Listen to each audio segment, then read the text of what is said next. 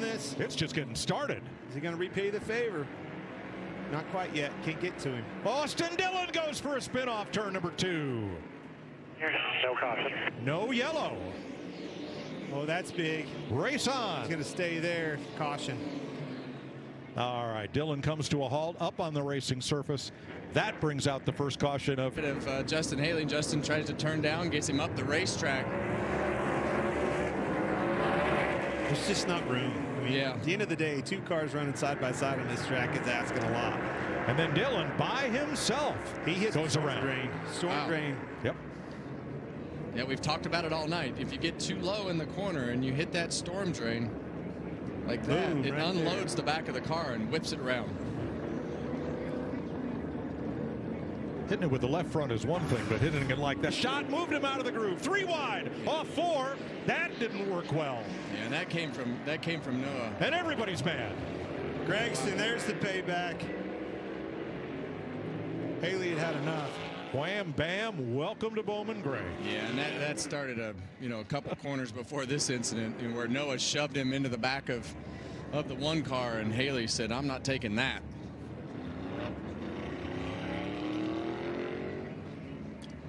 Then into the 1, and then the 7 tried to get back down, and Kyle Busch was in the back of him and shoved him back up into the 4 car, and there is no out of bounds to the inside here. Yeah, 3 off turn 4 doesn't go. That track juts out because of the shape of the stadium grandstand. So you're saying Haley had enough? Well, and the more I watch this, the Kyle Busch was in the back of the Haley car, so he was kind of just the meat in the sandwich right there, and 21's pushing the 8. That car was airborne. Yeah. Climbed right up the left rear. Well, these 7th generation Cup cars, they can take a lot of punishment. And Haley fighting for the inside. You can't go 3 wide here, can you? Yep. No, still 21 3 wide. 3 wide, and the 21's around. And now Kyle Busch is around. Kyle Busch in turn 1 goes for a spin, and we're back to caution. Busch and Haley are not best friends tonight. Well, I think Haley. Uh-oh, here we go. Retaliation under caution? Well, just a little. The frustration evident. Yeah, and I think from the wreck before, I think Haley thought that Kyle Busch did that, and I'm sure the spotter or somebody told him that that was what was happening, and he was in full force to try to get Kyle Busch back. How about Gregson passing those cars 3 wide on the outside and making it work?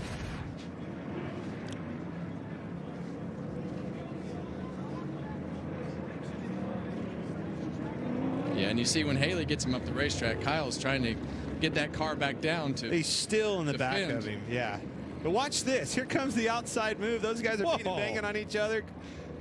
That is a very, very gutsy move on the outside for Gregson. And then those cars got together again off of 4, and he was able to make the pass. I don't think I've ever seen 3 cars go 3 wide into turn 3 here and come out of it like we just saw. These 2 all right, couple of caution laps to let tempers cool, let's say. I think these 2 have agreed to just stay chained together here. You think Kyle's upset? I really want to hear the radio communication now. Here's the defining moment of heat number 2. Yeah, you're going to see Suarez drive in the corner and get in the back of Zane Smith, shove him up the racetrack. And that was basically the end of any chance. Cody Ware in the back of Kyle Larson, and Kyle Larson never made up any ground.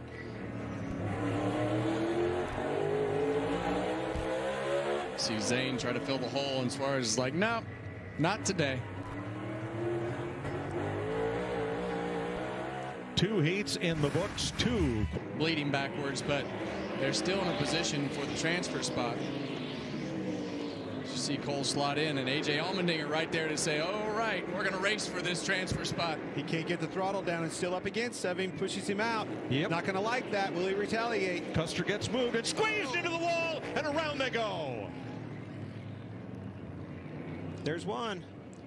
Allmendinger squeezed Custer up into that wall, right where the wall juts out, coming off turn number 4. The way this stadium is shaped. Clutches of Allmendinger, and Allmendinger taking advantage of his opportunity to pass, and then he just tried to run him out of room and ran him in the fence. And look at Priest down to the inside and into a transfer spot. Gusher hit the wall pretty hard too. I can't believe we're talking toe links already, but I would be surprised if the toe link hasn't been on the right rear of that car. Golly, he gave him no room at all. Yeah, he just drove him straight in the fence. So when they put the safer barrier and catch fence up for this race in the last couple of weeks, that's bam. a great picture. That shot right there shows you how that wall jots out, just like you were talking about, Mike. Ran him right out of room. Through there. Priest to fourth. No, Nemechek moved him out of the way. And he gets moved. So Nemechek moves up. Priest to fifth. Yeah. And Nemechek's going to get it. Oh, yeah. Oh, gee. Remember I told you I thought this one may have some cautions? Yeah. It's rare that you're this spot on. That was a pretty big retaliation. Yeah, was that unnecessary roughness? I don't think there's anything, 42 shoved the 60, and the 60 just returned it. Yep, here we go. Right there.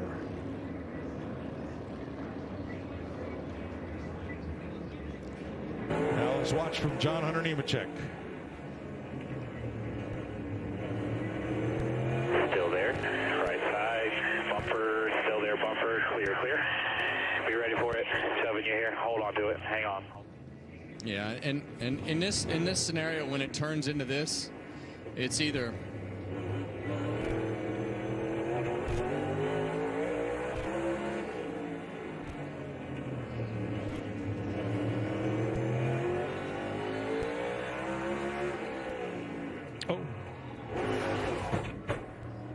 like that, and that one looks like it's going to gain him 3 spots. Austin finally was able to get down. Still there. Larson moves to third. Eric Jones turns Ty Dillon around. That will bring out the caution flag. Wow. Holy cow. I heard you use the verb let. That is not in the Bowman Gray lexicon. Take, not let. Yeah, there is there was definitely no let right there. Larson wasn't even there, and Larson kept the position, and then everything started to stack up behind them. And really what started this was the 10 and the 3 of Austin and Ty Dillon getting into each other. And you see Ty got into Eric Jones, and he repays the favor there. Yeah, just turned him around with the right rear quarter panel. I'm amazed everybody else got through unscathed. I am as well. First caution flag. Remember, only green flag laps count. We have 16 in the books. Austin was probably the biggest benefactor of that. He was in big trouble. Mired back there, 7th, 8th place. Got him a couple positions back here, get reset. But how about Kyle? Eric Jones right there to propel Dillon off into turn 3, and Smith gives him a shot, and it's going around. Yeah, Bowman Gray just happened. That's what happened. Leading the last chance qualifier from Kyle Larson, Austin Dillon, Eric Jones, Justin Haley, and Cody Ware. Factor, in my opinion, being a part of this 75-lap LCQ. Turn 2, around goes Ty Gibbs off the bumper of Josh Berry. Get her turn back, leaders off of 4. Gotta get her turned around here. Right here.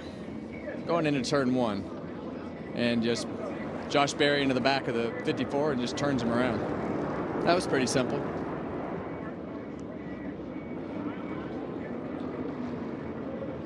And really, when you're in Josh Berry's position there in the 21 car, you know that you've got to be aggressive, and just gets into the left rear quarter panel. And that gives him an opportunity to put himself in position on a restart. So Josh is going to be 6th on the choose, and you just have to see how all the pushing and shoving shakes out when we go green again. Well, sometimes you can't wait for something to happen. You have to make something happen. And there it is. So Eric Jones is now in the position Austin Dillon found himself on the last restart. Does he go? He wants to see these guys get to racing side by side, beating and banging. Berry hit Haley, and Haley goes around. So does McDowell. That's 2 in a row. Berry's not wanting to sit this one out. He's definitely using the front bumper.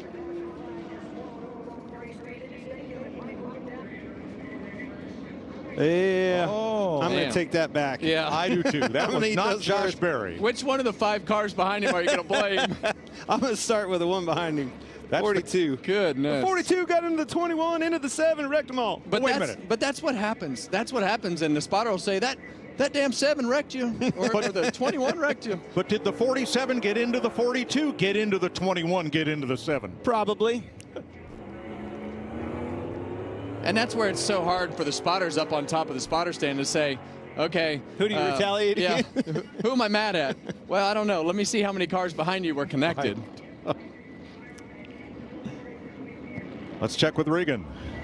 Well, Mike, we're up here in the hill in turn 3. Denny Hamlin, but a bird's eye view. Keep an arrow. There it goes. I knew it. Big slide for Burt Myers into the turn 1 wall. And this partisan crowd, you're either for the Myers here at Bowman Gray or against them. You keep an eye on the crowd now. Half of them, like you said, are going to be happy, and half of them are ready to fight. Burt Myers, 49. His grandfather raced here. His son's racing here, too. Here's a look at it. Off the front end of Ricky Stenhouse' car. Well, you can see all those cars behind him there. It was kind of, Burt Myers got in front of him, and there was all just trying to scramble to get around him. And Top of the screen. Yes, he just turned him. Yeah, it was. It looked like he got loose. Looked out of shape before Stenhouse got to him, didn't Well, he got moved up the racetrack down in 3 and 4, and he was trying to get back down. There was a little more. There was a Paul Harvey in that story. Yeah.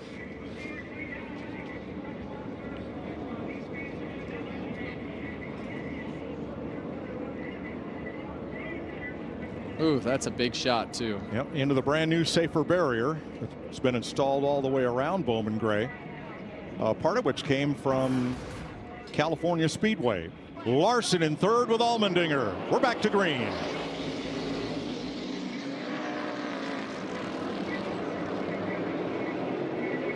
And there you go. And Berry drops in. Gets a bump from Larson. That sends Jones up the racetrack 3 wide. Here they come off the corner. Oh, my. Outside, spin it in front of you. Oh, everybody.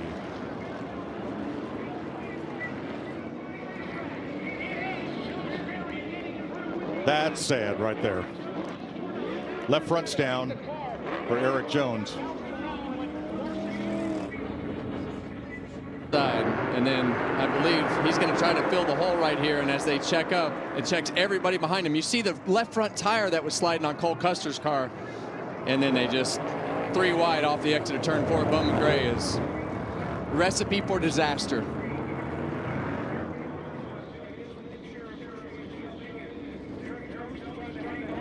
And Eric Jones goes from leader to laggard as they all stack up behind and alongside him and turn him around. And what happened right there was when 21 decided to fill that hole, the guys, it checked everybody up, and then they just shoved the line forward.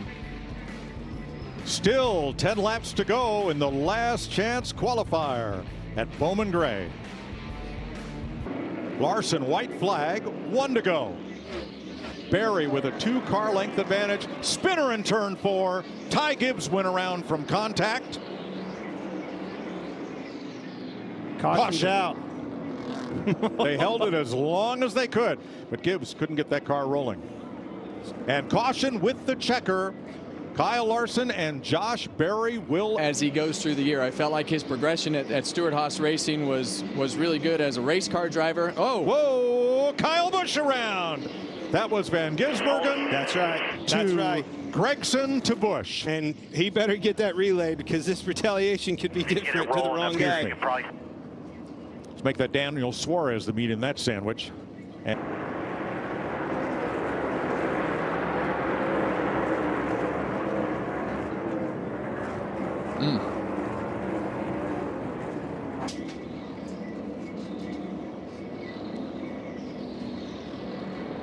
Ooh. Run out of real estate. Right in front of the leader, Chase Elliott, too. That's how fast things happen. That could have wiped your leader out. So close. Jamie Little, how's the 24?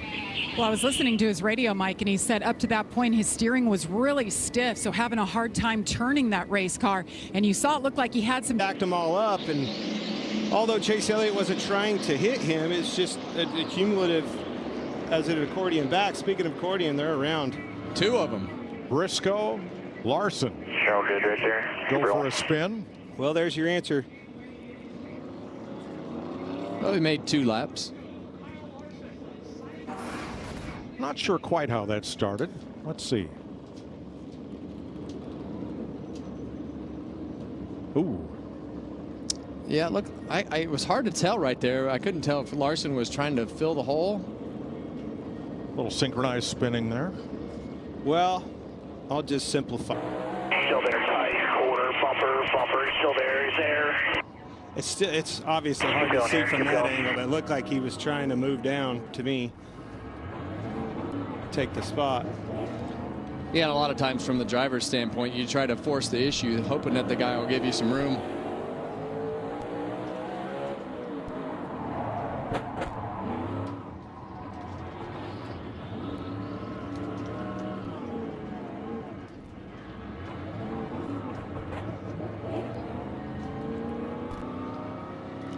A lot of drivers you look at in those situations and you see their eyes get big. Kyle Larson's his eyes never even blinked, never changed. All right, coming to the choose this time. Hocevar moved Christopher Bell way up the racetrack. You're going to see a Whoa, retaliation. Logano! I knew it. Got Bell, got Hocevar, wall. Told you. Saw that one coming. I couldn't hardly get it out of my mouth fast enough. Well, we talked about that during the commercial that, you know, Carson Hocevar is an aggressive driver, and in this scenario, when you get aggressive and the other guys don't. Slid him way up the racetrack. Yeah, and Logano knew right there. He just backed off. Well, he got into the back of the 20. Yep. He was moving back down in there, and you'll see Hocevar go down because he knows he's got to defend himself because he's going to get hit. But all right, here's Christopher Bell's radio. 22 just shoved you there. Wasn't nothing you could do. All right, take care of it. Yeah. I didn't mean to do that. No, it didn't look like it. No, and that's really when the spotter of the 77 needs to come on and tell him what actually happened. But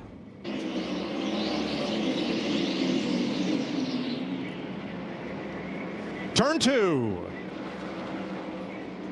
Larson and Byron both trying to come up from the rear and getting together, both spinning in turn 2 at lap 116. Leaders coming here underneath of me.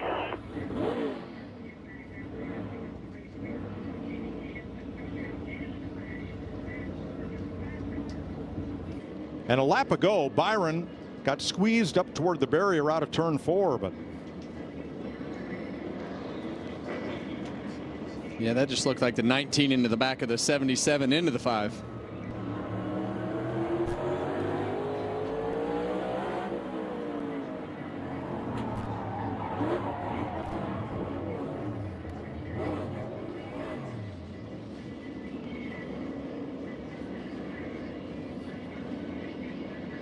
I think my favorite thing that happens when the cars spin out here, Clint, I find myself looking into the grandstands because everything that happens here at Bowman Gray Stadium has a reaction. So does Blaney.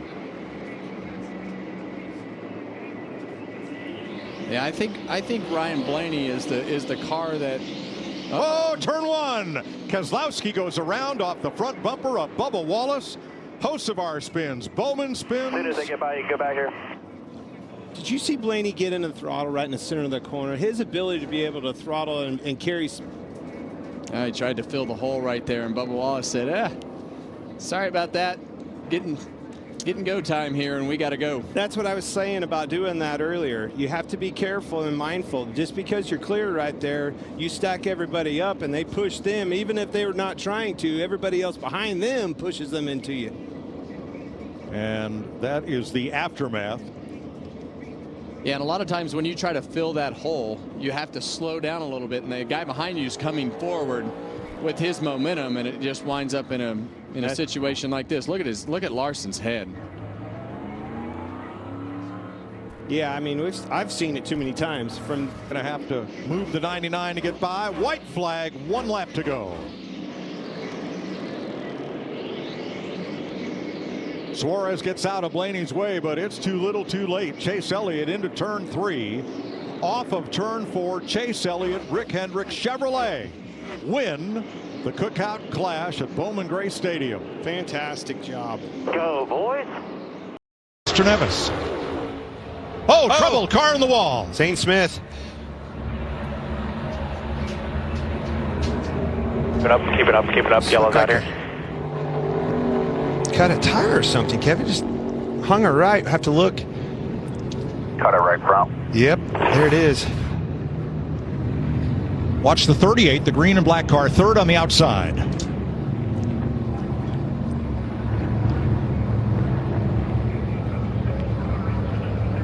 Yep, right front tire went down. You're exactly right, Clint.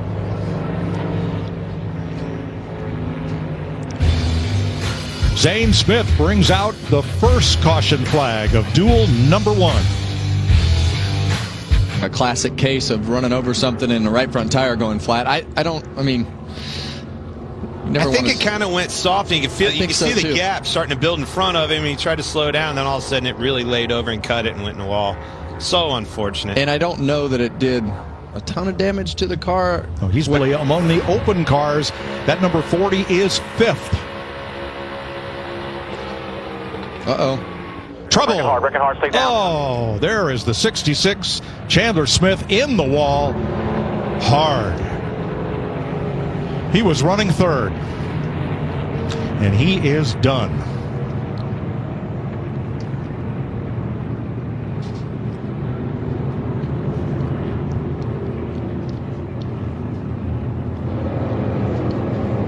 You see some damage on the left front of Ty Gibbs. Chandler Smith's car is destroyed. That's a big hit. NASCAR's done a lot of work in the front of these cars to make them softer, so they will crunch up a little bit. But either way, that's a big hit. And there is Castro Neves. He was also involved. That's 2 of your open cars. He's got an off-track excursion there. 6th, 3rd place.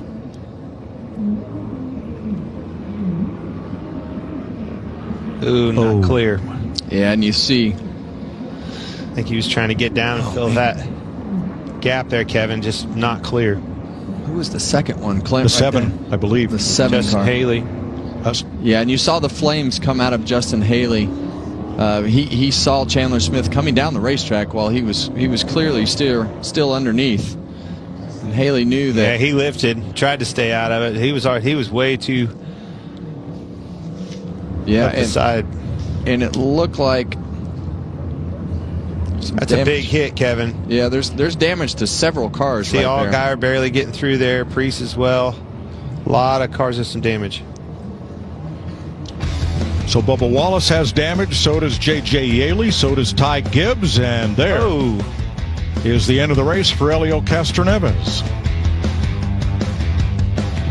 The NASCAR Hall of Fame Landmark Award.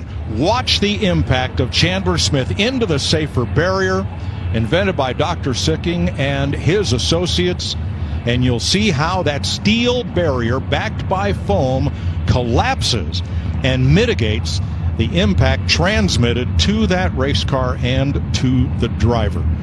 Countless lives have been saved by the safer barrier since its implementation. Look at that. Oh my gosh, here. What a shot.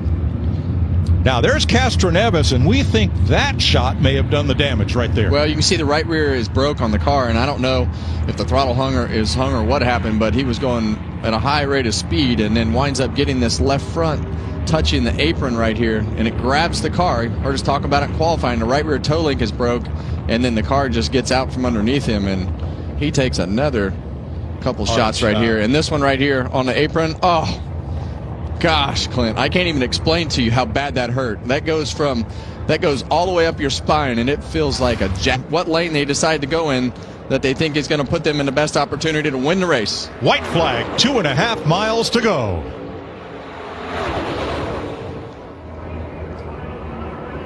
Man, This is awesome. Bubba's out front. Don't get it too far out front. Yeah, and now that outside lane has been able to pull that second lane back, it's let all 3 lanes be pretty even. He has officially lost his teammate. It's going to come down to turn 3. That 3 wide slowed them all down. Got 2 cars in between him and his teammate. Big runs to the outside. One toy. Oh, and Dillon's in the wall.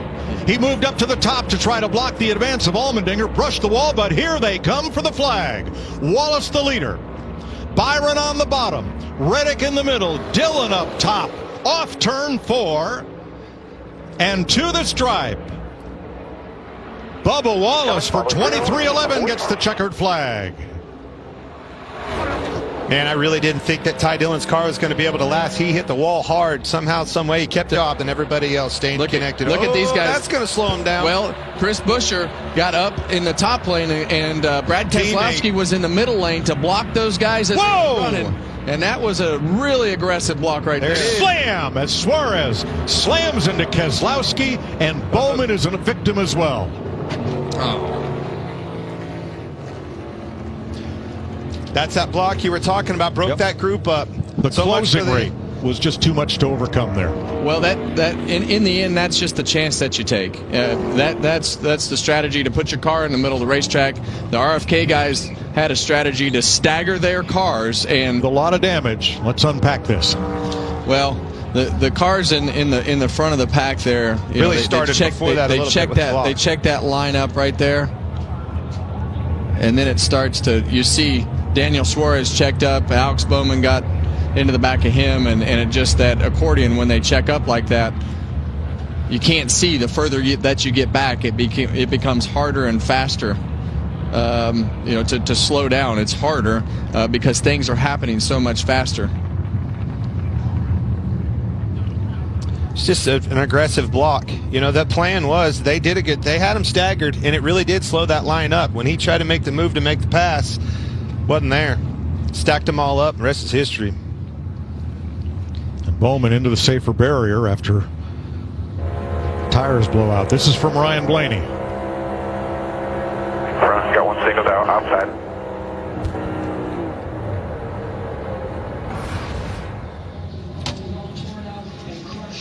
We're under caution for the first time in duel number 2 with 48 of 60 laps complete. Walked away. Yeah. And now you see Alex Bowman. This is why. Flat tires, taking speed off the car, and no mounds of dirt and grass that have been run through for 50 years or 40 years or whatever the amount of time that's been there. Now it's just asphalt to slow this car down. And they're going to, I'd say they'll fix that car. Yeah, they'll fix that car. Come up. Here we go. Here they go. That's it. 1 to go. That's Jones in the middle, getting swallowed up. Austin Cindric, second fastest car in Daytona in qualifying last night. He's going to be tough to beat if Joey Logano stays right with him. Now, Eric Jones, if he gets a run, he might force those guys to have to move and make a block. No, Logano stays with his teammate on the bumper.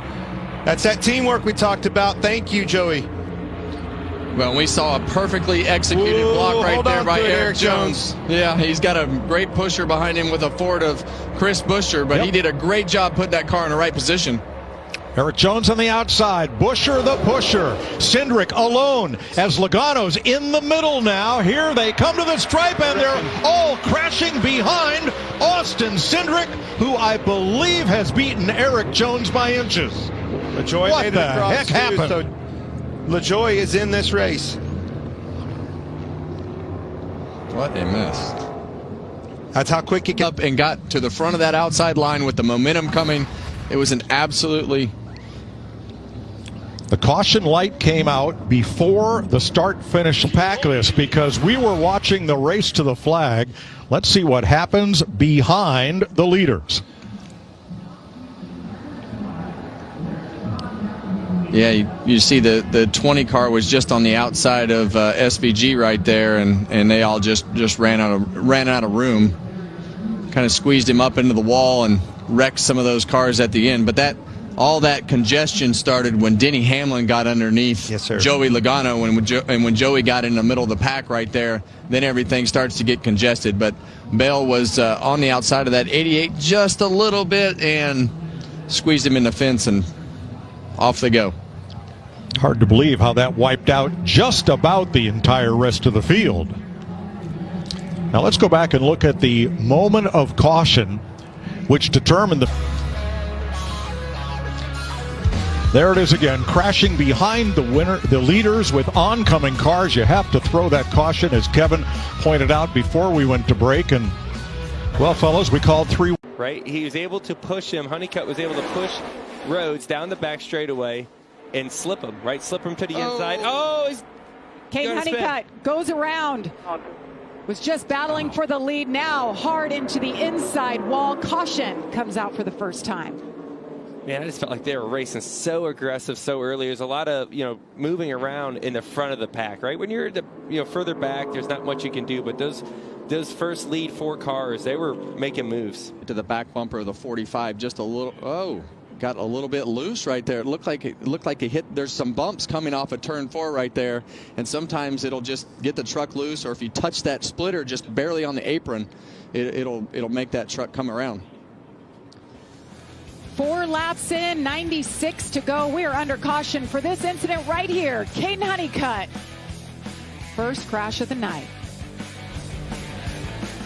You're driving in a way that the 38 truck kind of came up on that back of the 45 truck. When you start rushing up on the truck in front of you, it starts to make the truck in front of you get a little bit loose, and you saw the 45 get loose because it probably started taking some air off the back of that 45 truck, and then he wound up having to chase the truck up a little bit and wound up spun out.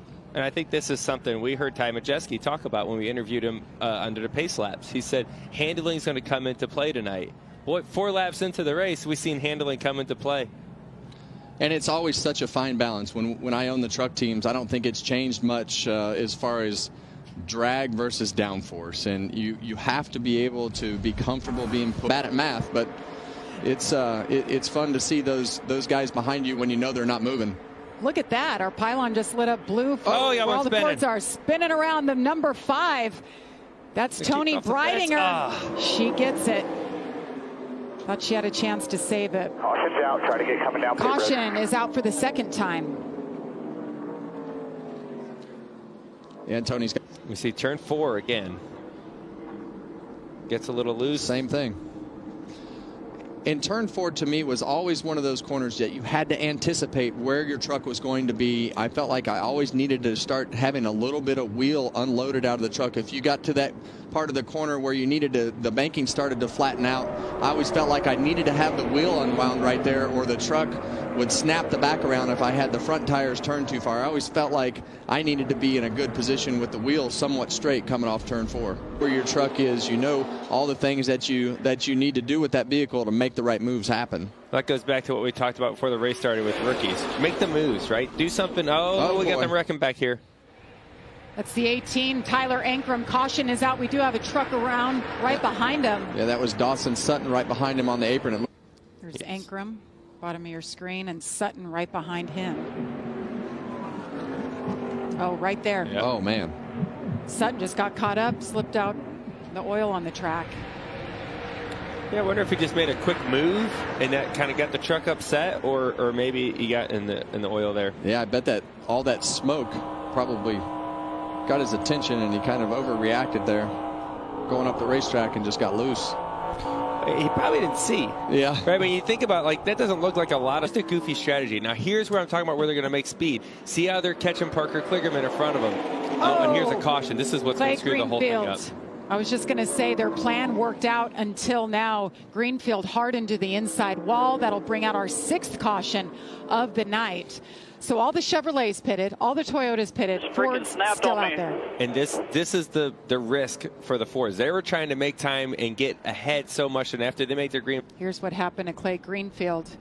That 95 truck, the yellow one. Turn 4 again. And third time tonight. Yeah, and the way that those trucks and all the cars go over that section of the corner, we've talked about it all night. They just get free right there, and sometimes they get tight and you wind up with wheel, but then it snaps. So that loose condition has definitely popped up several times tonight. I think it's just getting worse and worse over the years. Yeah. I don't remember it being this bad in the Truck Series. It seems like just over time, the track loses grip, right? The asphalt gets a little bit worn out. And a lot of it depends on how aggressive you want to be. We talked about that too, Kevin, about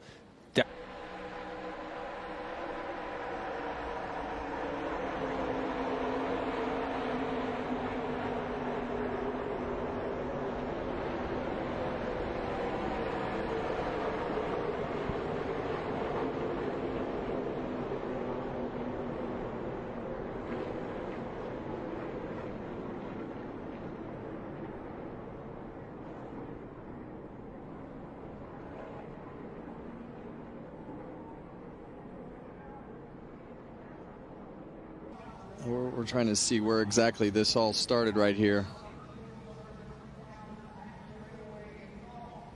Yeah. What did you see there, Joseph? Trouble. I think there's a checkup early ahead of them when the 11. Let's watch that back one more time. Yeah, it's already kind of started there. Back to that aerial view, the 11 gets to the outside of the truck that was in front of him, and he didn't mean to. And I think he lifted here, right here, the 19 and the 11 right here.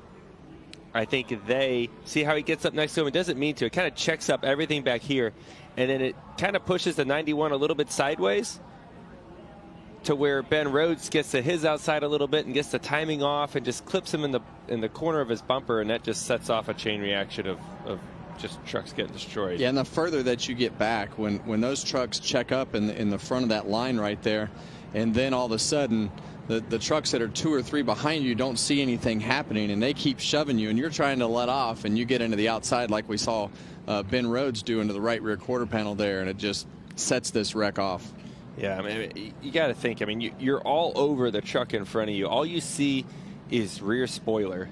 So when that truck checks up, there's no time for you to really, adapt or adjust to that, and then you just run into each other. And you saw the flames come out of the pipes of the 99 truck in that shot right there. That was a big hit by Michael McDowell in the 07, head on.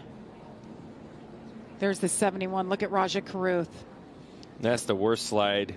There's a worst feeling, I think, in motorsports, because it's the longest slide, knowing an impact is coming your way.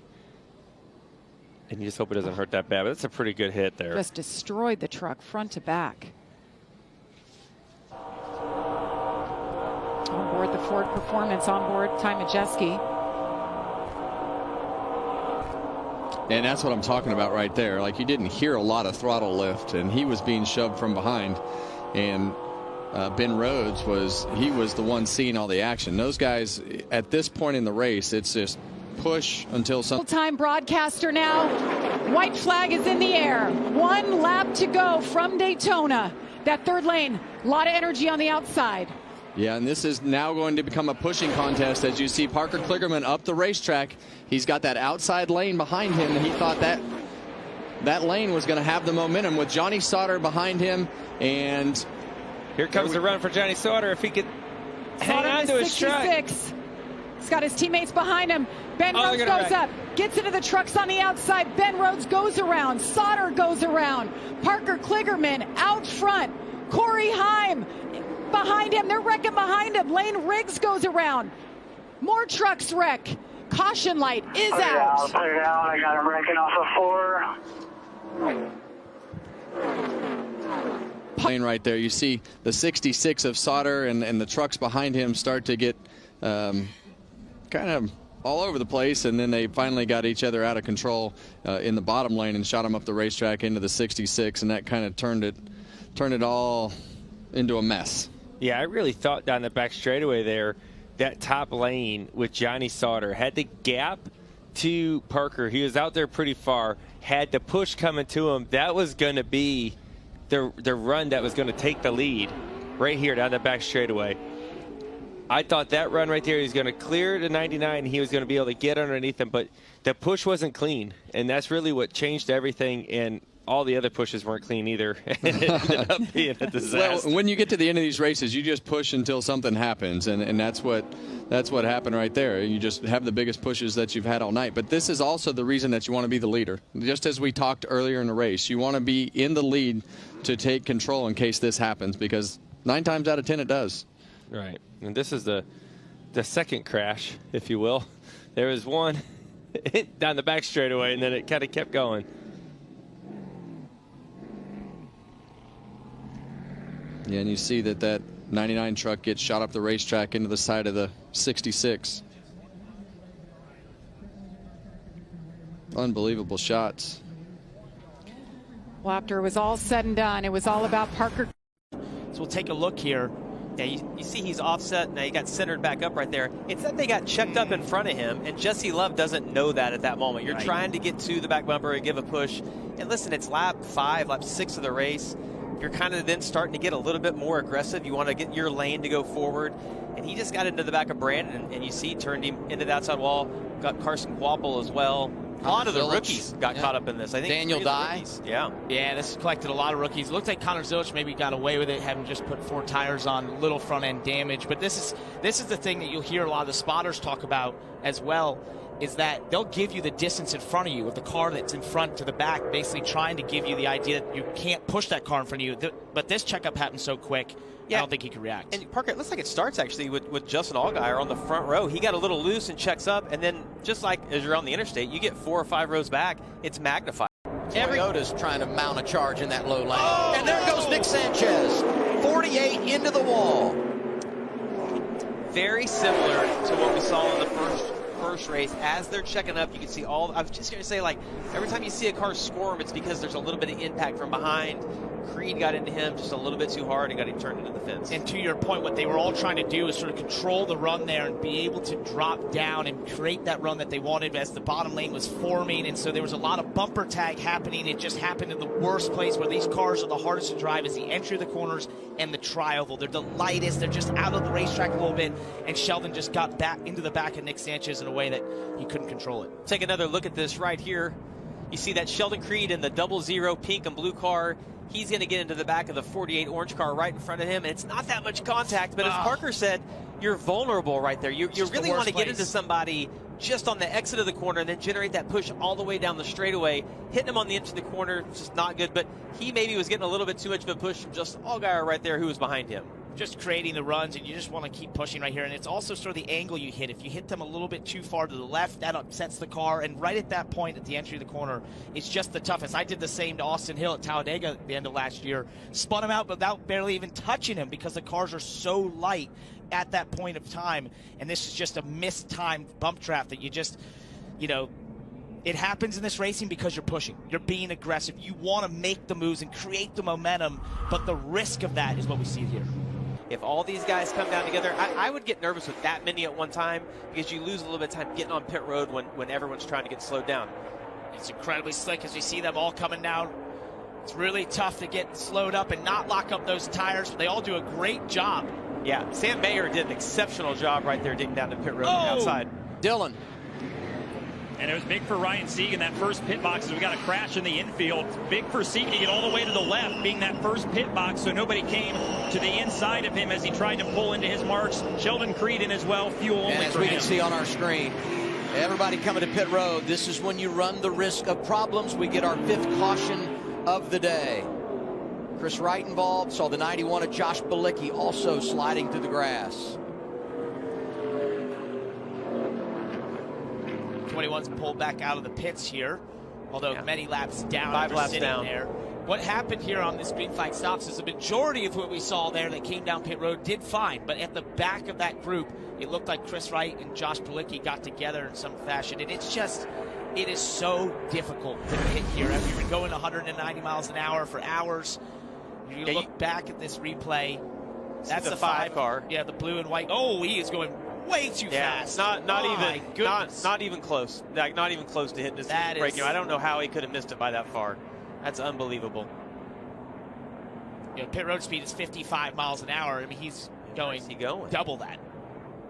You got to feel so bad for Balicki too, because he's going pit road speed, and he caught a little bit of Ryan Truex, that right rear fender. Yeah, so look at that damage. Damage control on that as well, and that's not missing your braking point. That is just completely missing. Maybe he lost brakes. Like, you don't know. Maybe he got on the brakes there. It looks like he had no brakes. There was like nothing happening. Yeah, maybe he just had no control over his car. Because that Sunoco sign off turn 4. That's a great reference for people as you come off of turn 4. You use that and start to encroach on the massive.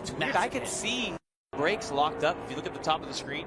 So it's maybe he lost like just rear brakes, and that's the front's locked up. And you don't hit that pedal that hard until you come down pit road. Oh yeah, he's just got. No, it looks like he just misjudged that. Man. And you don't get to. It's great to see him get out here, but you don't get to do that until you do the green flag stop. Such little experience this form of racing has kept it up there in the top 10. Right now having major seconds. Eckes got him a break right there. Got him a little bit of a break. He had another one on the backstretch like that, but he's held on to it and kept it up there. Watch Justin Allgaier in the 7 car in the middle of the pack. He turns Justin. That's Justin Bonsignor. Out of shape, and we're under caution again. Oh, Anthony Alfredo in it.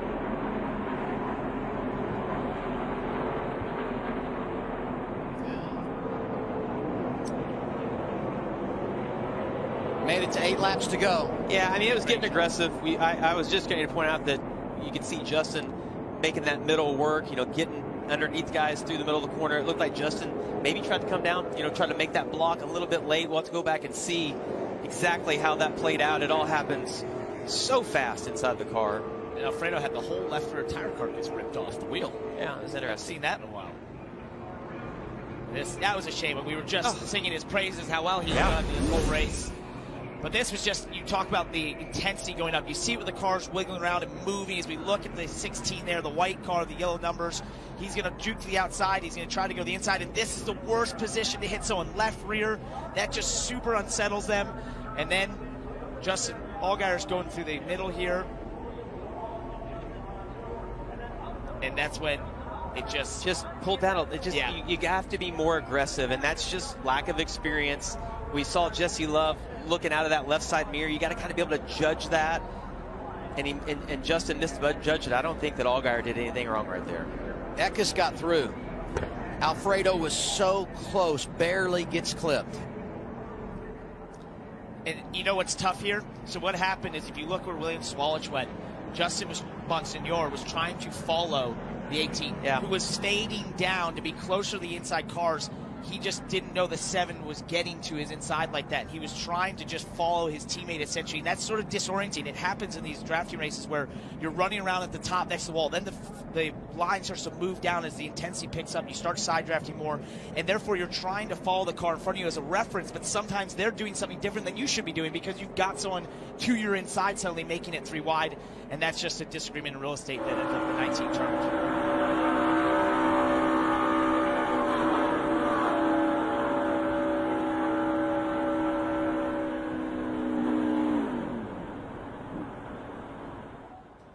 Look at that. Look at those sparks coming off the 19 car. Oof. And a hard hit for Sammy Smith. Yeah. Alfredo. Big hit on top there. Justin Allgaier, you see him. Look at that, just spraying off the nose of that car. He made it through. I don't think he has any damage. And I would just say that when you watch this, what's hard to explain is that when you're in Allgaier's position, it's almost like you're glued to Justin. Like, you get out of the gas and you're trying to get away from him, but you can't. And it almost happens in slow motion at times. And you see it, and you're like, no, and then this ends up. And, Justin Allgaier was making a move that he felt was going to get him back in position, using the middle, which works often, especially when the intensity picks up.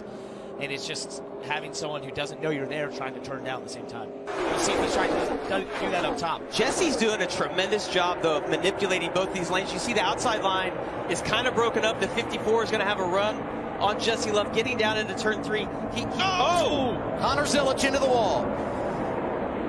Caution is out. A half a lap from the white flag, and we'll go to overtime. Eckes is in that. 4 is Parker Retzlaff. William Swalich in the 18. Referenced Eckes. There he is in the 16. 3 rookies receiving big damage. You look at the 88 of Connor Zilic and Ryan Ellis in the 71, looking for that first career top 10. Yeah, we talked about all these guys. Williams, Wallach, staying clean all day long. Just really quiet day, running well. These tight places, though, it's so easy to get caught up in someone else's wreck. It looked like who was ever behind Connor was just being aggressive at the end of a speedway race. It's not. You're not getting mad at this point. You have to do it. Yeah, push me because I want to win. You want to. Yeah. And the position he was in, third row, that pack, it's just like that's where you're going to generate the momentum. You're going to generate the run. But the risk of that is sort of what happens here. You get turned. But that's just, if you want those big pushes, if you want that big momentum, it's going to take taking those risks. 7 cautions today, but 4 with a crash. And all of these crashes were started by drivers that were running inside the top 7. Yeah, you see Justin Allgaier's right there behind him. Looks like he squared up on him pretty good. I think that the 88 had to check up. He did for Sheldon Creed in the outside. And again, you don't know that when you're the 7. You're dependent on your spotter to manage all that. But there's words can't come out quick enough to talk about that, the checkup in front of you. And Creed's trying to manage which lane to block right here. And, one of the things that Connor might have done differently is if he was lined up better with Creed, not so far to the left, you just run in the back of it. But the problem he had is he was lined up to the left so far that if he hits Creed, the speed and momentum he had, he's spinning him out. Yeah. So that was him trying to basically check up that line, but the 7 was pushing him so hard, you just can't do that. Yeah. It's the end of these races, and you don't get mad because you want to get pushed. Sheldon Creed wanted to get shoved back out front, and it's just, when you're 2 or 3 back, you come out on the wrong end of it. 35, Greg Van Alst won an ARCA race here a couple of years ago. Incredible, the impact.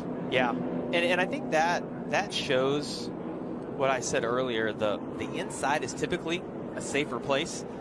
A lot of those guys stuck by right there on the inside.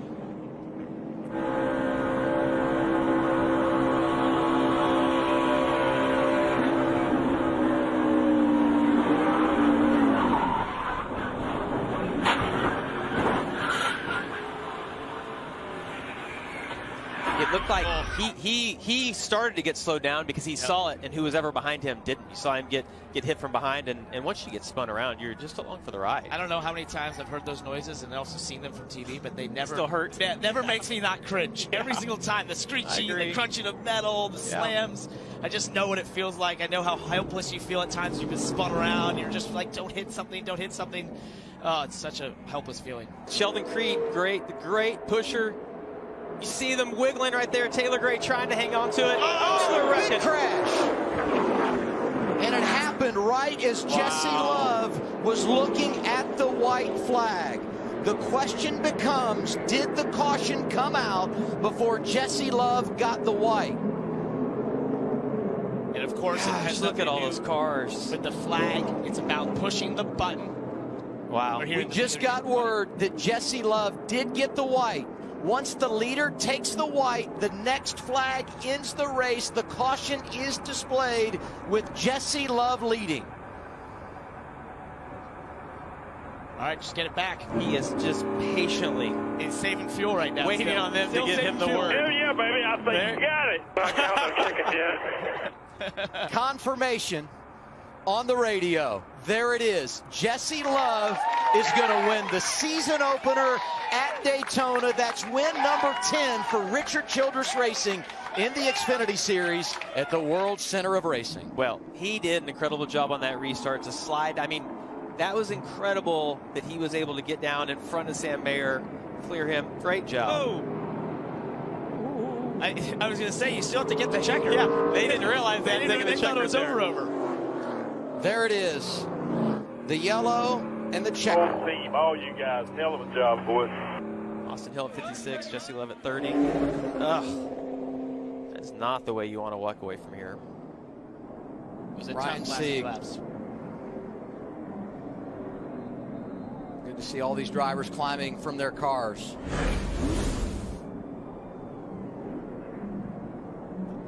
Sheldon Creed actually had to get off of Taylor Gray right there.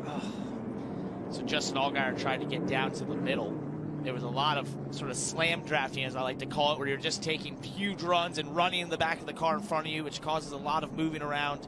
And Justin tried to get down into 32 there. If Jordan Anderson was there, Yeah. I just don't think he knew it. He turns down, it cuts down the racetrack, and then that right rears Josh Williams in front of the field. And Jeb Burton, unfortunately, who had a great run going. Ryan Sieg involved.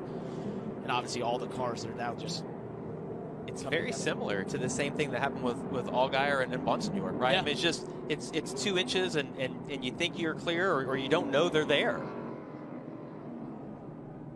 And it's going to be tight. Yeah, they checked up right there in front of Allgaier, and that's why he went to the bottom. He lost a little bit of his momentum. And he was maybe an inch clear 100 feet earlier.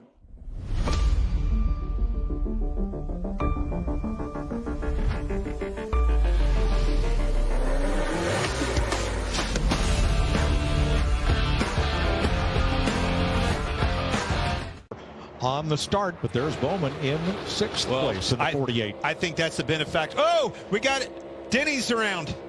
Denny Hamlin, and Zane around Smith. goes Zane Smith.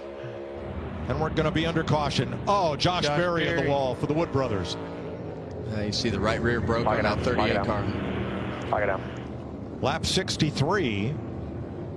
Officially second caution. Or is it the third? And Denny Hamlin is just at the end of that stack up and checks up and gets hit from behind. Yep. From the 38. Almost had it saved. And you saw Zane Smith hit the door of the 2 car right there and spin out. That happens a lot. You hit that right front end of the door, and all of a sudden the car will just whip around.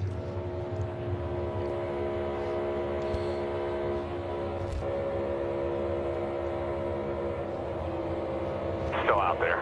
On you tight out back. Just accordioned on him. Outside. Boy, Hamlin did a nice job of keeping that car going forward as it slammed down from the banking onto the flat. Yeah, he actually went down on the flat, and then the back of the car started to come around, and it actually hooked the banking with that right rear tire and straightened it out. Did a great job right there saving the car. Unfortunately, poor Josh Berry wasn't doing anything wrong, and he's probably got the most damage out of all of them. The right rear toe link is broke on Zane Smith, but they'll be able to fix that, I would think. Leader Blaney is his wingman.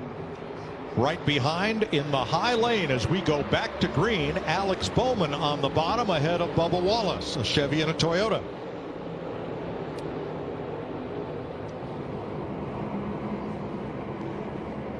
I think Logano missed something happened with a shift or something. Stack that outside lineup and the wrecking. Oh, crash. Ross Chastain, Castroneves, and others.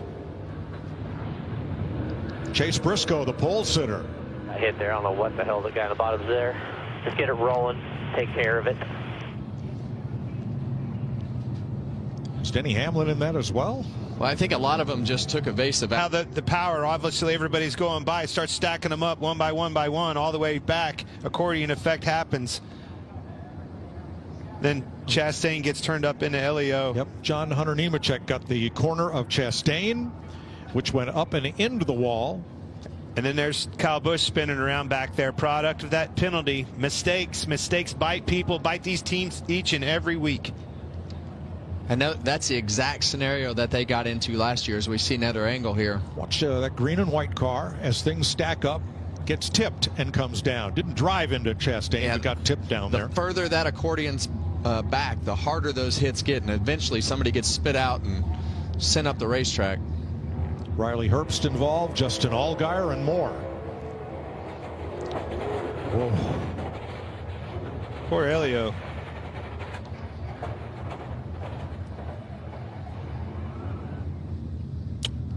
Let's ride with Castroneves.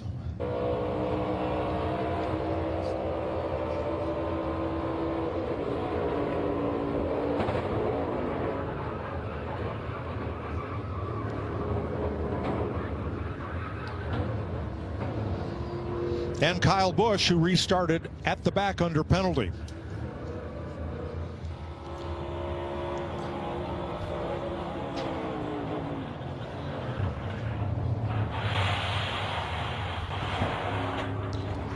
Other than that little bit of right front damage, I don't think he's as bad as I thought he was, Kevin.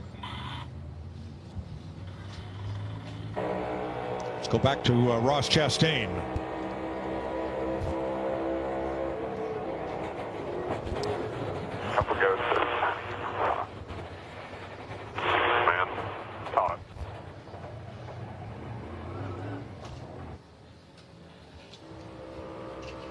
Castroneves.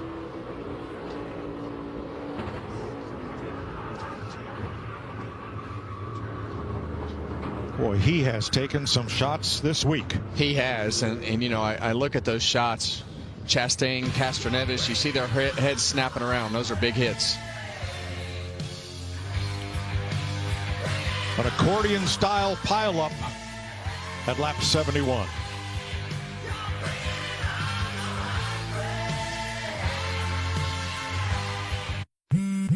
This tax season, do more than just catch up. Spring forward with a free 5G phone with select Straight Talk plans. So you can spring for those new sneakers they need. Oh, those are nice. The unlimited streaming he needs. And if they miss it, he's going to be around them. Huge pushes off of John Hunter Nemechek behind him. Look at this. Whoa. Whoa. Late on that block. Stenhouse. He's still trying. He's up. Trying to squeeze it. Couldn't do it. Into the wall goes Logano. And with him goes Blaney and Gregson and Chase Elliott. Got a little greedy there, Kevin. And it all happened at 5th place. Yeah. 5th to 25th. And you see the left front of Stenhouse's car torn up. 22. Get back to the box here. What an effort. What a run. All comes to an end. Had one of the best 2 or 3 cars here, as did his teammate Joey Logano. I don't know if we're going to make it back, Paul. And Logano's against the wall in the short chute between turn 4 and the start-finish line. Just trying to make it back, and it won't steer, except to the right. I don't think he's going to be able to get it back. He's super frustrated, I can only imagine. Well, this place is the scene of triumph and heartbreak. Stop there moving records out here to you now. That right rear being broke's the reason. It's tight. Joey lifts out of the gas, and I think that in-car camera out of Joey's, you know, the hole is closed right there, opens briefly, and Logano is just, he's there, and Stenhouse is not given, and it's caught a lot of cars up in this at the end.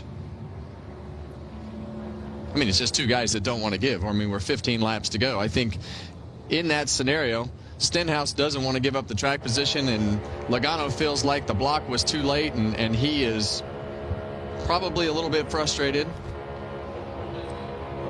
Oh, he's frustrated.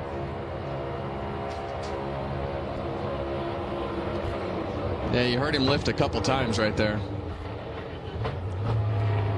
Yeah, but yeah. I mean, the 47, it was pretty clear he wasn't going to give him that spot. Nope. Full commitment. That's what you expect out of both of those guys.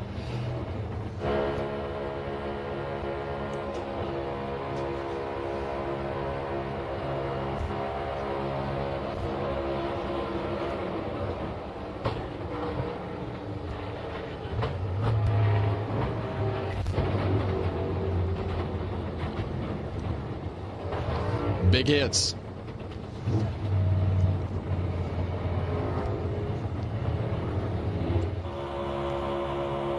This is Kyle Busch.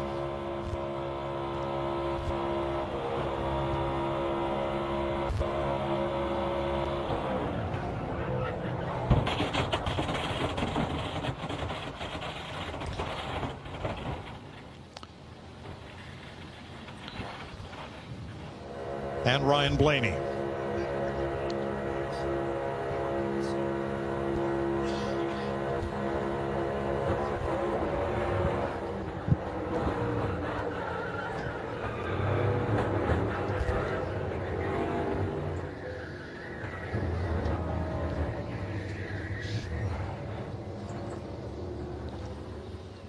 Now, how about that Jones boy?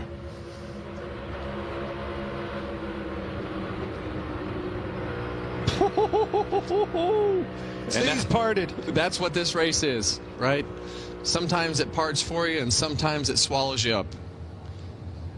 That 43 yeah, look at him back scoots here. right through. Wow. Reminds me of what Richard Petty often said here. I'd rather be lucky than good any day. Well, now the door's open. You've got LaJoie leading, Nemechek, Austin Dillon, Bell, Jones. I don't think that 9 car's hurt near as bad as I thought it was originally. Splitter looks like it is at this point, Clint. You just have to take whatever's behind you and try to hang on to it. This isn't the scenario that I think I would want if I was a teammate, you know, with being door-to-door with my teammate, Hamlin and Bell, for the front. He gets Bell into the wall. Off of the front bumper, Custer, and up in the air goes Ryan Preece. And for the second time in his career, he is flipping at Daytona. Good grief. Off the front bumper, we were talking about a lap before. Custer got to his bumper. That thing went side to side, and he couldn't hold on to it. It was one too many. Ryan Preece, a couple of years ago here, flipped down the backstretch after getting caught in the grass. There is Christopher Bell with the window net down. That signifies to the rescue workers that he is okay. Same with Ryan Preece. So much promise for this new ride with RFK Racing and great speed in that car. It worse and worse as they come down through this straightaway. Starts there, starts dancing around across the front bumper. Some more here, gets crossed up. Rest is history. There it goes. Now watch the 60 car, Preece. Bam! Yeah, you saw the... Gets up on the... That's wild. I've never seen a car do that. That shows how fast they go. And they pile up behind him. This is from Eric Jones.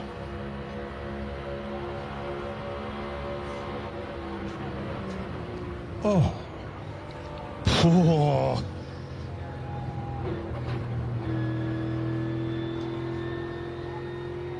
You think these guys aren't tough?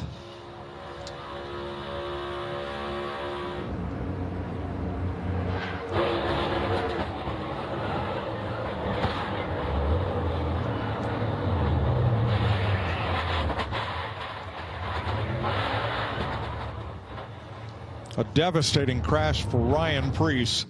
An incredible camera work by our Fox crew. I'm so glad to see that window net down and him be able to get out of that thing. Whew, that's scary. It's unbelievable what it looks like when these cars get caught by the air like that. And I'm with you, Clint. I've never seen one take off with a wheelie like that. But they just flip around like they don't weigh 3,600 pounds. Well, nothing weighs that much at 186 mile an hour. Saw the airbox just blow away.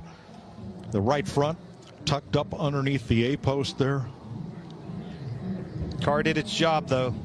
And he walked away. So many safety enhancements in these race cars. So that will likely send us to overtime. It happens on lap 196. Who's left?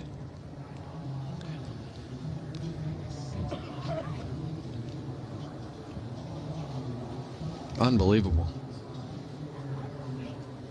We saw the side of that car face the wind, and the roof flaps had not yet come up, and that creates that pressure differential between air over the car and under the car that sends it tumbling. Well, just like we said, though, I've never seen a car wheelie like that. The roof flaps won't work. Yep.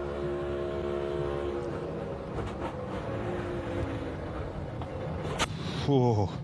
I've been there. That's a bad feeling. Did you hear how quiet they got?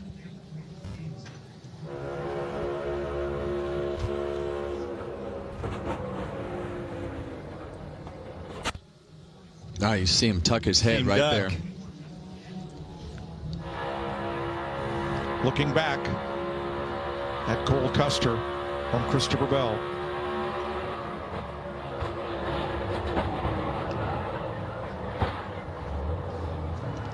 Yeah, and that Bell car just, it was just not capable of being pushed. And I'd say that that's a lot of the reason that we hadn't seen him up there all night, because that car isn't accepting push as well. But at this point in the race, you have to just put yourself in a position to throw it all out there and hope that this doesn't happen.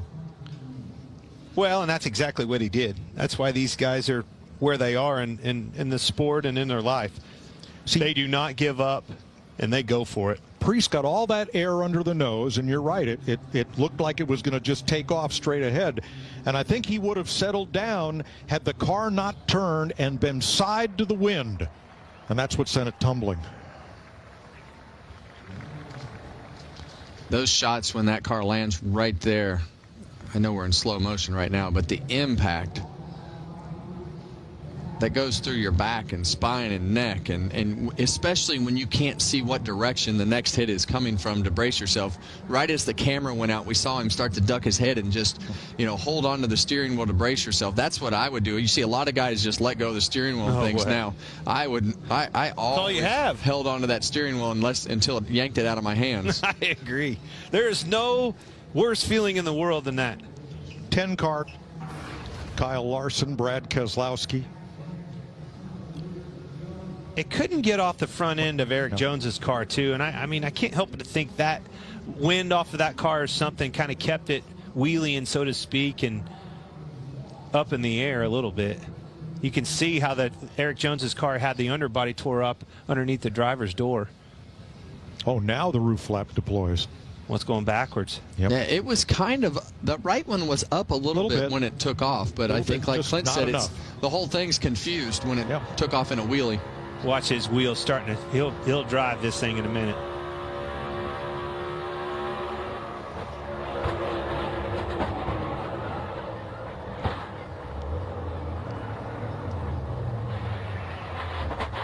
I like his strategy. Hold on to the wheel.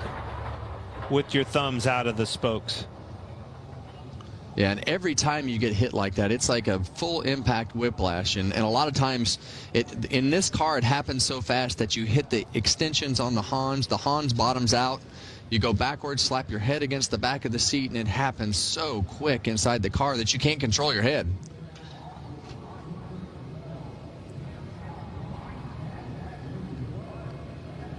See the back of that car up into the wall. I'm glad it flipped over the right direction to hit the wall with the back, at least not be upside down. See the airbox floating in the air right there.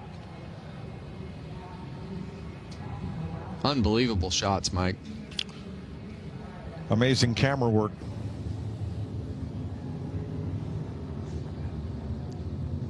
Just a very unique scenario right there with those cars ramping tires like that and getting the front of the car up there like that. Right there, when that car gets sideways, more pressure under the car than air pressure over, it's going to tumble. If you back that up a second, if you guys can, when it hit Eric Jones's car, you saw the underbody and the header bend down and created that. There's so. As Cindric comes to the inside to block Hamlin, goes back up to pick up Custer. Whoa. Here they come. White flag. It's one to go, and Herbst is around. Hang on to it.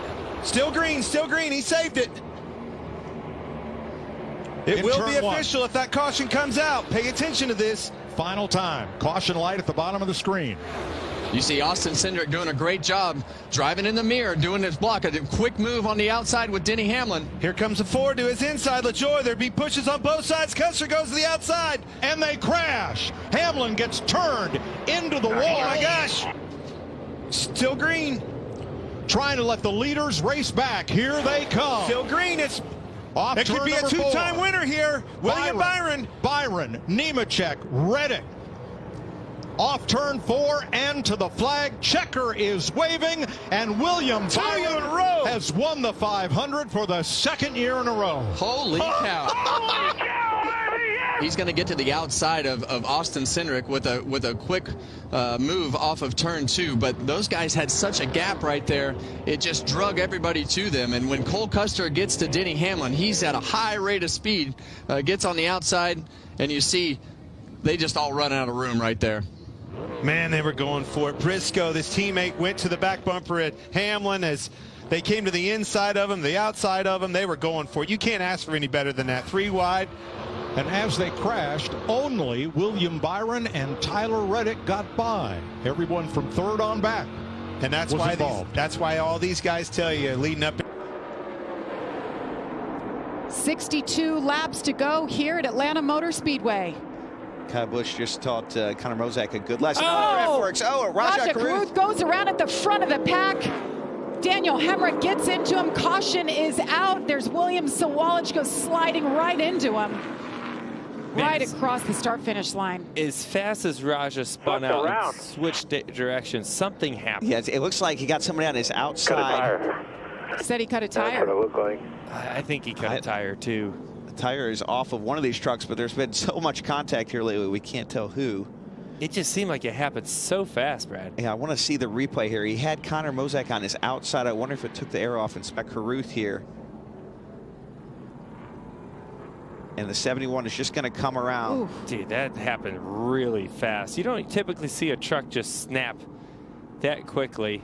It looks like the tires are up, though, Joey. I know. I don't see one flat. Usually there's a bit of a drift moment, right, where you get a slide or a snap and you catch it a couple times. That thing just swapped ends. Not much he could do about that. All right in front of the field here. A lot of big hits. Some big. Perez in the 77 was having a great day, yeah. We're under caution for the first time for an incident on track. We'll step aside as Kyle Busch continues to lead Connor Mozak. I think it will start to move forward. That's when the decision for if you're running 8th. Do I want to take it? If I don't take it, no. In the wall, the 33, Frankie Muniz. And that's Mozak, is that our right? pole sitter? Yes. Connor Mozak into the outside wall as well. Oh, tough break. Yeah, so he's got a right front down. I don't know if it happened before or after the wreck. And the yellow's not out. We're staying green here. There's the 33 truck of Frankie Muniz. He had worked his way up to 11th, having another solid day. He is really torn out. He's going to spin out. Debris all over the track now in turn 1. Yellow's out. Hold the brake. He keeps it down, but the caution does come out for the 4th time today. Yeah, after the damage there, you see the rear spoiler pulled back there. No downforce on the back of it. Connor, into turn 1 on the high side there, that 81 truck. And Frankie right there in front of him. He sees the gap to try to get to his outside, gets there. Ooh, the 19 comes up maybe a little bit as well. Yeah, just ran out of space there. And yeah, you could maybe say the 19 came up a little bit. Maybe he didn't quite know he's 3 wide yet. In that case, you're almost 4 wide. Yes, yep.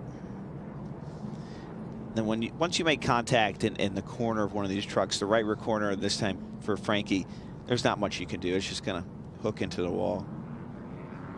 Let's go on board with Corey Heim, who had a good view of this.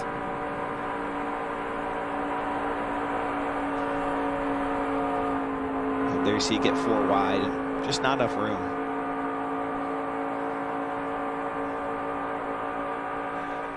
And that's a part of the racetrack where it really flattens out off of turn 2 there. And if your truck is not handling great, and this is where we see him spin out here after the crash with all the damage on his truck. But what I was saying, off of turn 2, it flattens out. So you're asking your truck to do a lot of turning without banking. Out of turn 4, white flag is in the air. Stuart Friesen. Not going to clear him. This is going to be all about the push down the back straightaway. Bailey Curry to the bumper of Kyle Busch. Oh, and no help for Stuart Friesen. They are no help from behind. More than Stuart can hold off. That's some great racing right there, guys. That was tremendous. It was about the push coming off of turn 4. By Jeb Burton there off of turn 2. Cousins too close for comfort. I love the spotter. We're fine. He's like, you're fine, not me. Dean Thompson's got a left rear flat here, so that tire rub was too much. We'll see if it was maybe just if there was a hit that could have cut it down, or if they just had too much travel in the rear end right now. He was running 14th. Was Thompson coming off that great? You look at Ryan Sieg right of your screen, hanging on to it, and there he goes. Caution is out for the first time today. He does. What a save. Wow. Yeah, and that's going to be good for Dean Thompson, who's on pit road right now. He'll be able to, even if he loses a lap. The tire issue, and look at this from Georgia's own Ryan Sieg running 3rd when it stepped out. The Wheeling Coughlin. 33rd and into the wall.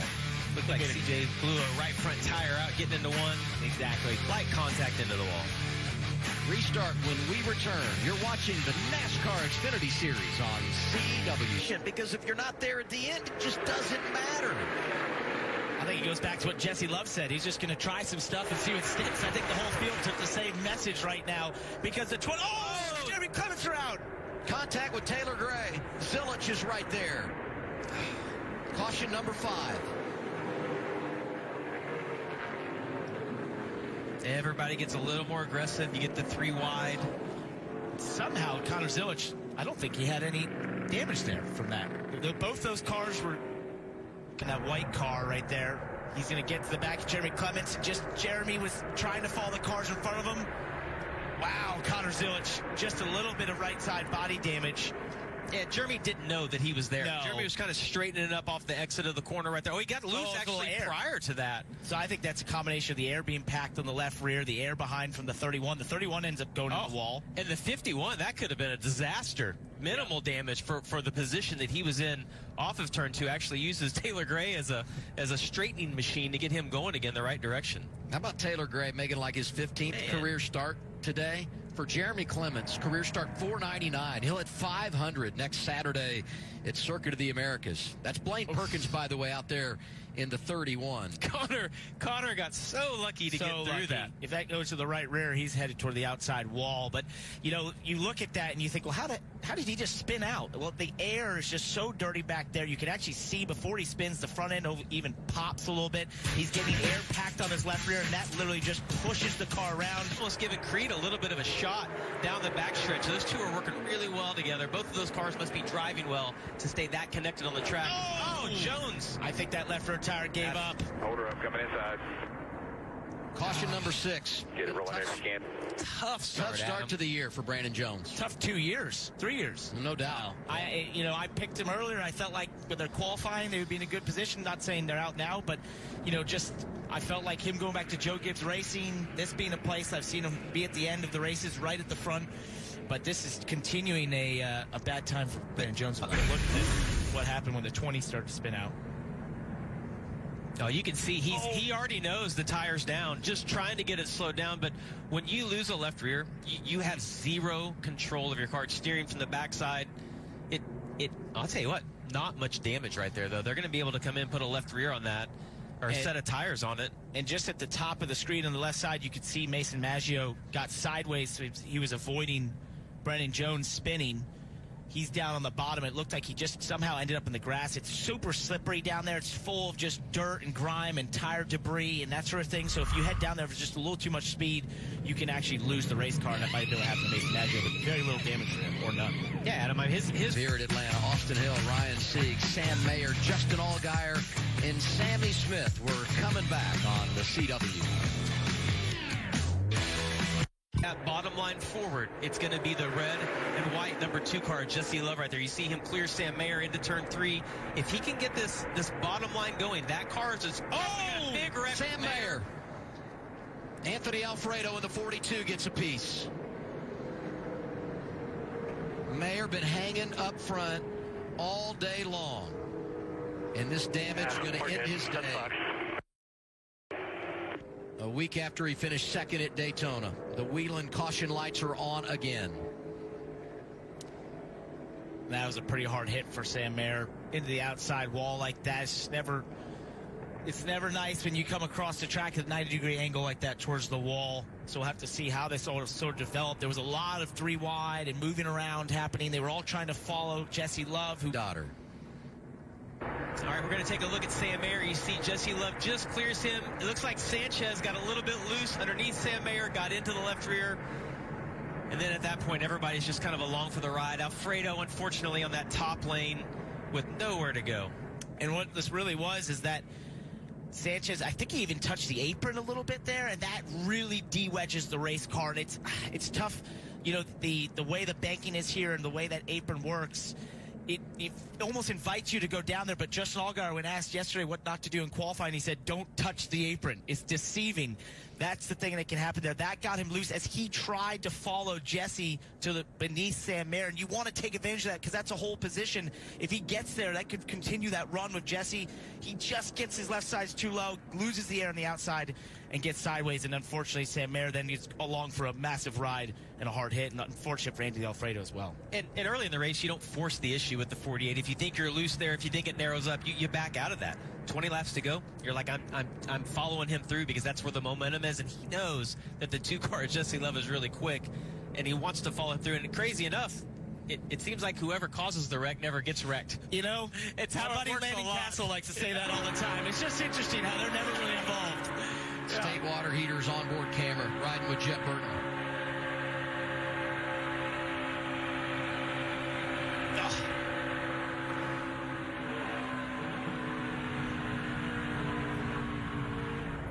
These are always such good perspectives. Let's keep an eye on that white and orange number 48. You see Jesse Love going by the 41. He's going to be in the middle.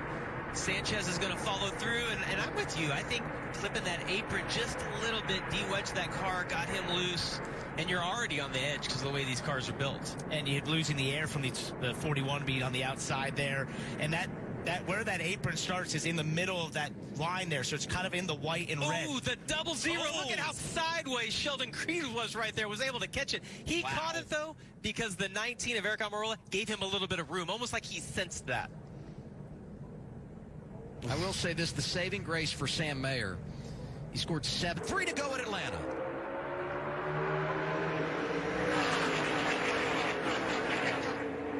There's the connection on the bottom. Sammy Smith right in the rear bumper of Justin Allgaier. Can they clear the 21? And they're going to stay locked together all the way through turns 1 and 2. Allgaier's got the lead right now as they come off of turn 2. And it is okay to lock bumpers at Atlanta in the Xfinity Series. Yeah, and I want to move up and block Hill. I don't want to let him get back to my outside. I don't care if Sammy's my teammate. I want to get in front of him so I can control this. Almirola, big shove for Austin Hill in the outside lane. 2 to go this time around. Yeah, and that bottom lane, it's already kind of going away as you see Justin trying to side draft on him. It's going to be so hard to get the lead again with Eric pushing the 21 into turn 1. He had his chance. He had to take it there down the backstretch. He didn't. Now he's going to pay for it. Eric Almirola was able to push the 21 way out. We'll see if they have a run Redsoff in the back of Almirola. Look at Eric. Oh, I like that move. Eric trying to get to the outside. Oh, gonna get the 21 loose right there. Entry to turn 3. Back to the inside. 4. Back to the white flag. Almirola out of line. Down to the inside. 1 lap to go. Sponsored by Credit One Bank. Next flag in the race. Sideways is Retzloff. Austin Hill back out front. And now they're 3 wide behind them. Almirola is going to have to get a push from Justin Allgaier here to generate more momentum. I don't know how. Oh, Retzloff sideways. Big wreck. Big crash down the back straightaway. If the caution comes out, the race is over. Right now, we stay green. Hill in front of Almirola and Allgaier. Here's Austin Hill. Back to back to back. He does it again at Atlanta. Wow. Daddy, way to go.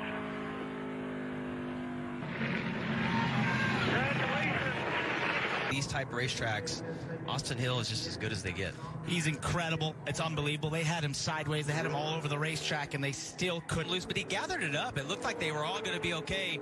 But it gets really tight over here off turn 2, Parker. And he's already got that right side damage. So just that little tap by Sheldon Creed caused his car to go around. And, you know, it's unfortunate where he got hit because that's at the second portion of the dog leg there on the front stretch. That's really a portion where the car's light, and then off of 2.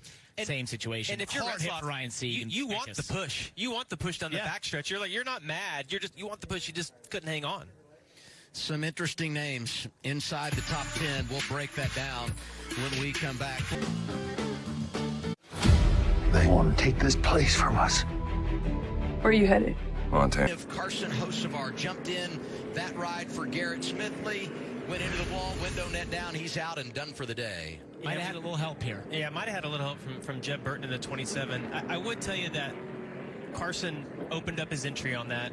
Yep. Jeb probably doesn't want to make contact right there, but you're kind of out of control on both sides of that. And unfortunately, it put Carson Hocevar hard into the outside barrier. And I don't think that's going to be the last time we see that today as we go on board here. To your point, he's kind of trying to set up for the corner. Jeb was looking inside, and it's not a hard bump, but it's just that It shows you how little grip is down there. It's older asphalt in that section, so there's less grip when you get on that. And it's just something I think we're going to continually see today. And cars get together there. You're vulnerable in that section of the racetrack. You see there was a little bump before they get there. You're already on the edge. It just doesn't take much on entry to get somebody spun around. Hey, Adam, Jeb Burton changed. I'm Adam Alexander, under caution for the third time. And the reason here, no incident, but the tire barrier having some problems over in 6A. I mean, there was an incident ultimately that brought it out. Jeremy Clement's able to drive away, but you see the tire barrier coming apart just a bit. Safety officials want to butt. White flag is out. 1 lap to go. Sponsored by Credit One Bank. Connor Zilic started on the pole. Plenty of adversity in this race, but now he's less than a lap away from finishing the deal. And one of the things I've noticed, his lap times have dramatically slowed down. He got the message. He had a 4.5-second lead. He's let William Byron cut 2 seconds out of that almost, but he still has a 2.7-second lead as Taylor Gray and Jesse Love go side by side to turn 1. Jesse he'll have the inside into turn 2. Taylor Gray is telling Jesse Love, you better be glad I'm saving fuel. He's like, that's the only reason you got by me. But I think even with the spots that he has lost, Taylor Gray's going to feel really good about 7th if he can bring it home. It's going to be fun to hear from Connor if he's able to get back to the start-finish line just about this day, because it's going to show that he won practice, set on the pole, and won the race, but it was anything but easy. What amazes me about him is with all the hype, and I know he pays attention to that, he sees it, he feels it, he hears it. That, for a lot of young drivers, would just crush them. They would make mistakes, but we just haven't quite seen that of him. Yes, was he overly aggressive at one point? Sure, but the speed has been there all weekend. He's done it from the first lap of practice to now on the final lap of this race. He has commanded this with just the most speed in the field. It is so impressive. There's a lot of hype around him, but for good reason, Adam. This is what he does. He's dealt with the pressure quite well. Going to make his Cup debut tomorrow. But this season, all about what he does on Saturdays. Off of turn 20, Connor Zilic is a road warrior. 2nd career victory for the driver out of Mooresville, North Carolina, comes at Circuit of the Americas. You guys are awesome. Thank you so much. Thank you. Way to go. Way go.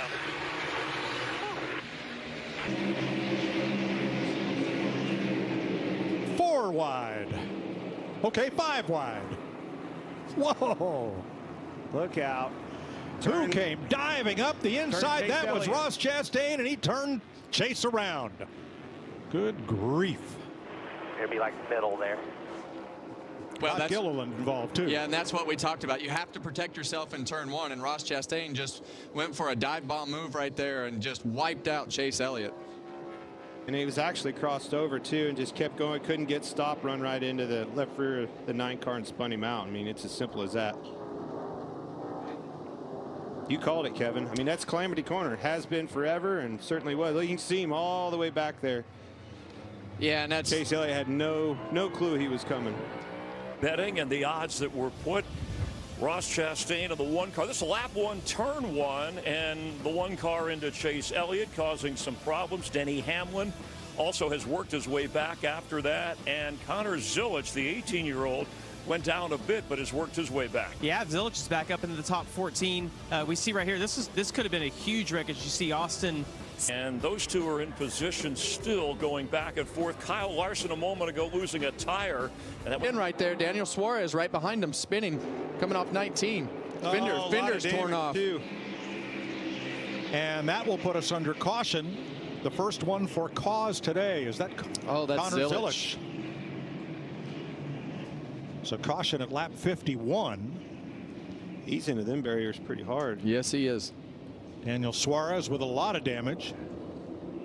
That was a really good race car. Zilic with more. Ran up front all day in the top 5. Zilic was just crawling back up there. And we'll be back to Circuit of the Americas after this, where we are under caution for the 3rd time today.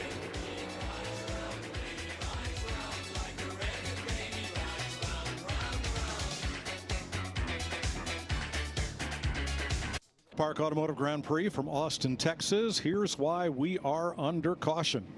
At turn number 19, Daniel Suarez and Connor Zilic. Boom. And as a team owner, that is it just always seems to work that way. Two of your cars smashing into each other, but that's definitely 50% of the cars that Trackhouse had all wiped out in one exit right there. So right here, it looks like what happened. You see this curb right here. You want to put the right side tires on the exit or on the candy cane part of that corner. So you'll split that hot dog curb that's below that. It's an extra curb on the inside. And I think Daniel Suarez, you see that access road right there. I think what happened is he got too low and he got that left front tire to bouncing, and then the car just pitched around on him immediately. But yeah, right here you see that hot dog curb. You want to put the right side and split that curb. And I think this road right here is what got the car bottomed out and pitched the car sideways. You see a lot of loose gravel. There's still 18 laps to go. Well, he doesn't need to.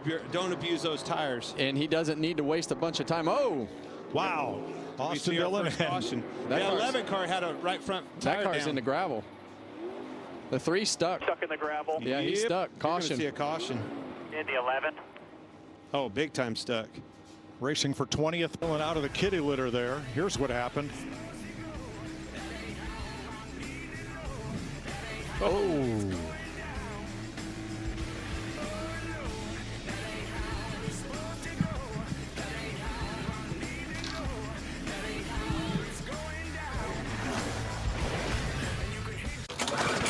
Now the light is not on. That's the sun reflection. He didn't get into 20 very good, but he got off of 20 good. I'm talking about Byron, but I still don't think he's close enough. I think you're going to have to wait till 6A, Kevin. Well, he's going to have to make something happen off of this corner right here to be able to get down the hill into turn 2 to be close enough for 6A. Reddick really got into turn 1 very well, but loses ground heading into the S's. Here we go. We're going to set up for the end of these S's. Bell got through there perfect.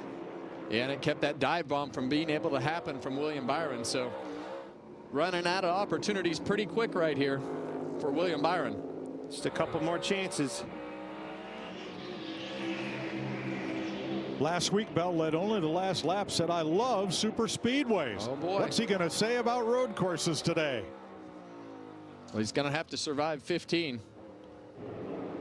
Well, you see the back of the car right there. He's on him. He's going to have to survive 15, Clint. Oh, this is a different stride. Now he's going to try to do the crossover. It gives him a good drive up off the corner as he's looking to the inside. Not close enough. Well, he's close. He's as close as he has been. Yep. One more chance. And Reddick drifts back a bit. 19 and 20 for all the marbles. Well, you saw him over coming into 20, the last corner, guys. Christopher Bell went in shallow right there, so now he's got one last chance. A defensive move, and here they come to the front straightaway. Bell grabs a gear, and that is going to do it. Christopher Bell goes back-to-back super speedway road course winner. Byron second, Reddick third. Chase Elliott. Couldn't tell if he maybe got in the wall there with the right side. Maybe as a tire going down, different smoke coming out of the right side. There's the caution. Dawson Cram, 74. That's turn 1. Right rear tires down.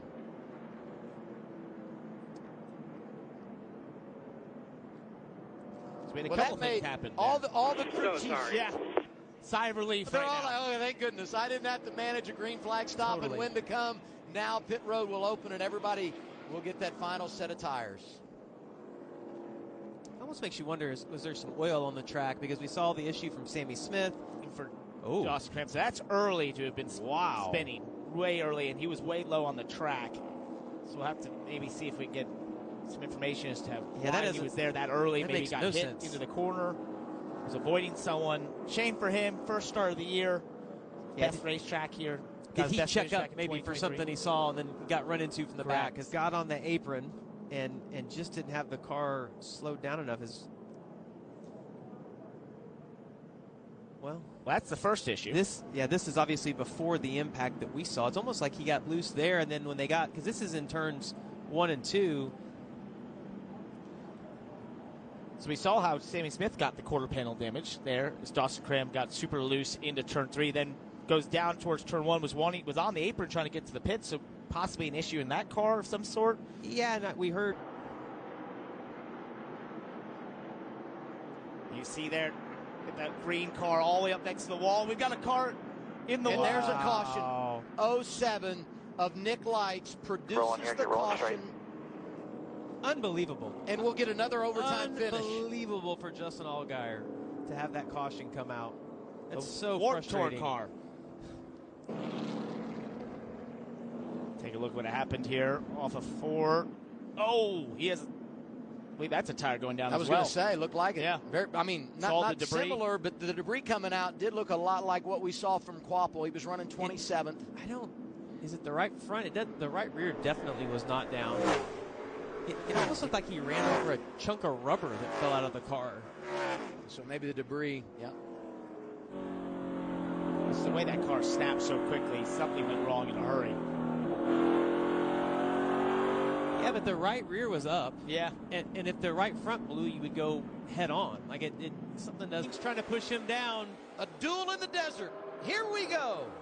Really good restart by both of those guys. And 19 is going to be able to be on his outside as they get down into 1 and 2. As Brandon Jones going to make it 3 wide. Oh, Justin gets loose. Gets up into Eric there. They push up. Brandon Jones is there. Bowman. And right up the middle, Alex Bowman takes over the race lead. It's not over yet, though. That 19 still behind Alex Bowman as they get into turn 3. Can he make anything happen? He's had that outside all day long. That's where he's at right now, and he's going to have potentially a lot of momentum down towards turn 1. White flag is out. Next flag will end the race. He's close. Oh, he is. He's going to get inside of him right here. Maybe give him a little love tap, get him loose as they head down into turn 3. Eric Almirola is there. Off of turn 2, down the back straightaway. Bowman in charge. Does he choose to use the bumper here? Could it be another last lap pass? 19 to the inside. They wash up at the line. It's going to be Eric Almirola who delivers. What a finish. Happened to him in that 45 truck. He's drive down into turn 3 here underneath the 13 of Jake Garcia. Gets loses a little bit of air off the right side, comes up the racetrack, and he's going to do a great job saving this. But Tyler Ingram in the wall pretty hard. That's a shame for a guy who was having a great day. Yellow is out. in the 18, as we talked about, he got mired back there because of that slow stop. Look at that driving. That's impressive. Yeah, and Tyler Ingram just, where do I go, right? He thought he's going to spin out, and maybe he had an idea of what direction he's going to go, and he had to change his direction quickly, which got him in the defense.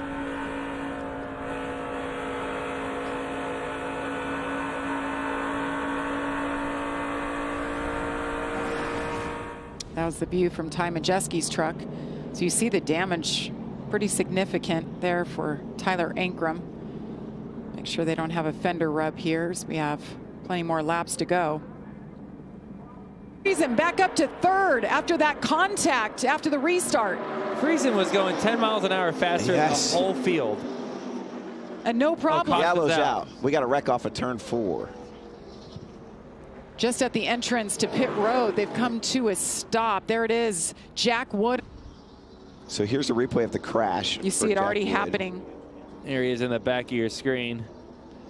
Can't tell what caused it. 3 and 4 has been the trouble spot here where we've seen guys getting really loose. He got in the wall pretty hard. He was running 20th when this happened. Looks like we might have an onboard here to get a better look at it. Frankie Muniz sees it happening in front of him. Makes contact with that truck in front of him. Starts this year. That run, Lane Riggs just got on the top of 1 and 2. He's the only truck I've seen that far up there. Got a huge run. White flag is in the air. 1 lap to go for Corey Heim. The 22-year-old from Marietta, Georgia. He's led the most laps officially tonight, 41 laps.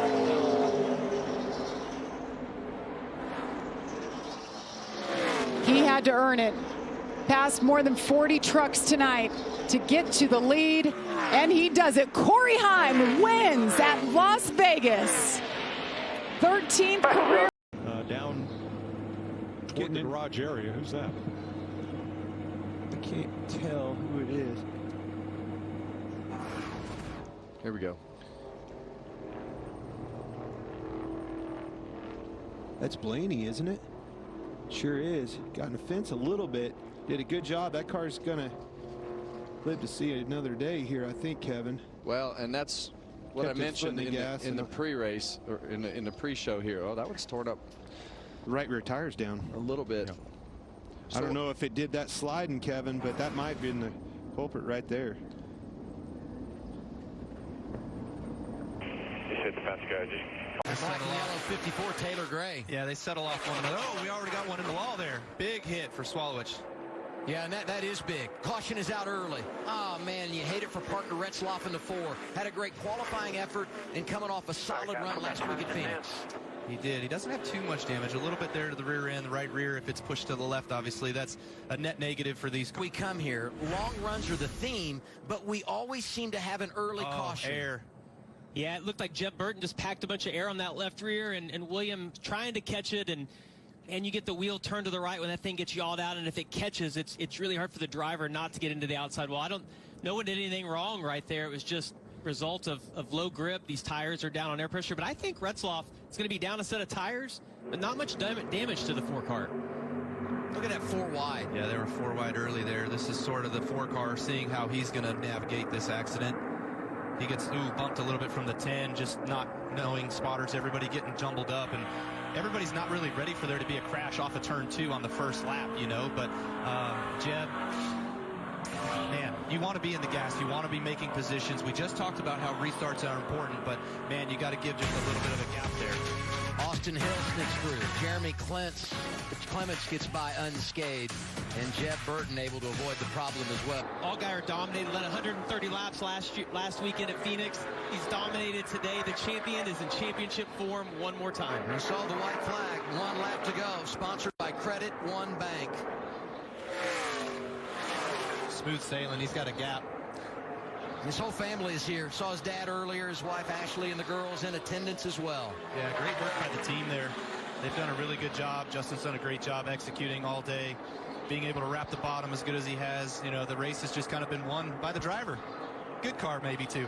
The champ is going back to the playoffs. First win of the year for Justin Allgaier comes at Las Vegas. We're still 3 wide.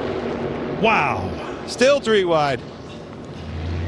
And on the back straightaway, a car in trouble. Here it is, caution on lap 4. Catherine Legg's car gets loose and goes around, coming off turn number 2. As we complete lap 9.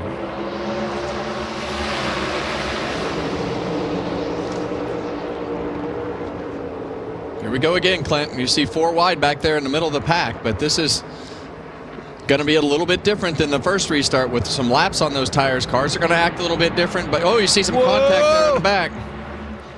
They got it. Those guys turned around. They didn't get through that, Kevin. Stenhouse is around. Yeah, we got bumped and turned. Yeah. Did not hit anything. You did get bumped. You did get bumped, and you did get turned, and that's right. Like happened in the first incident. It's pretty much all of this. Custer gets loose down there, gets in to Gilliland there, who then gets into Stenhouse, spins back down across the racetrack, catches Custer in the right rear. Lucky they all got through that. Bowman even got clipped a little bit in that right rear. Keep an eye on that toe link. Cautions breed cautions in Phoenix. Shane Van Gisbergen's WeatherTech cam had this view of this caution. Well, I was 1 car off. That's the 4 car into the 41 car into the 34 car into the 47 car. That's what happened. I missed the 4 car the first time.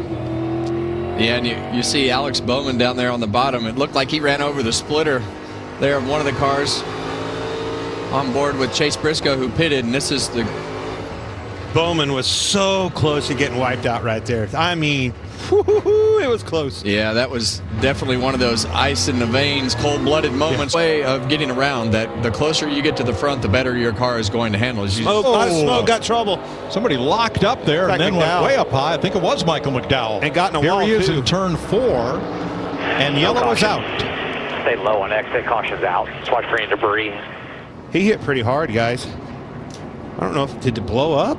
Looks like the right rear might be flat. I think I thought. Oh yeah, it is front, and it won't stop. That's where he locks the brakes up. See, it took all the weight. When that right rear goes down, with these things being as rigid as they are, it takes the weight off the left front, locked it up, and wouldn't stop for him. Yeah, what he got away with a pretty minimal amount of damage for as bad as that could have been. Fourth caution flag of the day in Phoenix. This one for the hometown favorite, Michael McDowell.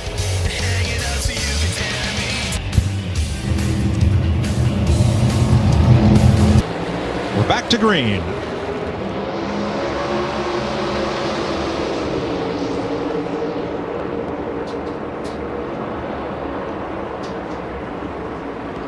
Right back to 4 wide. Christopher Bell got a great launch right there. We've seen the 24 car of William Byron be a little bit better. Whoa, trouble in the back and 2 cars in the wall. Big wreck. They're still wrecking. Custer into the outside wall. I think that was Herbst. Keep rolling if you can. Keep rolling if you can. Christopher Bell will lead them back to caution here at lap 99.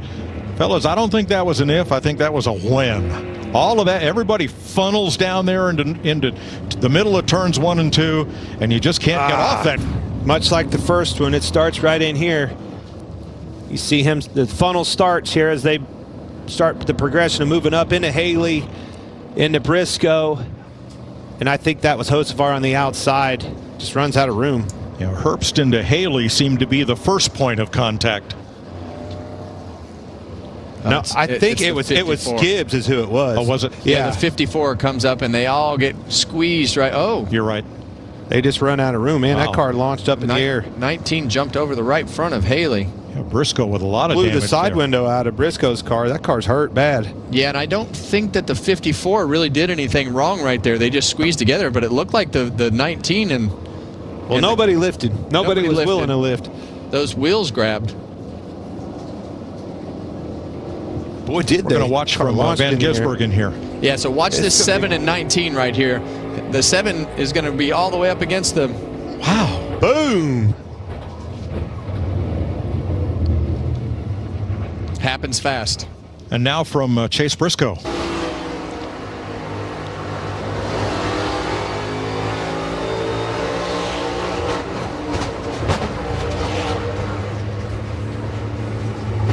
Hasn't been a very good start to the season for Briscoe.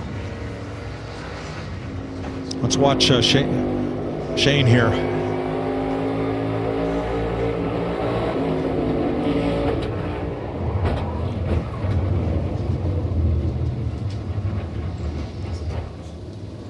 At least 7 cars involved in this pileup.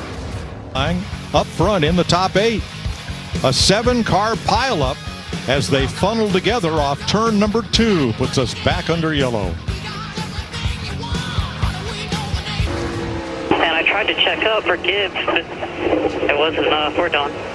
Did he not just come across my nose? All right, guys. Sorry about that. Y'all did a good job all weekend. I had a good car. Kevin, these are some really hard hit race here at Phoenix. Oh, around she goes. Hang on to it. Hang on to it. Hold the brake. Took out Suarez with it. Trying to miss Josh Berry. Daniel Suarez is involved in Catherine Legg's second spin of the day. She was doing fine, guys. I feel like we jinxed her. Right as we put the camera on her. And that got took up a little high and. Man, that. Just got up a little too high and then. Yeah, tried to keep it off of him, got into the side of him, spun around right in the lap of poor Daniel Suarez. Going to be another frustrating end to his day. And Blaney just got by on the inside there. Man, had a good car. Daniel Suarez had a good car all day long. I hate that for him. Yeah, that's not ideal. Yeah, and we've seen this so many times where you just touch that right front with these cars coming up the racetrack to the outside car. It'll spin them right around, and Daniel Suarez. I mean, what a terrible feeling. Great job by Blaney. But Suarez nowhere to go. And this changes everything. They can make it from here on fuel. I think you're going to see a mixed bag here. I think you'll see some of them come get that second set of red options. But up off the corner of turn 4, but he's running the top side of that racetrack. And Denny Hamlin's, we got one in the wall. Ty Gibbs. It is, and caution is out with 8 to go. Stay up. Get clear down. Another Get right front, completely smoked off the front of this thing. It may be another rotor. 10th caution of the day. Ty Gibbs was 13th. Not what Christopher Bell wanted to see. Those are big pieces. I think it's the exact same thing. I think it was another rotor that blew the tire out, and he was along for the ride, couldn't stop. Yeah, it's very rare when you see a car crashing like that if you've got a right front flat, that the left front tire is not smoked with your foot locking up the brakes, and that car is leaving marks on the ground because it's going so fast, sliding out of control. Todd Gilliland at the free pass. That's a big rotor trunk right there, I think. Yeah. And Larson, here we go. Another good start by Denny Hamlin on his outside. Oh, and the 24 car gets underneath the 21 there. Sure Josh did. Berry left the door open there. Huge for William Byron. Right back to third place. Can he keep it? Well, and that's what we talked about on these used tires. Look at this. Bell got into Denny. Denny got loose. Here comes Larson. Larson, stay to the nowhere outside. to go on the outside. Hamlin is there. They stuff it into turn 3. Hamlin high. And caution. No, white flag, white flag. Here we go. 1 lap to go. The race is on. They're 3 wide.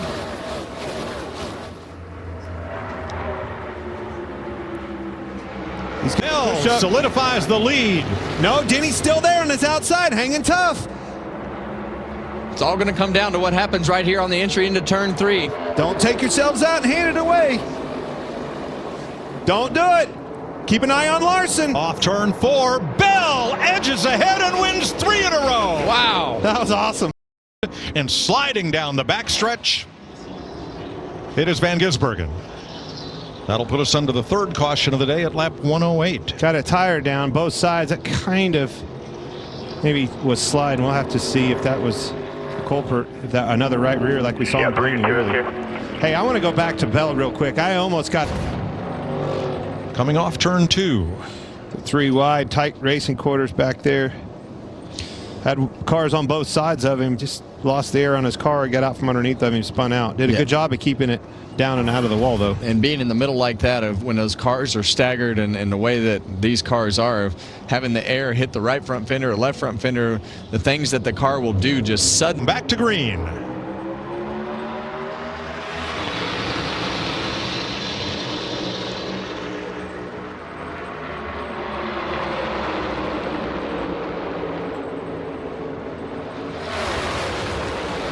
Larson definitely didn't have the pit stop that he was looking for. Lost lead. Oh, we got Kyle Busch around. I'd say the totaling. Oh, loose wheel. Look. Tires off of it here. Tires off of it. Backing down. Helmet coming up top. What an unbelievable start to this race with everything that has happened on pit road. So the wheel was loose and apparently was rubbing. Like you say, Mike, it cuts it in half, and this wheel just comes off the right rear tire of Kyle Busch's car, and this is the thing that they have to clean up in order to get to pit lane. But they're not the only ones. I mean, this has been a day that has just had a multitude of errors on pit road. Kyle Busch restarted 12th and brings out the caution, the 4th one of the day.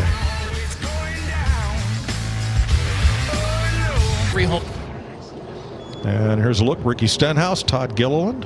See Gilliland come up off the corner, loses the nose, runs out of real estate, bounces off the wall into the side of Stenhouse, back up into the wall. Hard contact. That exit of turn 4 is really, really tricky because the wall comes straight out at the wrong angle. You can see that wall coming back towards the arc of the corner, and you have to turn back away from it. A lot of times, you know, you'll get to the very end of the corner and that nose will start to take off, and by the time you lift out of the gas and try to make something happen. The AMR safety crew right on the scene, but that's a tank slapper right there. It's got out from underneath of him. Regan? The 54 waiting for the 77, and a lot of times, this is why we're under caution here with Cody Ware, but a lot of times the crew chiefs or the teams will communicate back and forth when they're pitted next to each other like that. And they'll say, hey, we're going to do 2. And a lot of times they'll tell the car that's coming into the pit stall that we need to wait. We're just going to do 2 tires. Or the guy that's only putting on 2 tires has to know and should be looking in his mirror to know that that car is coming around. And you got to wait. You can't just gas it up and drive into the side. How about this camera work? Yeah, when this left front tire starts flopping around right here. Well, stuff flying. That upright's not attached to much anymore. Andy Mitchell, Mike Drana, Steve Sajak, all of our camera guys. Eddie O and Dave Miller, Terry Ford, all of them. We really appreciate your efforts week in and week out to bring us these great pictures. All Chevys in the front 6 except for Austin Cindric's white Ford into the Echo Park Automotive restart zone, and we are back to green.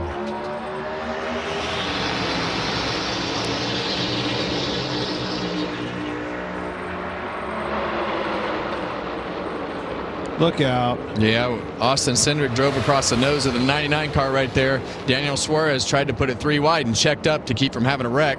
Oh, man. And there you got one. It's Stenhouse and Blaney. Stenhouse, Blaney, Jones. Wow. Threaded the needle there, Haley. That was close.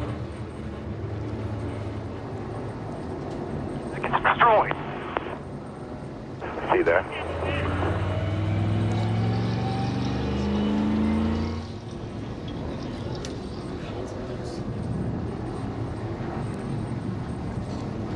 Austin Dillon comes to pit road. Suarez was definitely underneath of him. That was about the first wreck. But now we got these guys all stacked up here, 4 wide coming off the corner. They just run out of room. Blaney got up into Gregson. They couldn't move up because Bubba was on the outside of him. They couldn't move up because the wall was on the outside of him. Run out of room. Tore up a really good race car. Now you're riding with Noah Gregson, the Ford Performance Cam. Yeah. Just the big squeeze coming off turn 2 there. Yeah, and I think the 20 car on the bottom probably had no idea there was 3 4 cars. wide, yeah. 3 cars on the outside. This is from Blaney. Golly. Big shots.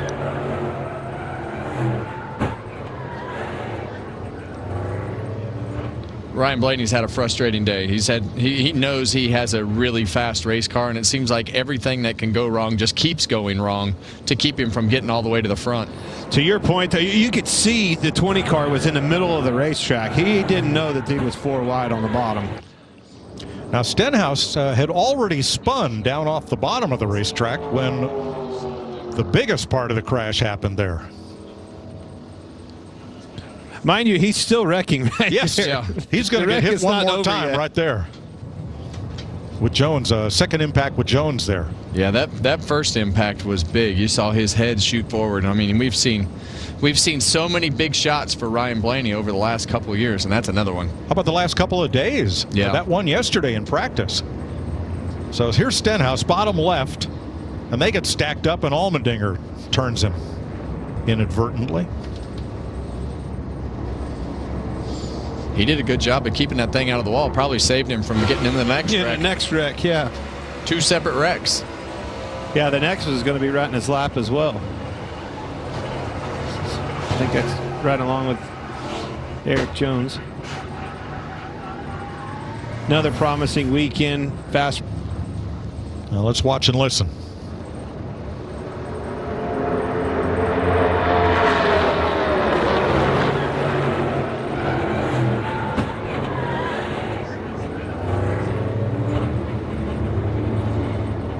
Now watch Justin Haley in the 7 slip through.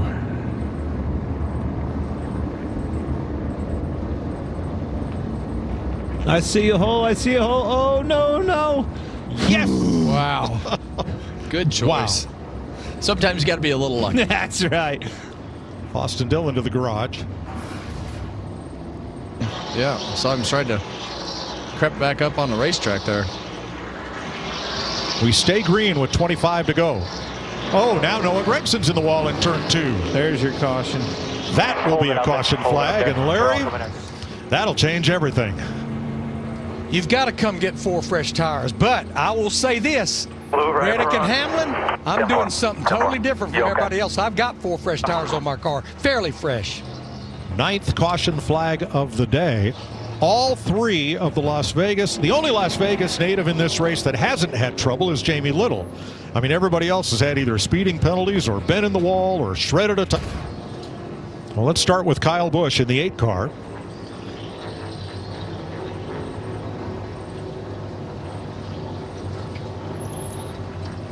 Hard to tell what happened there, Clint.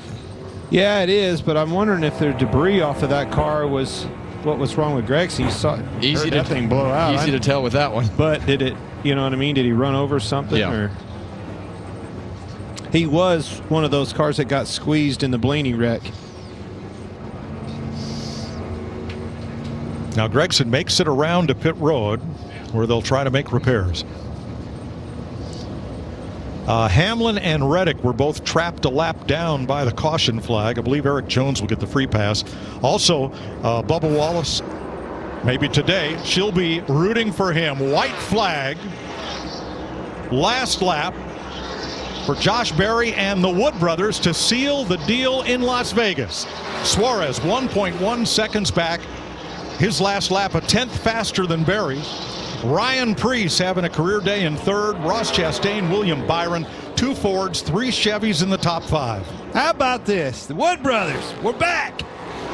What an unbelievable day for this car and that driver, Josh Berry. Josh Berry and the Wood brothers win in Las Vegas. Gets his...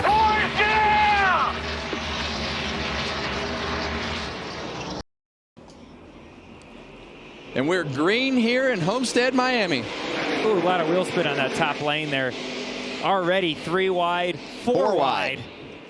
Ross Chastain, just like we were saying, lap 1, corner 1. Oh, wow. We're going to have a crash. Spinning.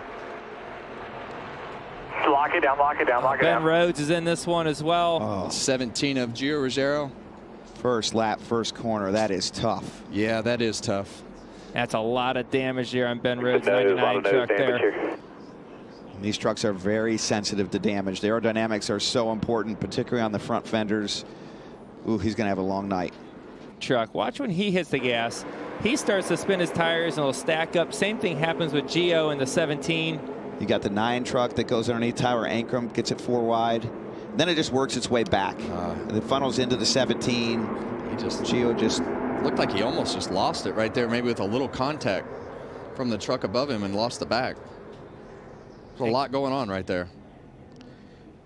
Yeah, just they ran out of space there. Yep. You see, you know, Ross is down there on the bottom, kind of just everyone kind of runs out of space. I mean, they're 4 wide.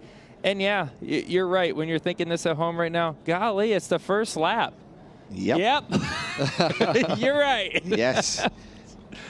We got an onboard here, I think from Tony Breidinger. That's right. Might give us a great view of this as well. Great slow-mo camera work here by the Fox team. Yeah, I used to call this one of those lap 0 crashes, Joey. Yeah. We didn't even make it to the second corner. And I know, I mean, listen, we've all been inside these race cars or trucks before. As we see Tony try to get herself through this wreck here. Seems fine. But, you know, when it's game time, it's time to go. Like, you want to go make the run to the stage 2. Well, not the way that we thought this race was going to start. But unfortunately, lots of damage for several trucks. I don't think he knew they were 4 wide. Clearly, there's more lanes available at the top. It comes down a little bit on the 9. The 17, Gio here, he just had nowhere to go. But Ross Chastain, very aggressive move. Everything we talked about in the pre-race. High risk move, high reward. He gets through this without being crashed, but not everybody else did. Yeah, and by no means I think we're placing any blame on Tyler Ankrum in the 18 truck. He's just going into the corner. He's thinking he's 2 wide, maybe 3 wide. I don't think he's expecting to be 4 wide. I know there's spotters on the roof, but still able to clear him just barely. Look at the run Larson's got. He's going to get both of them. Oh, that's going to make Lane upset. Lane has been really fast, arguably faster than Heim. Oh, no! Larson. Lock it down here. Lock it down. You're good. Oh, Larson's going to spin off of turn 2. Caution's out here. Caution. Nice 360. He's not going to lose many spots there. I don't know if he lost 1 or 2. I mean, that was impressive. We get down in this corner, and Larson wants this clear. He wants to get all the way to the top of the track, but Lane Riggs is there. Makes contact, and around he goes. And I feel like that's something that a lot of guys have started to do now. It's like drive it in hard and almost fake that move that you're coming up and then try to stop it if the guy's still there. And I think in this case, Lane was definitely still there. Yeah, it's like he tried to scare him out of it a little bit, right? Yeah, Trying to get him to got lift. loose right there. That's what happened. I love how he just put the gas pedal down on the wood. You know, that was up. wide open, trying to keep it off the fence, trying to drive down the hill. Yep. So he didn't make contact with the wall. And he gets a great 360 out of this. Unintentional drift, but didn't wreck. See the right rear tread. Oh, this will be good. So he's thinking to himself he's going to be clear in turn 1. He just doesn't quite get there.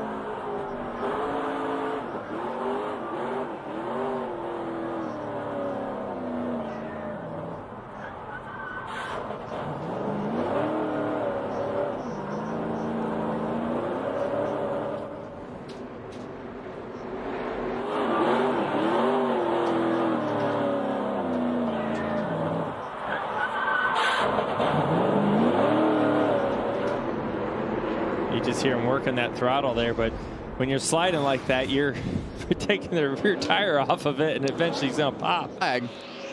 So the next flag will end the race.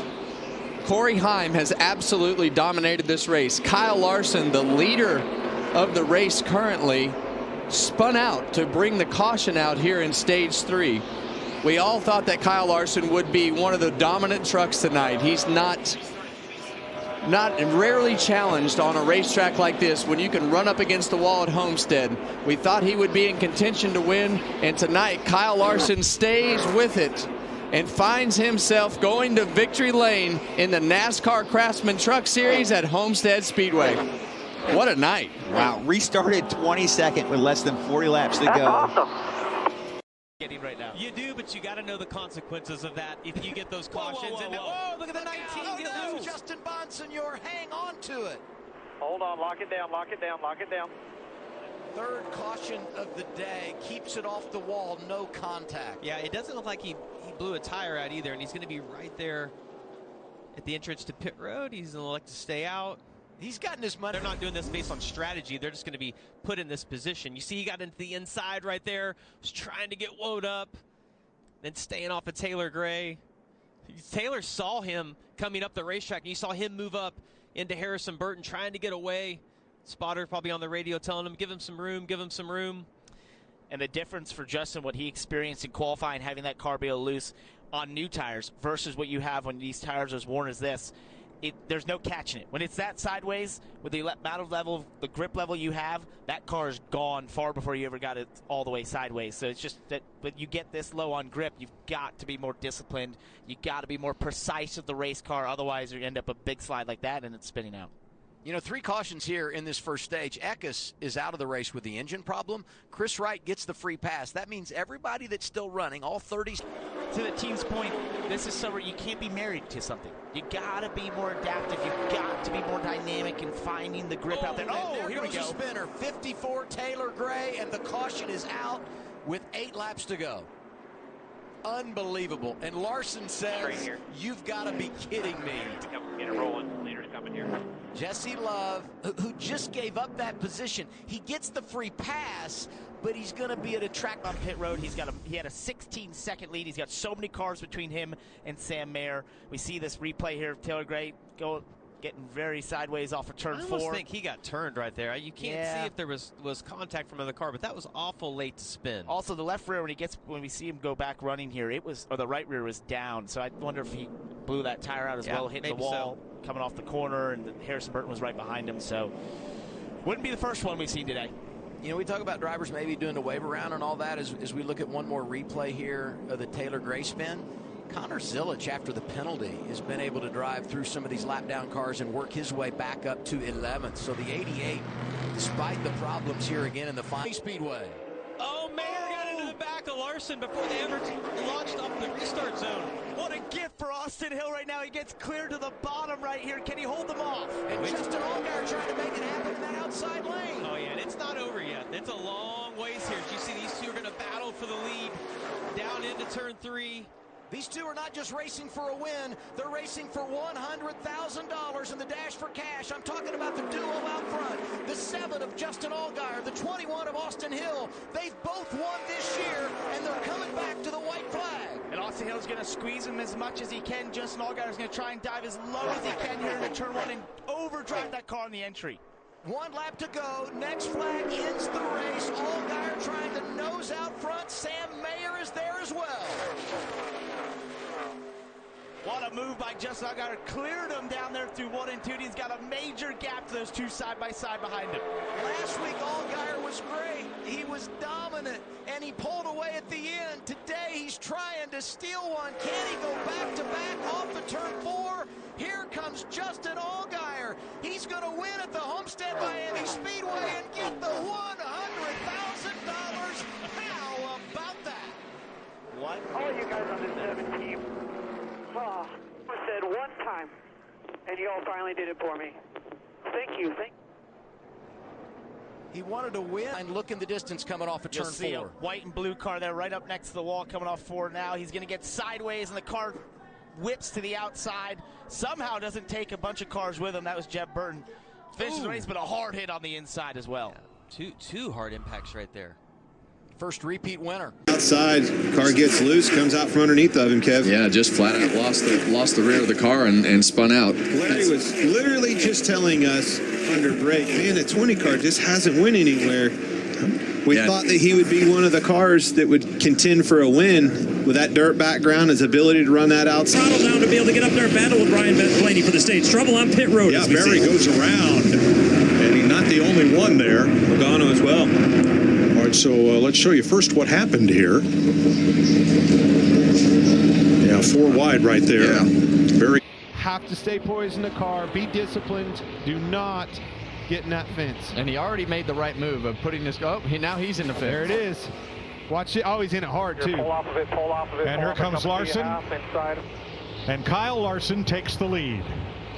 And that's exactly what we were talking about, Clinton. Don't make that mistake. And when you haven't run that lane all day and you have to step up and try to do what Kyle Larson is doing, it puts so much pressure on the drivers because he's 67 laps. White flag here. One more good one.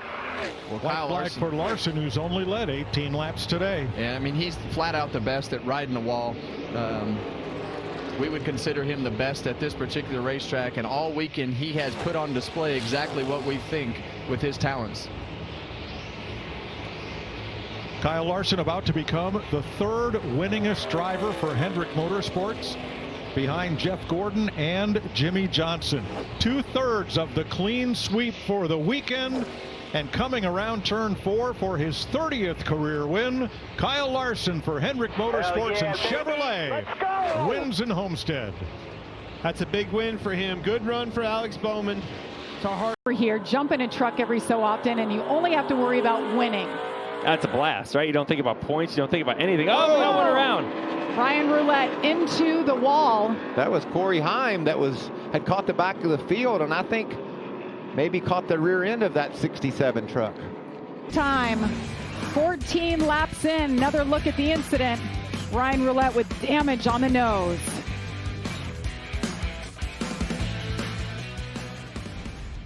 With the truck series, still bodies, right? So, fender rubs and those type of things are a real concern. But you see Majeski's Lane able. Riggs goes around. He was all over them, waiting to pounce, waiting to make a move.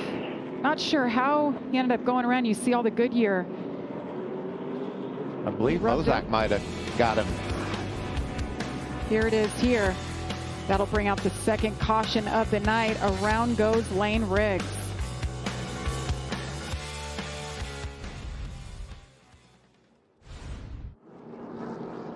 It's all take right now, isn't it? Oh, it's three wide battles every time we cut to a different shot. Three wide. Contact. Oh, no. And the 66 goes around. Luke Baldwin was having such a good night. Down the lead lap here. I think it's just an example. He got in there and Backed up. We're kind of high-sided on the curb. couldn't do anything with it other than just spin the truck around. I think he tried to stay out of the side of the truck that was on his outside. Oh, quickly. 3 wide, up over the curb, and around he goes.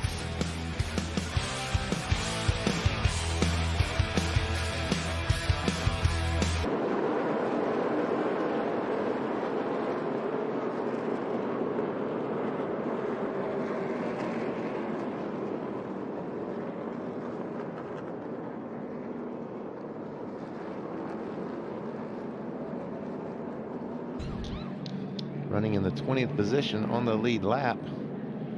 See what goes wrong here for him. Dawson Sutton, the 26, just runs into the back of him. Yeah, I believe you called that correctly, Michael. Well, thank you, Joey. Just broke that right down as the round goes. Corey Day. Makes you wonder if something happened before that. All night long. He is fast. He has been so fast. Ever since he spun out, I don't know what happened. Oh, no! Down again. Jake Garcia gets into him. Damaged by Matt Gold. That's a shame. Oh, the 7 truck. Corey Day again. He just got turned there, but man, like you said, Joey, everything's stacked up. You know that Jake just didn't run over him, but that's certainly what it looked like, huh? He was ripping through the field, too, passing a lot of trucks, really, looking good. Looked like he could have things that he's learned tonight, but we know he is fast. Corey Heim continues to lead. 42 laps remaining at Martinsville. Truck Series regular, they get to take home a $50,000 bonus, so a lot of extra money on the line. Green flag is in the air once again. Honeycutt all over the bumper of Corey Heim with 35 laps to go. Corey Heim. This is going to be a tough pass for Honeycutt still, but he's got inside of Corey Heim. This is the closest we've seen anybody, and look, he's gaining position through the corner. Oh, rough and tumble. Big push from Majeski. They're all over. Heim to the wall. He goes wide. Heim goes around. Left rear flat. Left rear is flat.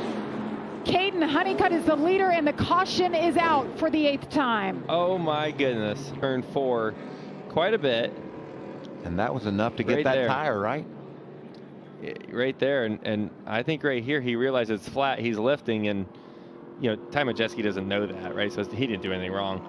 But gosh, and that's just Martinsville Racing. The crazy thing about this, Michael, is this whole field's been leaning at each other all night long, and we haven't seen a left rear tire go flat like that. The perfect storm, or the imperfect storm for Corey Heim.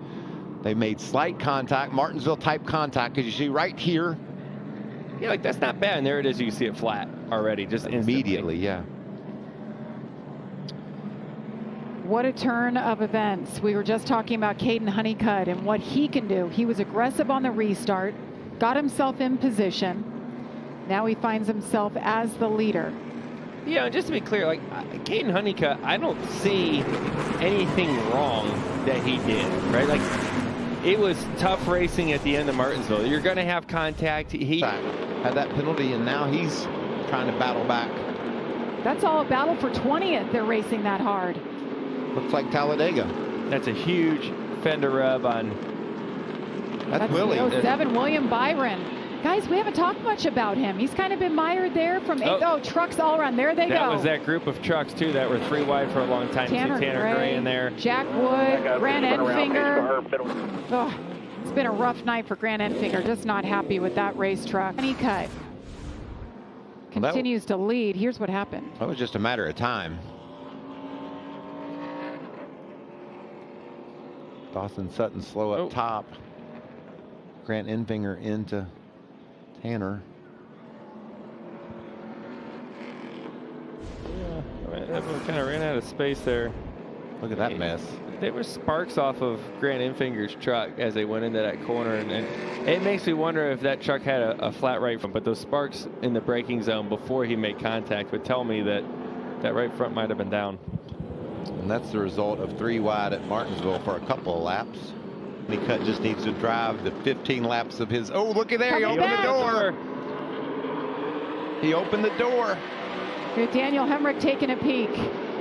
Oh, no! Around goes Ty Majeski, and around goes Caden Honeycutt.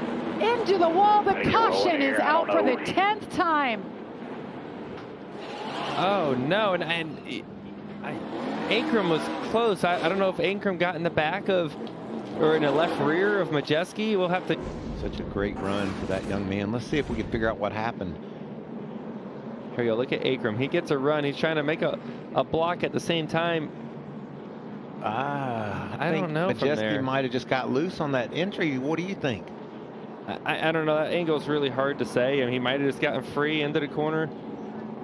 Yeah, yes, he did. He wheel hopped, I believe. Maybe got those back brakes hopping. I think you're right. Oh. Yeah, here's a good angle. Watch those rear tires into the corner. There you see that truck hop. You see the back of the truck. It started hopping 1 or 2 hops there. And at that point, as a driver, once you start wheel hopping down into the corner here at Martinsville, you're along for the ride. Let's see what Chandler Smith sees. He sees himself drive up to the 4th spot. He's going to start on that 2nd row if he chooses, or the 1st or 2nd row, depending on what happens ahead of him. This truck's been solid all night, but right here, Majeski just makes a mistake on entry. And you saw him, his hands, it whipped. He couldn't do anything about it. That was a mistake. Yeah, once you've made the mistake of driving in. Different crew chief, different driver. White flag is in the air, 1 to go. Daniel Hemrick. He's gone to the Cup Series, Xfinity Series, back to Cup, and this year came back to the Truck Series where it all started. He has worked his career off trying to get to victory lane. Comes out at turn number 4.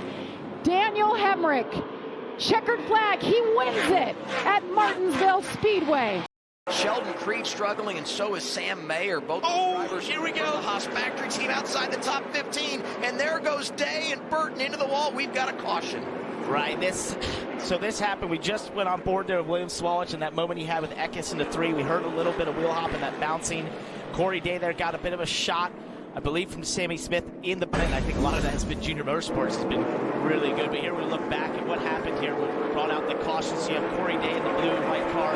There he falls behind Harrison Burton, but gets that shot from Sammy Smith in just the most crucial part of the braking zone. And when that happens, he ends up over-speeding the braking zone. He's locking the rears, trying to get it slowed down after getting that shot. And that's the fine line you are on in these race cars here, is that you basically brake at the maximum place you can, and any shot like that is going to hurt you as we're on pit road. Progressive pit road is open, Dylan. He has Brandon Jones in front of him. Brandon checks up, and he runs in the back of him.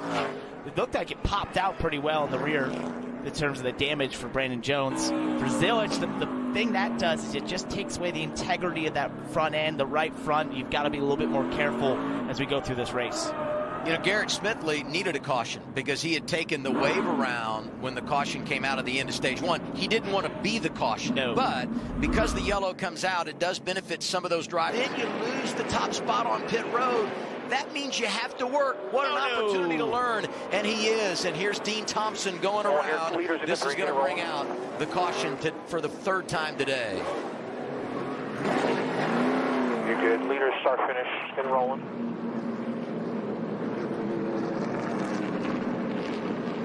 Caution. 5th caution of the day. And oh boy. We have got an entire under tray and splitter of the 25 sitting in the absolute wrong spot. That's supposed to be under the race car, Adam. Well, you know, he qualified so well, and I've been so encouraged with their performance this season. And I felt like today might be a day when they really break through AM Racing and Harrison Burton. Seems like he was a little upset there of Annunziata as well, so we'll try and find out exactly what went down here. Harrison was in a tough spot. They actually lost a set of tires to that, so he's been on an older set. He got spun by Annunziata here through turn 2, and then Lenziata gets in the front of him and actually rips out that whole splitter and under tray, and it flips on the front of the car. I've never seen that. Riding with Garrett Smithley, and by the way, gets the free pass. Running 31st, he'll get back on the lead lap. And we've had just enough caution. Almirola now trying to slide up to second. Creed not clear to the bottom. Sammy Smith right there. Up to when this happened. Right, so here you see Sam Mayer in that 41 green and white car. And there's Carson Kvapil with Zilich on the outside. Sam sort of squeezes Zilich in the wall. Carson tries to go to the inside as Sam Stroud trying to come back down. And it actually shoves him into the inside barrier there. A hard shot into the inside wall there. That car now has a lot of damage. And Zilich able to get by both of them. We know the damage for the 88, but he's now back up there to 9th. So our pole sitter, who won the first 2 stages, continues to have a solid afternoon despite some of the challenges and tough positions he's been put in. Well, he's hit a lot of things. He has. And I hate that for Carson Kvapil, who had so much speed in practice, qualifies in the front row, coming to a place that he's been so successful in. 7 says, thank you very much. Justin, there goes Connor Zilich in the 88. Caution is out 7th time today. We're getting closer to our average.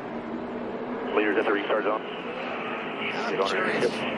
With 75 to go, if you're those drivers that have a set of tires. I mean, the biggest question I have here, Parker. What they want inside those race cars. JRM showed with a lot of speed this weekend, but still just trying to find what they want inside for Justin Allgaier. It's caution's out, caution's out, caution's out. That's caution number 8. Riding on board here with Daniel Dye. Carson Ware brings it out in the 07. You know, I'm looking and see what happened to the 07 here, Carson Ware. Top of your screen right there near the CW Sports logo. Already it's been spun around here down in turns 1 and 2. Simple loop, but he's going to end up sitting there trying to get it refired. And long enough that even the leaders got back to him and by him, so NASCAR to throw the caution. There's so much at the back today. He's got a position up front. He's 8th right now. Eric Almirola is stuck on that outside lane. I thought it was a curious choice as we see Harrison Burton spun now in a caution. I mean, what a difficult day for Harrison Burton. And, you know, he was almost an innocent bystander in a lot of respects in that first incident with Corey Day towards the end of stage 1. And since that moment, it's just been bad to worse for the 25 team, which came in here with so much momentum, great, strong races, an excellent qualifying effort. I knew under caution for the 9th time today. A lot of doors slamming at Martinsville, and I think we're going to see a whole lot more before we're done. The 7 trying to get up there to the runner-up position. Sheldon Creed right there as well. We're thinking dash for cash. We're thinking first career victory. So much on the line with 41 remaining. Oh, and there goes Dean Thompson. And I was going to say, all leaders into 3. Sammy Smith there was really crowding Justin Allgaier, trying to get real aggressive, of pinching him down towards the curb and trying to get a run off the corner, and Justin Allgaier was taking none of it. Getting close to our average of 13 since we came back here in 2020. We're going to get a look back at what happened to Dean Thompson here. Keep an eye on that green, lime green and white car of Sam Mayer. It actually looks like Dean was trying to get beneath Christian Eckes a little bit and just lost the rear there. Yeah, just lost, you know, you sort of pinch off the entry as you're trying to get lower and lower underneath Christian Eckes. And this is easy to do because you see that space in that room and the real estate down below. But when you get down there, the tracks can be, if you're way lower, a little dirtier. And you then have to sort of slow the car up more than you anticipate. And when you do that, you lock the rears, spin around. That's what happened to Dean Thompson.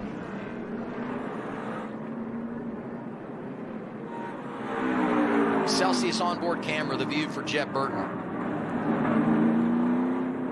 And what have we seen 3 or 4 times today? This exact scenario of drivers just basically, just lock the rears way early, trying to pinch off the entry and get down to the inside of the 16 of Eckes. And I mean, that's the 3rd or 4th time, as I mentioned, that we've seen so. Going after his teammate for 2nd, 7 and 8 side by side. Side by side behind him as well for 4th, Brandon Jones, bright yellow, number 20, and there goes Kvapil. And Love gets caught behind it as well. Caution number 11. So many cars stack up on the bottom. We'll take a look at this. See Jesse there back behind Carson. He gets hit by Christian Eckes, who may have been hit by Austin Hill. If you remember back to the beginning of the restart, Eckes was real aggressive going to the inside, and yeah, Austin Hill gets in the back of Christian Eckes, who gets the accordion effect, and eventually into Jesse Love, who gets into Carson Quapple. Bit of retaliation probably on Austin Hill's side there. Look at our Dash for Cash drivers. They're all in the top 10. Everyone's still very much victory for the first time in your career. On board with another rookie here. Daniel Dye running 8th. He's been following his teammate, but he's now going to look to the inside. That's a late, low percentage move. Doesn't quite have the contact here. Now it's caught. Oh, Eckes is going to get turned. Front row seat. 12th caution of the day. Oh, no. 3 rookies involved. Dye, Sanchez, and Eckes. Kyle Sieg beat up in the 28. That's a shame. Nick Sanchez had just worked back towards the outside of the top 10. Myatt Snyder got a piece. He spent some time in the top 10 today. Oh. And you just see Daniel Dye just late lunge there to the inside. Christian Eckes acknowledges that, then doesn't turn in, but it puts him in the middle. 3 wide, and as he gets off the corner, he's already a little bit sideways, trying to get the power down, and Sam Merritt gets in the back of him, and he just couldn't hold on to it.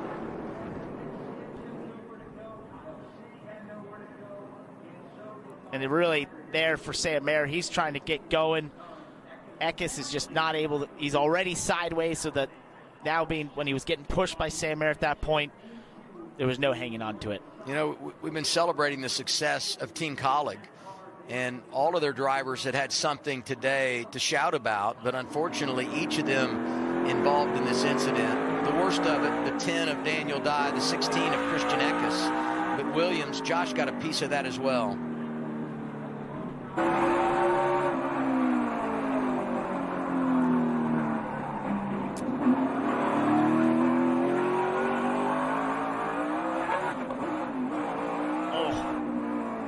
Balance really of patience and aggression. I mean, you know you have to go, but you run the risk once you go of getting right in the middle of it. And, you know, Daniel Dye, maybe that's a little bit of an aggressive move. He's fully in his right to do that, but knowing that his teammate there has some of the newest tires of the top 5, him as well, you know, it might have been smart. Taylor Gray said he still had some tricks left for these restarts. He's been through so many. Better put your cards on the table right here. Taylor Gray leading. Green flag again at Martinsville. Oh, and Sammy Smith into Gray. The 8 drives through. Sammy Smith trying to take the race lead. Taylor Gray not going away in that outside lane. Brandon Jones is there. Taylor got that gathered up really impressively and was able to continue to get a run. We've got a caution on the track. Matt DiBenedetto had a problem. Caution is out. Will go to overtime. When the caution came out, that'll be big to determine where you are when it comes to putting yourself in line to make the choose. And Sammy Smith got a great restart right in the back. And, I mean, that's aggressive, but we've seen it here many times before at Martinsville, especially when you come down to just a couple laps to go. You take that opportunity, knowing how fast the 54 has been. It might have been his best chance instead of having to race it out and having to race side by side with Justin Allgaier. Moved him out of the way, and Taylor Gray, as I mentioned, just did a great job getting going there.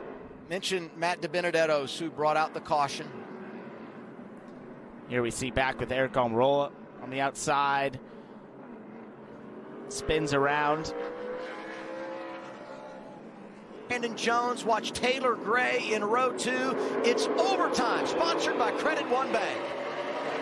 Taylor Gray's right there on the rear bumper. Starpoli's in the wall. No caution, we race on. Here comes Taylor Gray to the inside. Side by side for the lead into turn 3. Coming back to the white flag at Martinsville. And he did it exactly like Sammy Smith did it, maybe even a little bit cleaner. Moved him up the racetrack, and potentially he's going to clear him off for turn 4. They're side by side to turn 1. Taylor Gray back to the race lead. 3 of the last 6 races at Martinsville have had a last lap pass. 54 in charge. Sammy Smith is there. Justin Allgaier is there. Will there be contact? There is. There goes Gray. Here comes Allgaier. Austin Hill out of nowhere is going to win in Martinsville. Do you believe that? With a huge crash at the start-finish line. Dude, I hate this place too, but that was unbelievable. Good job, dude. Good job. And it's not just a win, it's $100,000 and the 100th win all time. Blaney That car was 30th. 30th. This is a huge gain, and caution is out. I see it. Front straightaway, 17. around goes Chris Buescher. He had been in quite a battle with a couple of cars, notably Zane Smith. Not sure if this was the result of pretty far down the straightaway to be just a spin. I'm guessing there might have been contact involved, as the Allegra cam shows Buescher getting turned around here. He was 24th as we have our second caution of the day at lap 71.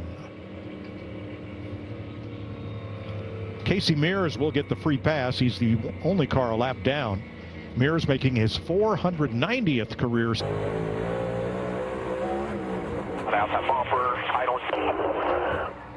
And there's the contact from Carson Hocevar. Not clear.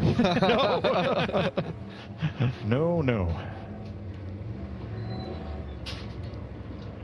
Larry, think we'll get back to green here before the stage ends? It's going to be a very short run. So do you want to stay out and score stage points? I think the majority of the field... Your shirt from the cool out or cool suit, and then plug that to the connector on your shirt, and it will drain out the bottom. Yeah, there's no water coming out. Gosh, I think they just build these things just so they can break on you. Around goes Riley Herbst down in turn number 1, and that'll put us under caution for the 6th time today at lap 2. There's a look at what happened. Oh, 3 wide. Yeah, you see him up there on the outside. Oh, man. Herbst around after contact from Austin Cindric.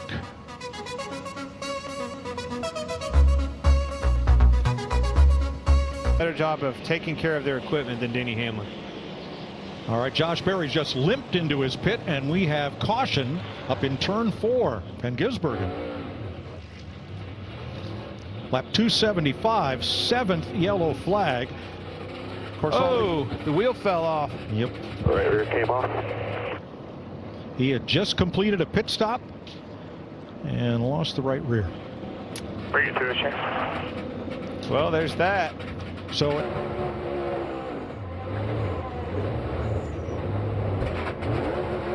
that's a bad feeling right there. Yeah, and he had no idea. Usually when you get in a corner, you can feel the car start to squirm around in the back. He had just come out of the pits going straight, so no warning. That tire was never on there. And I don't know. How can there not be a warning that tire's not on there? A tire carrier, like that changer, he knew that it didn't go on there all the way. Or felt something. There are the brothers. The 3 and the 10. Oh, man. Oh, no. Around goes Ty Gibbs. And everybody scatters. Zane Smith nowhere to go. And caution waves for the 8th time today. With 103 laps to go. Gibbs was 11th.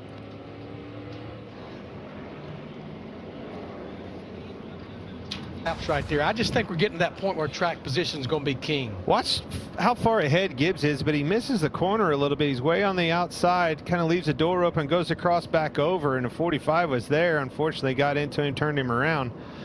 But I mean, he was 2 car lengths ahead going in, obviously having some trouble getting it turned back down the hill. I don't know if he was loose or what. Got himself around goes Gregson in turn 2. And yellow lights are on. Well, here we go, guys. We have figured out that this is going to get rough. Yeah.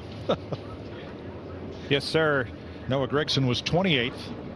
Caution at lap 310, the 9th one of the day. Right here, right here. All but got him turned around, and it just keeps stacking up behind him. And when that happens, the reason that it stacks up, ooh, see the 17 car climb over the left rear tire of the 4. But when Larson checked up right there, it stacked that lineup. But then everybody wants to be aggressive to make sure there's no hole to maximize the passes that they can make. Oh my goodness. That was a big shot, Clint. Yeah, it was. He heard it slam back down. Going back to Larson, though, I mean, I was watching it started clear back here off of 4 and really deep into turn 3, staying on that outside, hanging tough against Bell, trying to get down. Almost had it clear off of 4. Whoa, Briscoe slides up and turns Logano.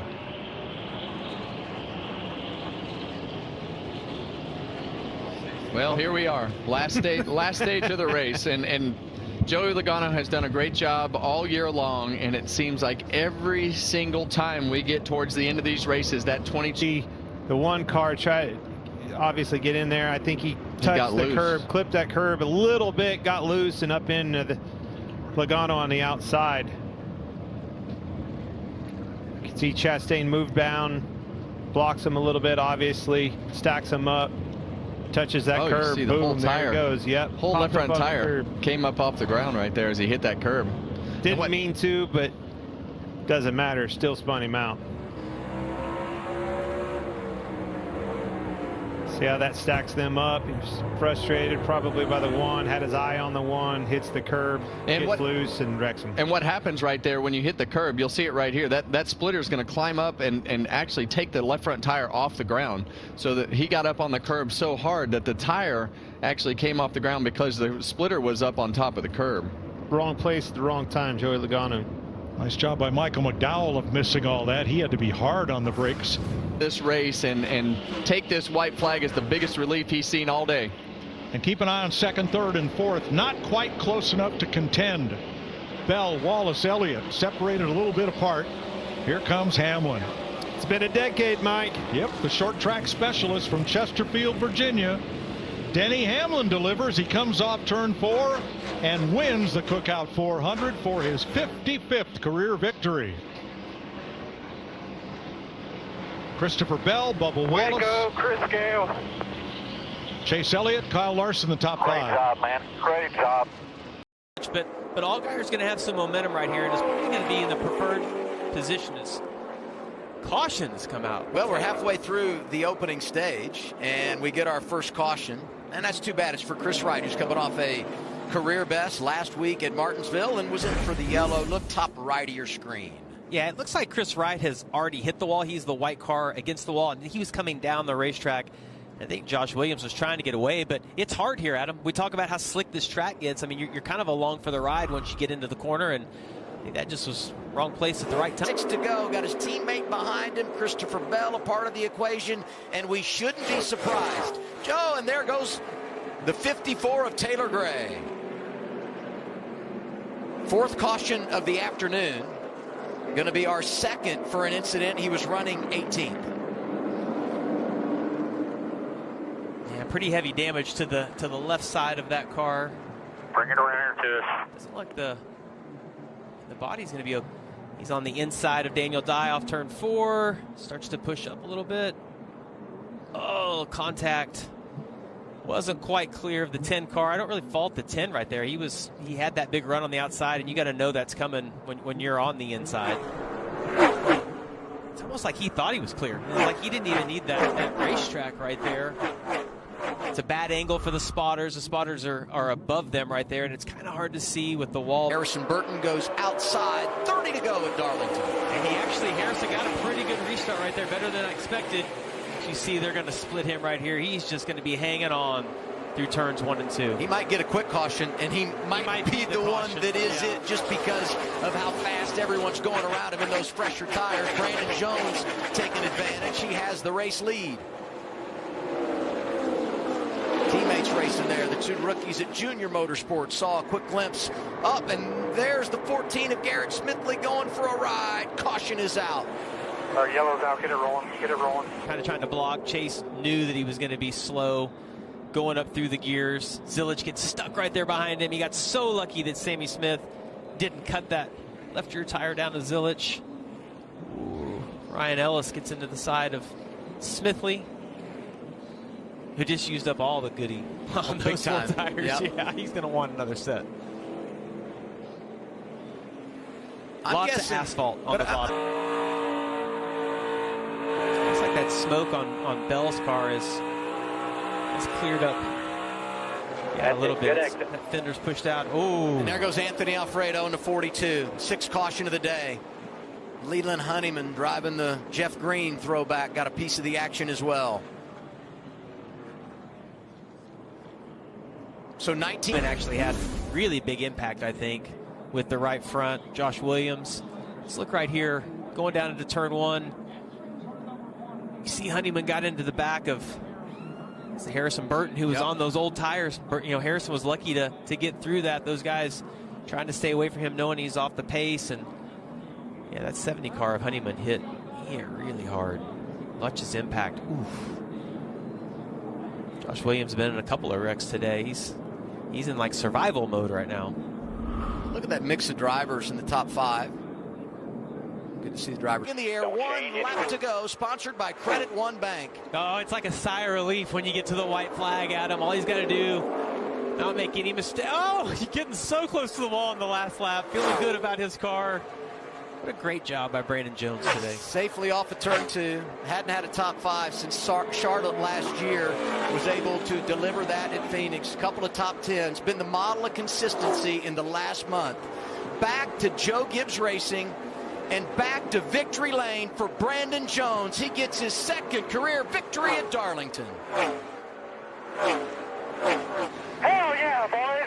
I am so proud of this race team. Brandon, great job. Burton. Uh-oh, trouble off turn 2. Got somebody around. Got a lot of smoke over there, and it's John Hunter.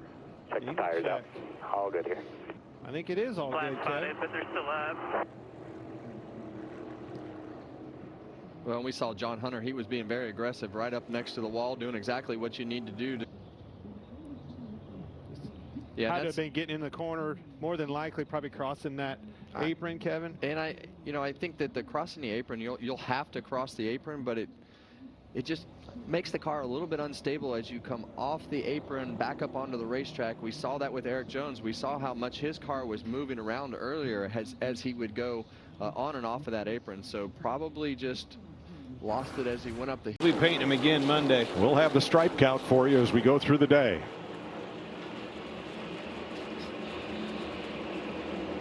Oh, no! Kyle Larson. Backstretch. Off of 2. Kevin, you had just told us about how narrow it is over there. There's another problem. There's a bump. Yeah, and the way that these cars run, a lot of times they bottom out and it'll just jump the back of the car out from underneath you. Boy, that car's hurt.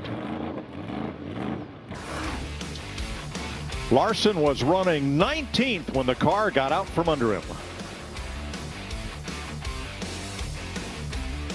You're going to see Kyle Larson right back here. He's going to get those left side tires below those hash marks, and that's in that section. It was before the bump that car took off, and the way that they repaved that section, it doesn't really flow like the banking does. It's much harder to cross. So getting those left side tires on the apron right there, really banking, right? Yeah, and it's already pretty edgy when you're side by side like that, and having to pinch that car down and touching the apron at the same time. Just spun out. And here's what happened on Ryan Blaney's stop. These guys' inputs, and the teams are too. You know by his input. Osavar, he was in the wall earlier. When you can. Right rear's flat. Right rear's flat. Let's see if that was the cause of it. And that brings out the caution for the 2nd time today at lap 24. Have a flat. Yep. More than likely.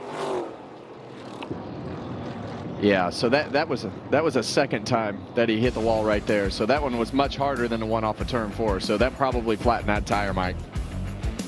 Hocevar to pit road. We're under caution again. 253 on Priest and Buscher coming fast. And you know how this can be, Clint. When you're that leader, you get raced harder than they'll race the 2nd, 3rd, 4th place cars trying to stay on that. Whoa! There it is. Hocevar is around after contact. Riley Herbst involved there, and we are under caution at lap 83. Destroyed. No steering. Right. Get back to pit. Yeah, and the 24 came up the racetrack right there, and the 35 was coming on the outside of the 77 and just ran out of room. Really easy to do at this track.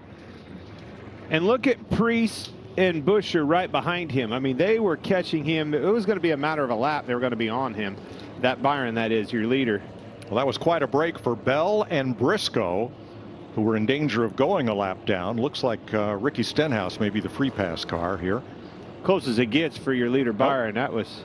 No, the free pass car would have been Herbst, but since he was involved, there will be no free pass. Good on the short run. I should say it's run better on the short run than it has the long run. So It's amazing what happens when you get that track position and put yourself. Whoa. Oh, man. Oh, no. Josh Berry in the wall. Both of those cars unloaded off of that bump.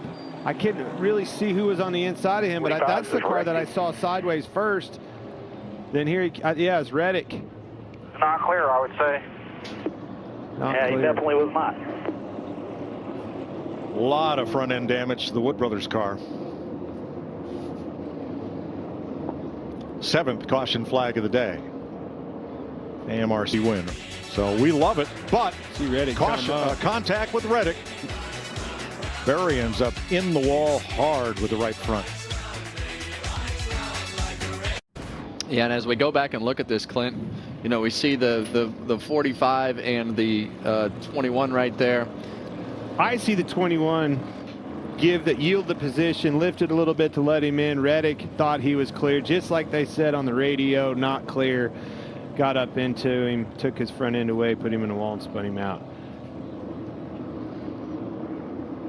Josh Berry had been a top 5, top 10 car just all day. Close. I mean, that's close, tight quarters racing off the 2. I think the intentions were right on both drivers. Unfortunately, ruins Josh Berry's As you day. look at that view right there, I mean, you see that Berry's coming down the hill to try to get in position, and 45 is coming up, and it's just they came together at a bad time right there when one was going down the hill and the other's up the hill more than the guy on the outside in the 21, Josh Berry, expected. You hear him walk, trying to lift to give him the position. It happens fast. Quick. Especially in that corner.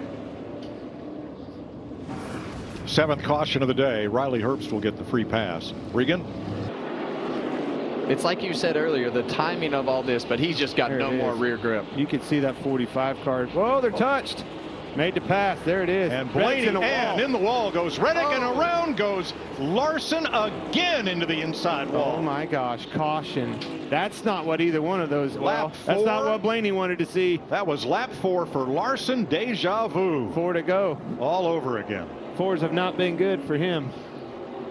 Oh Unreal. my gosh. Reddick got in a wall right in front of him. Unbelievable. You can't make that up. Same. See, he's going to slide up and hit the wall, and it's going to be right in the. You see 5 checked up. Bubba got in the back of him. Well, Larry, I'd say I need tires to win this race. You could even make this call, Clint. 4 tires. Hey. But I tell you, this is the pressure. This is Checker to settle the Goodyear 400. Well, you see a great restart by Denny Hamlin in that outside lane. Good push by Byron behind him as well. Byron can get clear of Reddick off of 2. Maybe he could put some pressure on him. Still there. Door to door. Bell moves up to 4th. Blaney back to 5th. 3 wide going into the corner. Into turn 3. Bell had a look. Couldn't do it. Byron around the outside. Bounces it off the wall. He's going to come for 2nd place. But Denny Hamlin is long gone at the white flag. Well, Denny Hamlin, they executed that pit stop really well, and now he's been able to take advantage of that with these guys racing behind him and just get a lead that is going to take him to the checkered flag. Unbelievable. Blaney under fire from Chris Buescher, may lose 5th before this is over. They are double file. Up front, it's single file. There's a crash off turn 2. Never mind. Denny Hamlin comes off turn number 4 and doubles up. Hamlin wins the Goodyear 400.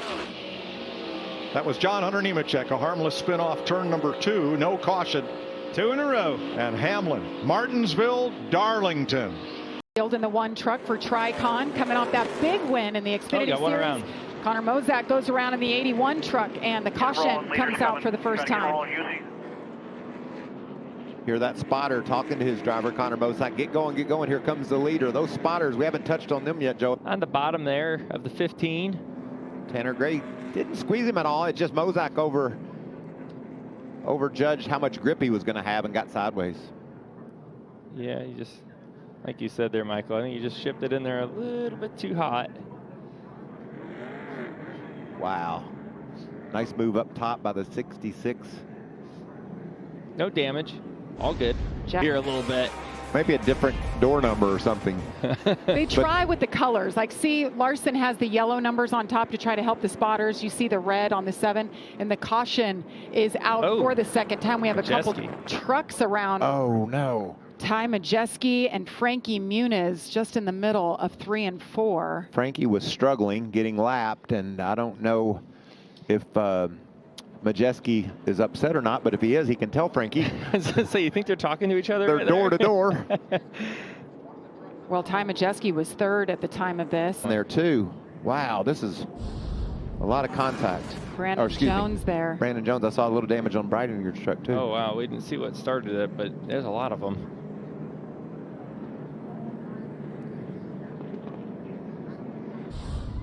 See if we can get another view of this mess. Look at that.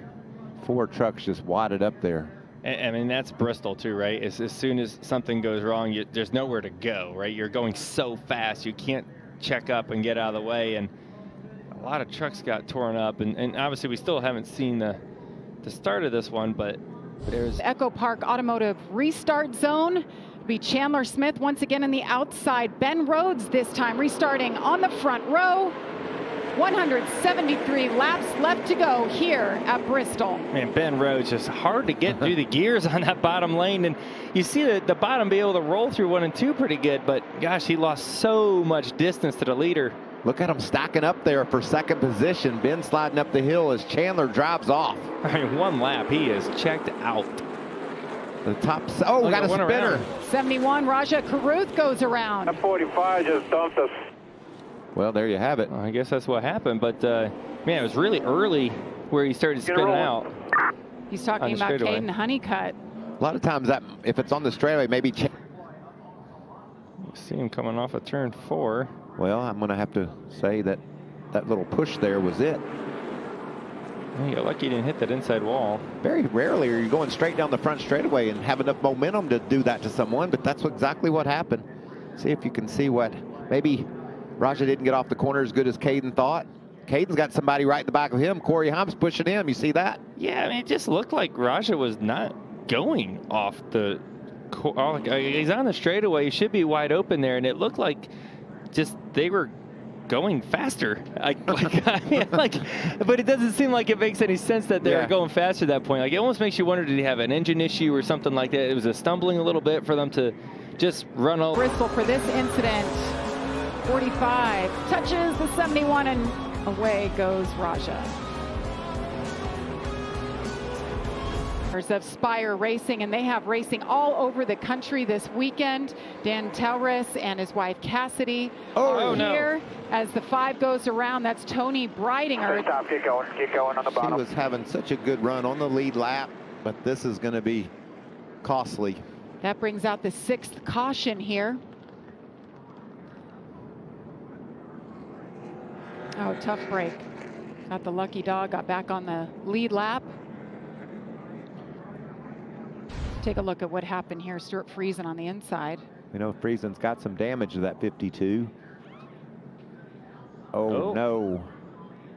She was having such a good run, too, on the lead lap, like I said.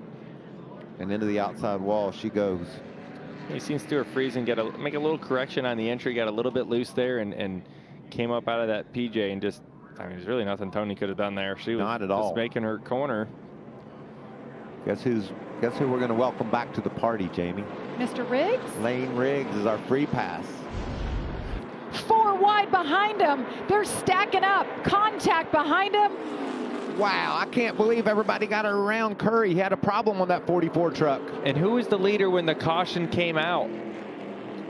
They're showing Corey Haim as the leader as of now. And I don't know what the caution was for. They kept it all straight. To Michael's point, we've got Andres Perez, quite a bit of damage in the 77. He brings it down pit road. Well, I asked the question, would there be enough time? It's amazing they didn't pile up, because when the 44 broke, they were 4 wide. He stopped right off turn 2, and just a crazy pile up behind him eventually brought out the caution. But we're going to go back to racing with less than 10 to go, guys. And 7 miles per hour. White flag is in the air for Chandler Smith. Last went to victory lane in 2021. Comes back to the Truck Series. Can he pull it off? 2 more corners.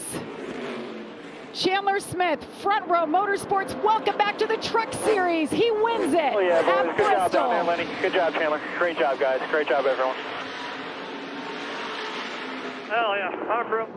Who had problems in practice earlier today, didn't make a qualifying run. The 53 Mason Maggio is going to take it to the garage. It's early, and already the wheel and caution lights are on. Larson leading.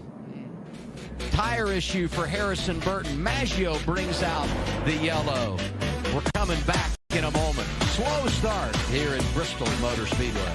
It's the limit, the speed you can take there. Oh, and there goes Sheldon Creed. Second caution of the day. Oh my, big contact. And 2 drivers going for the dash for cash. 44 is Brennan Poole, 00 Sheldon Creed. Things happen so fast. They were running 15th and 17th. And we see this here often, where it might seem like it was a long time, but especially around a corner, when a wreck happens, it's such a short distance, such a short time. Great to see Sheldon get out. Yes, it's so good to see him out of that race car.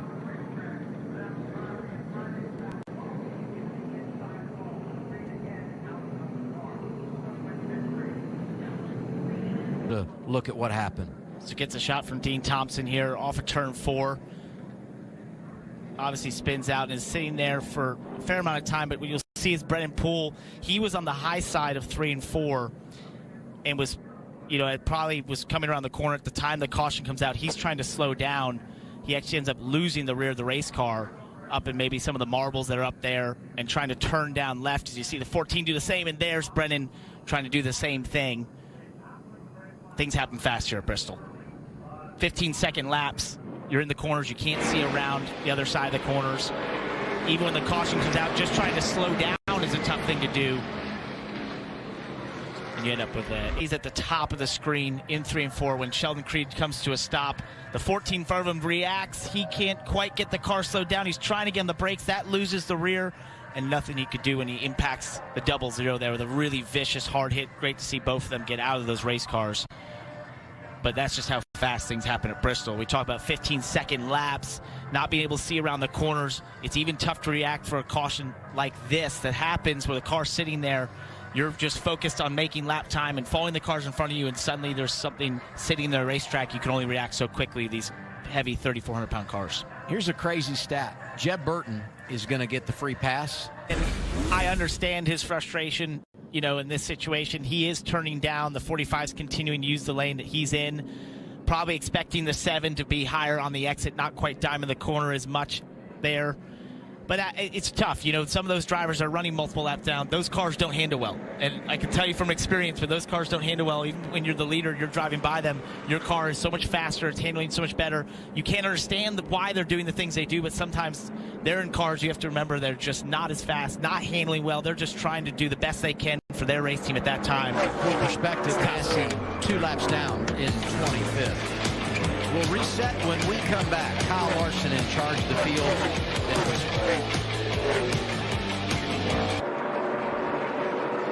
Back white flag. We're good. Plenty of room out back. 1 lap to go. Sponsored by Credit One Bank. Absolute domination. He's led 275 laps. Dominating win for Kyle Larson. He is brilliant at Bristol. I've seen some greats, Kevin. I've watched you, watched them all. Tony Stewart, just keep going down the list. Nobody gets around here better than Kyle Busch. Oh, whoa! He's going around. Hang on. Gonna keep it out of the wall. Turn 3. Got loose, chased it up the racetrack. And worst of all, throw that set of tires away. And so now you're down to 9 sets. That's well, you can go take one from somebody else. Just yep. Watch this car.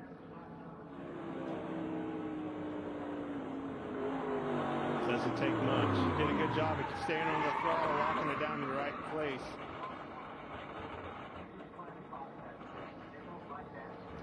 Probably shouldn't have ran that second lap. 12th fastest on lap 1. Well, these cars, and we've seen it last year and we see it this year, as you make that second lap going into turn 3, how many cars have we seen get loose? And he tried to just ride that looseness to be able to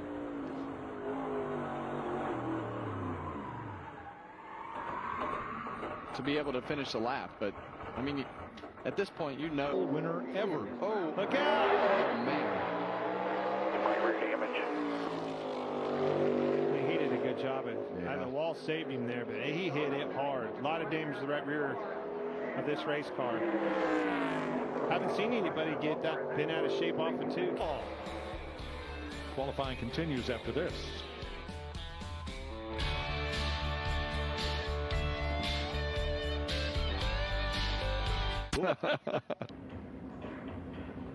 Now, look at how low Joey Logano is on the apron. Too low. He's actually touching that apron, and you see the left front tire deflecting right there. Got away with it coming to the green flag off of turn 4, but he's going to do the same thing down here in turn 2. You're going to see the left front tire dip even on the apron. It's going to unload that car. That's too much. Right there. And off she goes. You saw it hook that left front. I noticed it off of 4, and I was like, man, that's going to... Alex Bowman started. And the first caution of the day for cause waves at lap 178. Van Gisbergen had already gone 2 laps down and spins in turn 2. Up here in the top right, watch Shane Van Gisbergen get to the inside of him, runs out of real estate trying to squeeze him, gets loose, corrects, get up into this door, way they both go. That's racing at Bristol. Here's Hocevar's view of what happened between Cody Ware and Shane Van Gisbergen. Look at that right in front of Denny Hamlin. Woohoo, that was close. Yeah, it definitely looked like Shane just got a little bit loose, missed his mark up the racetrack a little higher, and then he was getting crowded pretty hard too. I know he's got to be thinking about this truck race now. I mean, so close to the sweep. Finished second, had a chance to win it. Late caution foiled his chance, or he would be grabbing the broom that Kyle Busch has used here twice, sweeping the weekend. And that's what he's after. He wants one of those bad. He's tried at Homestead, tried here, so close. The goal today was to win one for John in the first lap. They ran it all the way around here, side by each, and this battle's getting ready to get a little bit more. Oh, we got a trouble in Bailey Curry and Connor Mozek, I think. Yeah, Connor Mozek goes around. First caution is out on lap number 3. What a battle for the lead. Jake Garcia takes it over. Chandler Smith settles into second. Lane Riggs third. That was your row, Michael. I know. They were battling for 5th back there, and you can see a lot of damage. What a heartbreaker for Bailey Curry. Rear damage. This might be a lap earlier for sure. So that's already, we've had issues, Michael, on the lap. And you knew we were going to have some tight racing. Look at there, Corey Hahn. We talked about him moving up, looking 3 wide, and then up ahead. So he had to make evasive action and then got stuck in that dirt out of the where we're going to be. And that's going to be something we talk about the whole time, is that when they get out of the black stuff, right, at the top of your screen, is here we go. Inside Connor Mozek, which is what I figured would happen because the damage to Bailey Curry, just gets free, and the second he gets loose, he has to track that truck up the racetrack, and Bailey Curry's there. Just over a second, and there's Daniel Hemrick using strategy. Oh, caution's out. Hemrick using the strategy to get those 2 tires. He's got the track position, and he likes his truck. Oh, big damage for our defending series champion, Ty Majeski. Tilted the in-car camera. That brings out the 4th caution this evening. Wow, that's a big hit. Yeah, that's going to be, potentially the end of his. You know how easy it is to get loose down there. And that's what happens. Got the right rear out, no air to lean on. That means a loose race truck, and it went around. I've seen that before, Michael. Remember a few weeks ago in Martinsville, just running real close on the bottom, trying to get a little tight, and just gets in too deep, too shallow, and Ty Majeski around and pays the price for it this time. battling for 10th with Grant Enfinger. Second bad week for Ty Majeski. Finished 33rd a week ago at Bristol. Ooh, right there. Enfinger did a good job to be able to recover there and keep his truck out of the wall, but not the same for Ty Majeski as that Soda Sense truck is. Or is the highest finishing driver. They will take home $150,000 from the Triple Truck Challenge. And here comes Corey Heim on the outside. Oh, we're hard in the outside wall. I believe that was Stuart. Stuart Friesen. Tanner Gray around in the infield. They cross the start-finish line. The caution comes out for the 5th time. Strategy, Michael. This is going to put us all but in our window potentially, and those guys that just pitted might have a free stop, as guys are going to be able to hopefully make it here that just pitted, but a lot of damage. That's going to end the night of Tanner Gray, Stuart Friesen, and I think a few others involved. Matt Mills there, that's going to end his night. Good to see the window net down. Really, really hard hit as Friesen. We saw a really quick snap free moment. I'm sure there was contact with how aggressive that thing snapped, but we saw it quick out of our screen, lost sight of it, and then Friesen. Oh, it's Raja got loose, and then he got pounded. Yeah, nowhere to go, Stuart. Stuart got a tight moment, got stuck behind the 71 as he got free. Parker Kligerman and just gets also, around him. Tyler Ankrum, just an amazing job of missing the spinning Stuart Friesen. Friesen had nothing he could have done about that. When Raja got loose. Well, when you're checking up, that's only going to make the dirty air worse, as you're lifting and getting the right front out, and it just happens so quick. It's already within the flash before your eyes. Just nothing Stuart could have done, nothing the 42 and Matt Mills could have done, but really nice work from everybody out back to avoid that and pick that up. Watch this again. Just a big loose moment from Raja right there. And gosh, Tyler Ankrum did a really good job. Andres Perez in the dirt, realizing that, and not panicking, turning right out of the grass. As you see Tanner Grace trying to keep the throttle down, just spinning around, stuck in the dirt. But Connor Mosek barely avoiding it again. And unfortunately, I mean, you could have involved 6-7 pretty good trucks here that have fuel to make it, that could be factors here, that could have had their night wiped out right here. Is where I'm board Tyler Ankrum, seeing what he sees. Going to be a really He's going to see a mess moment. Watch this decision. I'm going to go right. He didn't have any idea what was ahead. He had to just make that split-second decision. Look at that. Doing it for Dale. That's awesome, Carson. Your jacket makes me so happy, and that uniform makes me so happy. They know they're on TV right there. That's awesome. That's See the great. drivers involved in this moment. Garcia, the next in line, running second, 8 seconds. He can coast. He can Final slow lap, down. guys. The white flag is out. Coast to the finish. Tyler Ankrum, hang on. 130 races since he has gone to victory lane. Last pitted on lap 112. The others behind him, last pitted on 119. They're out. He hangs on. How slow is he going on this final lap? Checker flag is in the air. He gets it done. Tyler Ankrum, your winner in a fuel concert.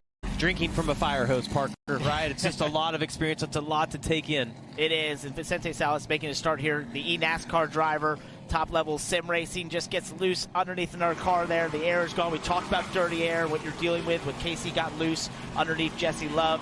And that corner at Rockingham, and it was a lap vehicle that had it step out. William Sawalich running inside the top 5, closing on Catherine Legg. There's contact, and unfortunately it not only caused damage for Sawalich, but Casey Kane as well. Here's what happened. And Parker, we were watching this live as it happened, and I don't know, as we were riding on board with William Sawalich, it just looked like the 53 overslowed that corner by a lot, and I mean, we were on board with William, and it seemed odd how much she slowed down. She's been put in a really tough position here, being in this car after not obviously practicing this car, jumping in it for the race. Obviously, a lot of sponsorship behind her there that wanted to be in this race after they missed it, and it's just not an unfamiliar race car, already trying to learn the Xfinity Series at a really tough racetrack, and to be put in this position with the leaders trying to go by, really unfortunate.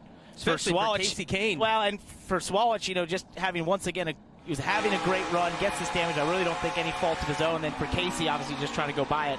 Really unfortunate. Yeah, and it looks so much different when we saw the aerial shot, and you can kind of see everything unfold. It looks like the 18 just ran into her, but when you were riding along with Williams-Walich, he's right behind Nick Sanchez, and when Nick pulled down to go to the bottom, it was like the 53 just all of a sudden appeared. So the perspective in the car is much different than what we see here on TV. I'm going to go back, though. Justin Allgaier had been able to make his way up to second. If he doesn't make that move, he could be right in the middle of this. Yeah. So that exchange we had after Jesse Love was able to get the lead away from Nick Sanchez.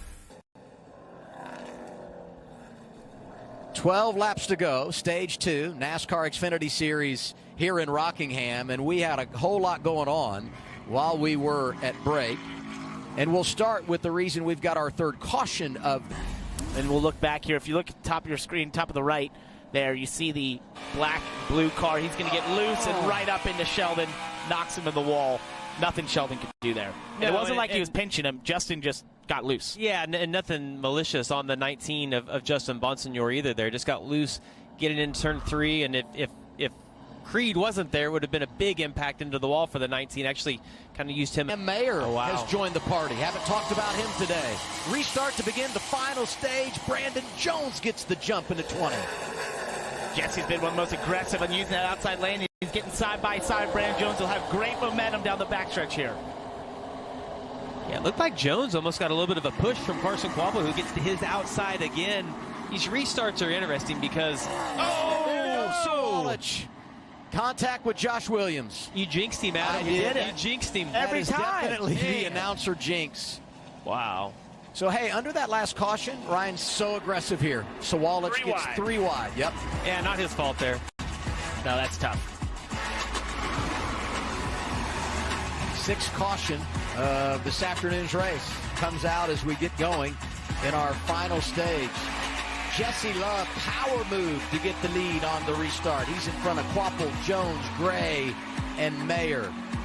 Another restart when we return to Rockingham. You pinched him off just a little bit getting into the corner. You got to give just a little bit of room there, but you see 7th caution of the day, Greg Van Alst has a problem.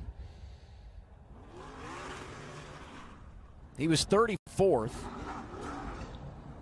Basically, the next caution, he will get the lucky dog. It looks like, gosh, it looks like almost oil was on the track. Like we saw 2 of the cars.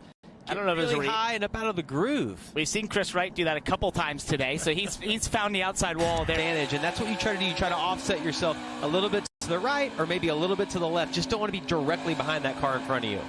Oh, somebody's got a right front down. It's Parker Retzloff. Wow, he goes high, and the move from Sanchez to avoid him coming off the corner. Let's get an update on the 4, Dylan. Yeah, and he had just come on the radio and said, I've got a bad vibration in the front tires. So he sort of predicted it, but unfortunately it did go down. And now the caution is out, and it's out for the 8th time today. Patrick Emmerling in the 07. Yeah, this is probably a reaction to them seeing Parker Retzloff, slowed and try to get out of the line of whoever's behind me in case they don't get slowed down in time. So you see Retzloff have his issue. He's out in the outside groove, but now he's going to be... No contact, though, I don't think. Yeah, now he's going to be in the groove. And who is that behind him? That was Dean Thompson maybe in the 26? So. Yep, I think it was. That's right, who's behind Patrick Emmerling, who just wasn't able to check up in time as they're coming off turn 2. Great job by Retzloff. Such a shame. We were just talking about getting the stage points in stage 1. Did it again. That's a signature. That's a little friendly contact, though. Yeah. And that is a signature of Justin Allgaier, who loves the side draft. He is one of the most aggressive in the series at doing it. We see it all the time. We got another one right here, Justin Caution Bonsignor. number 9, yep. Bonsignor in the 19, making his 4th start of the year. 4-time modified champion. Yeah, it's been a rough day for Justin. We saw him get loose in turn 3 and got into Sheldon Creed earlier. And you know now what? He had made his way back up to 11. He had. He's running pretty good. Now lap times were good. He had good track position. Cautions today. Here we're on board with Jeb. That's 19 Justin Bonsignor already really loose. Arrow loose. And... it's just going to go around. He chased it for around there. It's like, I got it, I don't got it. I got it, I don't have it. And Parker, I think that goes back to like what we were talking about earlier. These tires, you have a lot of grip until you don't. And it's not like you lose half the grip or 10%. You just lose all the grip. And you saw Justin have to chase that thing all the way around the corner and just never caught up to him. Most cautions getting down into turn 1. heck of a battle that he's having with all these guys. But there's just been a lot of up and down. Like Zilich, we talked about him being one of the best cars. Oh, Kyle Sieg's around. 10th caution of the day. Ryan Ellis with big damage as well. Again, that's a chain reaction. Ellis probably checked up, and someone behind did not. So what do you think? Are you feeling good about this if you're Sieg? You're very happy. Your clutch is heavy when some days it's heavy. Oh, tiring. Kyle Sieg loses it on the inside there of Daniel Dye, and then you mentioned it, Jamie. It's just a chain reaction here behind him. Unfortunate for Ryan. Well, I mean, Kyle's running in the top 20, having another good day. Pretty good day. Yeah, and Ryan too, right? I mean, wrong place, wrong time. Yeah, Ryan got in the back of Jeremy Clements, was locked up in the rears, and just. But not yet. Just cannot get it down there and make it happen. No, and as we get closer to the end, we're going to have to figure out as you see Love get loose right there. And we get a caution, our 11th yellow of the day. Blaine Perkins in the 31. Save me all the fuel you can. Save. Save, yeah. Potentially right front tire. Take a look at the bright blue car. Yeah. That's a horrible feeling. Those safer barriers make such a huge difference. You saw the wall deflect a little bit there. So hard can that be? It's incredibly hard to drive the fastest lap you can and react to a car behind you, what they are doing to try and counter and put that dirty air on their noses. He gets a little higher now. No, don't get too high. He's going to get to his inside, but we've seen this. Look how loose Love is on the inside. We've seen this the last caution. And the question is, when did the caution come out, and where were we as far as who was leading this race when we got the yellow? Love was right. This happened back in turn 3. Daniel Dye, Blicky, and Casey Kane all come together in the outside wall. Or Casey twice, just kind of innocent bystander. Got a little ugly here. Trying to stay out of the way and gets caught up in another mess.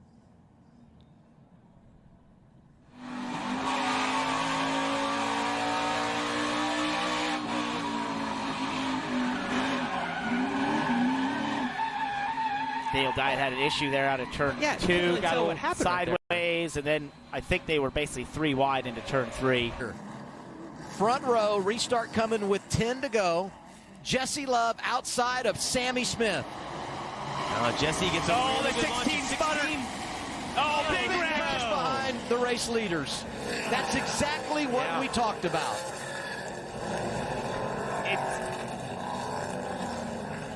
And we see it often at the end of these Xfinity Series races, the way these fuel cells are designed and the fuel pickups, where the car will be running fine until you give it that throttle, and then it will completely die if you've got an air pocket in that fuel line.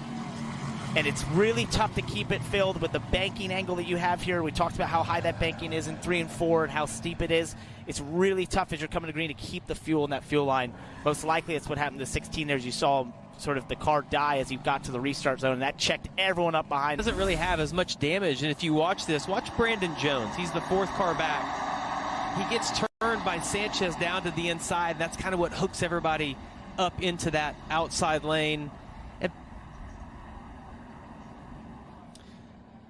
And you see the 16 just doesn't go at all, and that packs up the whole field behind him. You see Christian Eckes' hands moving back and forth, trying to wiggle that car and hold on to it at the same time, trying to get it going. It just didn't go.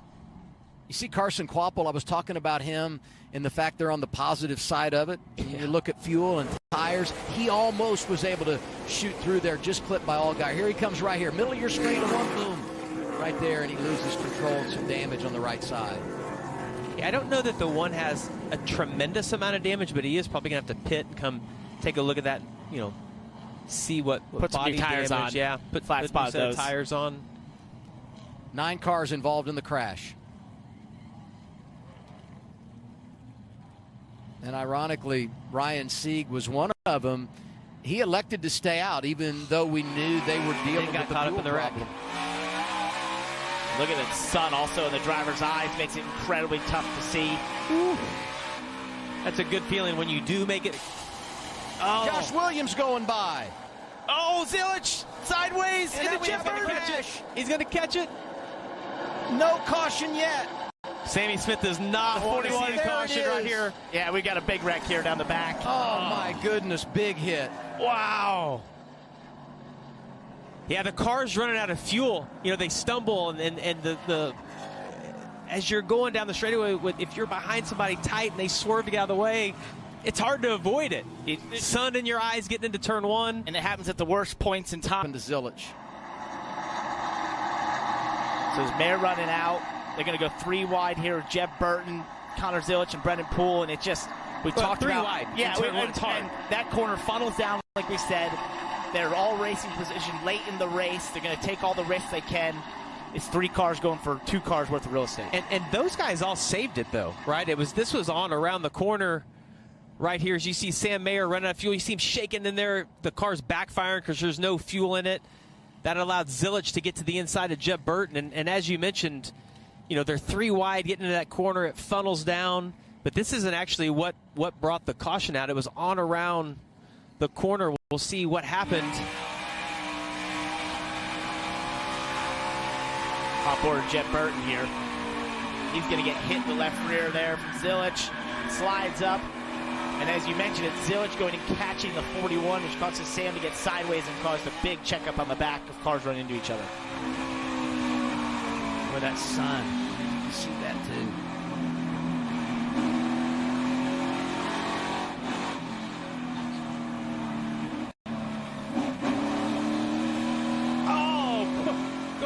Overtime at Rockingham, sponsored by Credit One Bank. Letsoff gave Taylor Gray a pretty big shot there. So did Jesse Love in the back of Sammy Smith. Moves him up the track. Oh, Jesse Love got in the back of Sammy Smith just a little bit. Jesse Love drives through, takes the top spot. Sammy Smith is second, Harrison Burton up to third. A ton of speedy drive there down on the backtrack, but what a move by Jesse Love. Used him up a little bit, but got to the bottom. Take the lead. Once we get the white flag, the next flag will end it. We've got the white flag, and now if the caution comes out, this race is over. Jesse Love down the back straightaway. He was not born the last time the Xfinity Series came and raced at Rockingham. He's been good all day long. Played the patience game at the front at the end. Jesse Love, second win of the year, comes in our return to the Rock. Well, we felt like the 2-car. Under caution at Talladega Superspeedway, our third yellow of the day. First for incident, Ryan Sieg among those involved, taking his Ford to the garage. And that was unfortunate. He was my pick all week. Like Tuesday pick. Looking good. It was a Tuesday pick. So let's see. We have Sammy Smith highlighted here. So we're going through across the start-finish line. And I saw him get turned. Oh, Jeb into this right side. Jeb even hits the wall, and that catches Greg Van Alst as well when the 8 gets spun around, and I'm not quite sure where the 39 gets the damage. Yeah, Van Alst has not pitted yet, so they have caught him, and it got just a little bit tight there, right? Like they were 4 wide for just a second. You see the 35 on the bottom. It gets a little bit narrow right here as they're heading down. Just condenses 4 cars into 3 spots, basically, right there. Yep, Jeb right in the middle. I would get in these races. Oh, you see it. And there we go, crash. Catherine Legg involved. Eric Almirola, Brandon Jones, Jeffrey Earnhardt gets a piece. 4th caution of the day. Stevie, come on. I went exactly when you said get up, get up. You were plenty clear when I first said it, I promise you.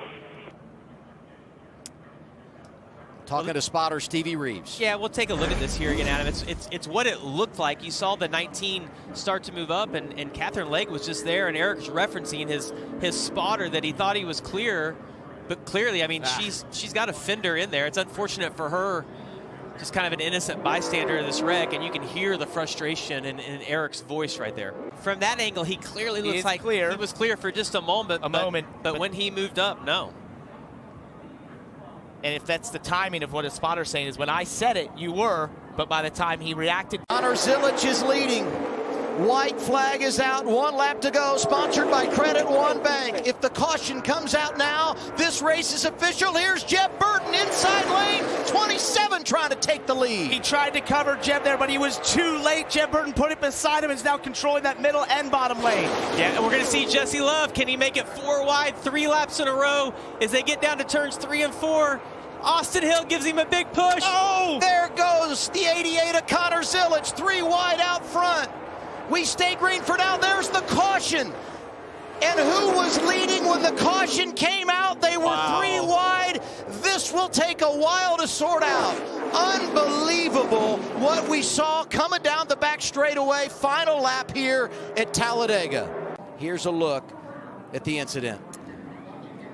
Yeah, and Connor moved down to protect the run that the 2 had. The 2 stayed on him, going to push him, and it just ended up turning the 88 around. And what a vicious hit. Gosh, what a big hit for Connor to that inside wall. So time of caution, the timestamp 17:20:49. So that is the moment that NASCAR is captured. Now you have to determine who is leading at the exact time of caution. 21, 27, then the 2. 21, 27, then the 2. Bring the 21 to the start-finish line for the burnout interview. There's the word from NASCAR. Austin Hill has won for the first time in his career at Talladega. It's his 9th win in the draft.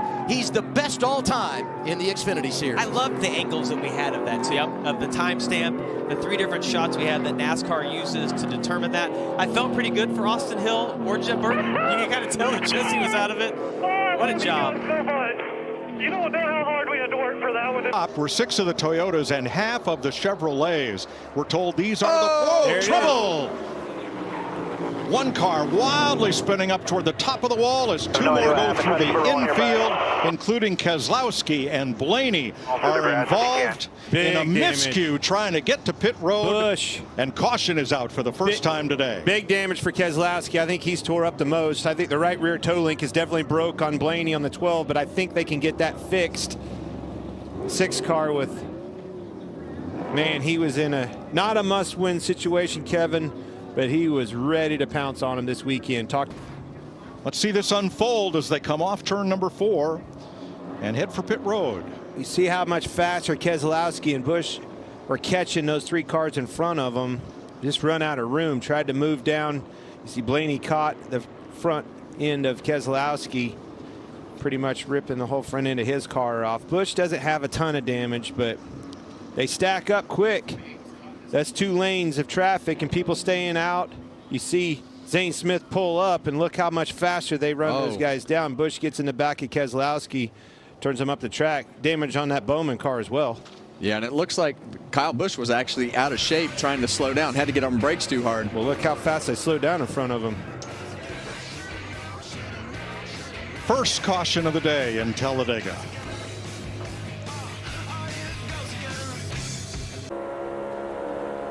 You're riding with Ryan Blaney.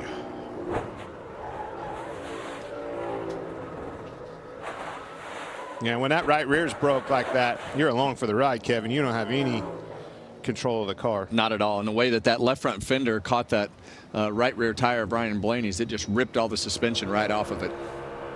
Brad Keselowski.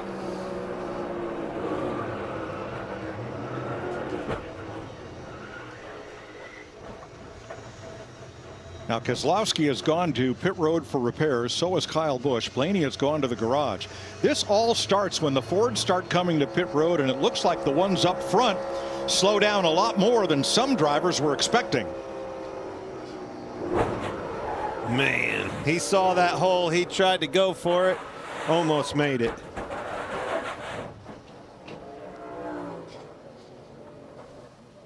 So Cole Custer is at the head of the line, bringing the Fords to pit road. Watch back at the 21 and the 8. No contact, but the 8 and the 6 get together with the 48, and then Blaney's involved. Yeah, and I don't think Ryan Blaney thought he was going to get hit, and those cars at the last second took a dive the other direction down into that right rear tire.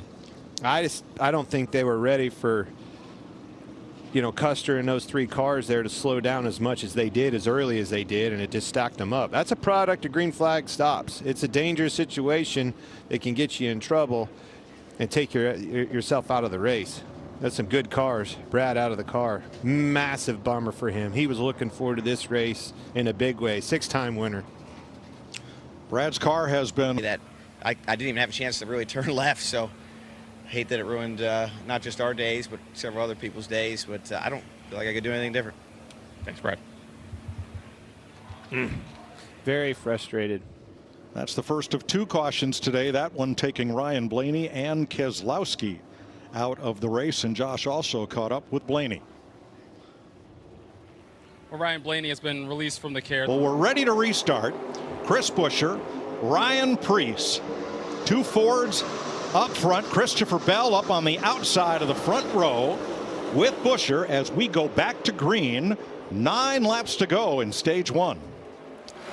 You're going to see him going at it now. That's Points are exactly on the right. line. That's exactly right. These guys know that they want to gather as many points as possible in this stage in case something happens in the next stage or at the end of the race. Whoa! Something there gonna it happen, is. all right. Bell hard into the wall. That is a huge hit.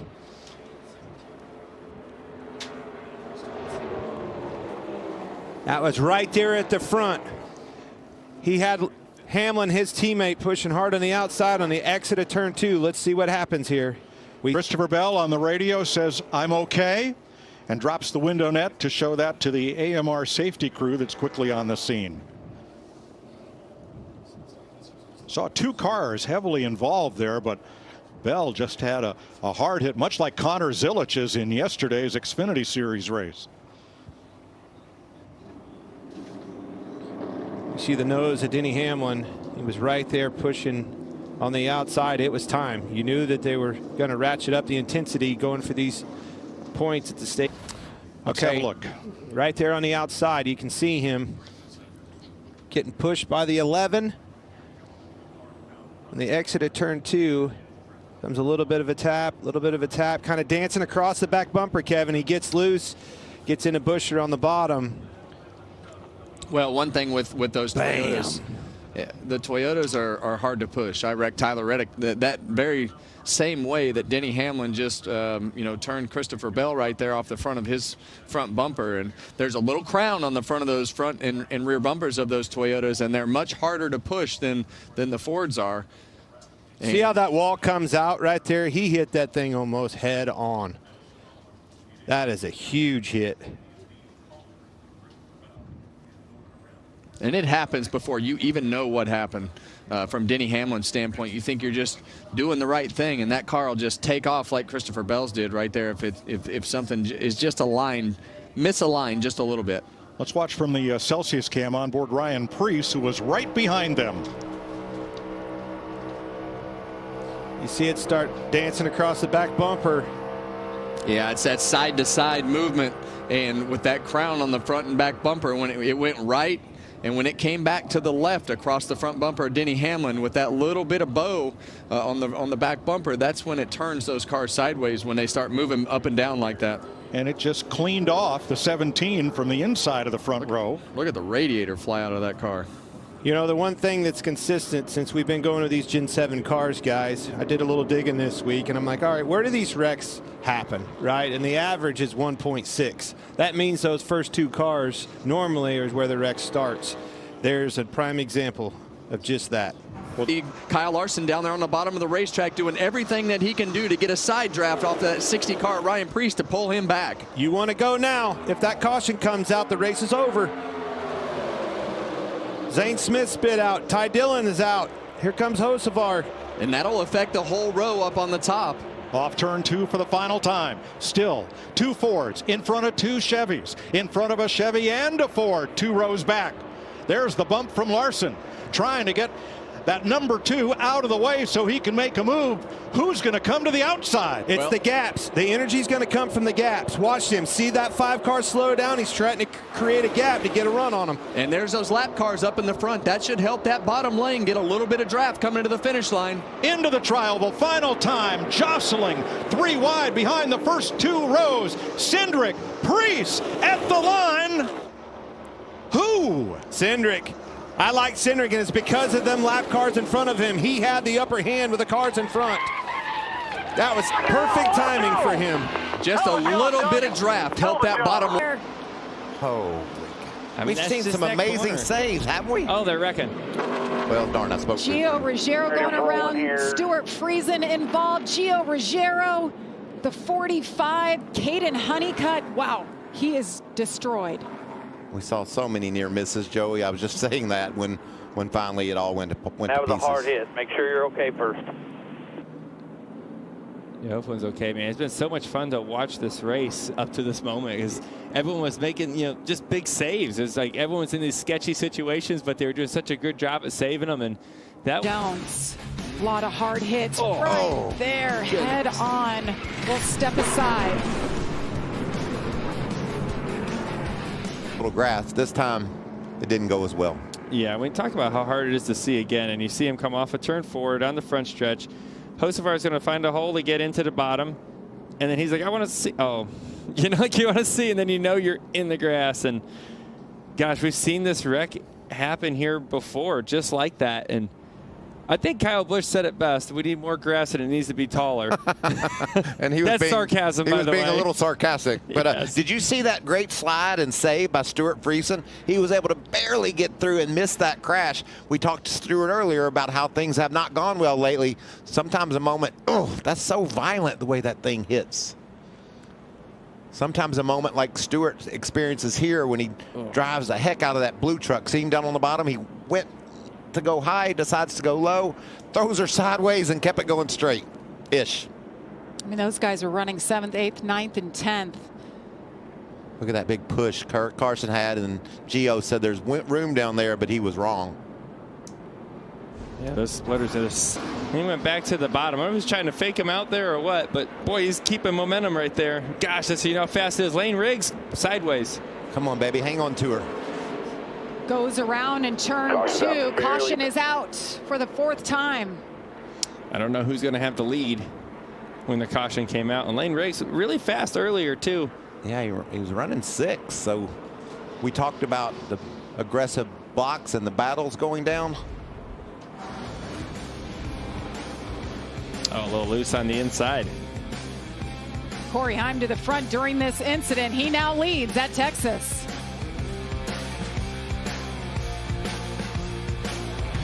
Five different leaders. You guys have been talking about how fast that 11 truck is tonight. Let's see what he's got. Green flag back in the air. Huge push by Matt Crafton on the inside. Look at Nick Sanchez in that 07 riding the rim. Oh, there's going to be contact. 77 tries to save it. That's Andres Perez, and it can't. Into the outside wall. The We're gonna have caution left rear damage, guys. is Left out rear. once again. He was 10th at the time of that impact. That's what Back to the pit box here. These you got damage, but you got all 4 tires are still up that I can see. these restarts, they're just going to get more and more.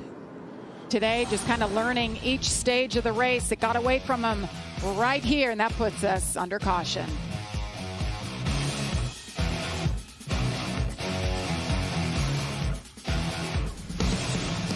Bleed spots, and it's going to be really hard to get him back. And here you see he just couldn't stay low enough. Right, the gap was big enough for him to fit.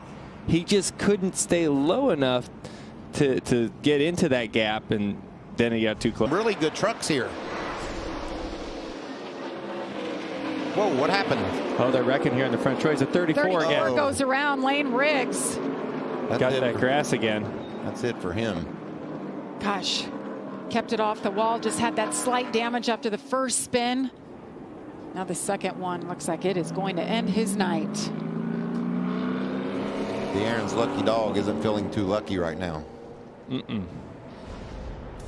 17 laps to go in stage number 2, and we are under caution once again for Lane Riggs, going around and ending his night.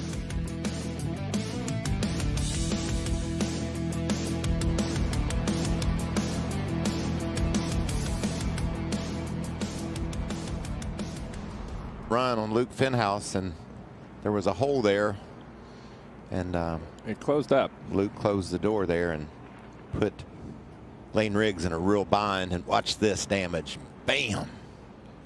Yeah, it's grass, man. It's the second incident we've seen with the grass here.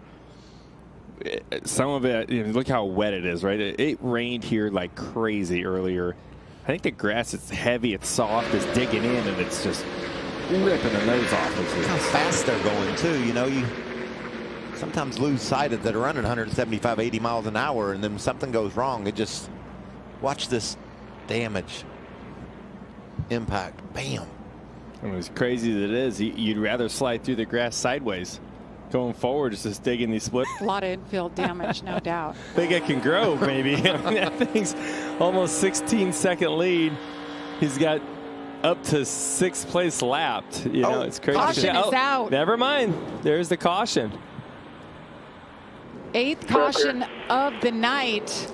Oh, is that our buddy Frankie Muniz? Yes, and he was doing such a great job. Major damage to that 33 truck.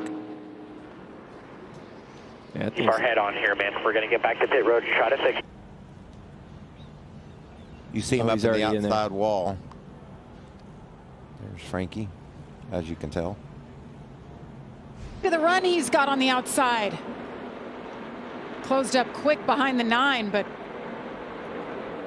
Ben Rhodes, another one that needs a solid finish tonight. Which lane do you want? and the part is the road's blocked there. And Stuart Friesen goes. Oh no, they're going to both wreck. Oh, a bunch of them are wrecking. Oh man. Huge crash at the front. Stuart Friesen, Grant Enfinger. Chandler Smith. That was a huge, huge hit. Gosh, we were just setting the scene, and what a redemption race this was shaping up to be for Friesen. And you got 2 veteran race car drivers. They're racing each other really hard. You know, 12 to go. Up there. And the same thing we've seen all night long. The truck on the inside getting loose. Deal. But the move that he makes is going to cost him. See, he couldn't quite get to the bottom, Joey. Yeah, and Grant's just the innocent bystander on that. You know, like he's just making laps, and that happens. That 9 was a brand new truck, and into the outside wall it went. Had to be proud of the performance of the 9 truck, though. Build on that. Stewart was so distraught after Rockingham.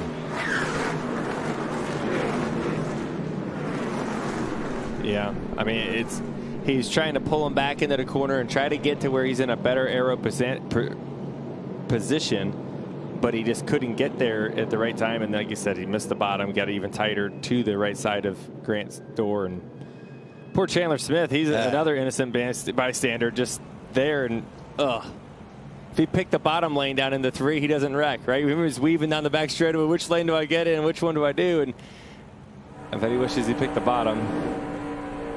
Watch this just wind up right in his lap. Not a thing he could do.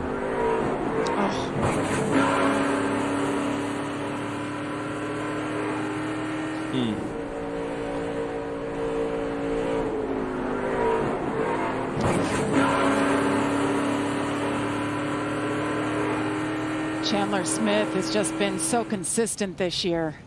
Worst finish, 13th. Coming at Rockingham 2 weeks ago. And we're going to bring the field to a stop while cleanup continues here. Battle here. Rogers doing a nice job down on the bottom. So hard to do, as we've talked about. Oh, and there goes Jake Garcia. That was really smushed. Caution is out for the 10th time. Rich Lucius says, I've seen enough.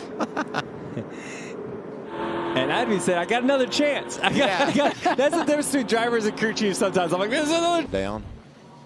Here's Jake on board.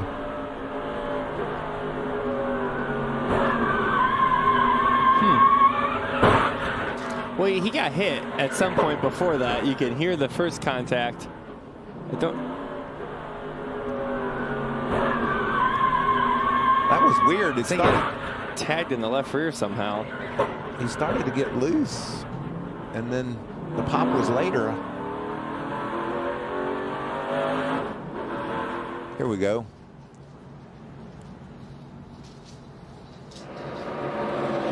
Oh, wow. Just craziness. There he is at the top of your and screen. And his tire does, yeah. Bam. Got loose under him. Same wreck we've seen the whole night. It just kind of keeps replaying itself.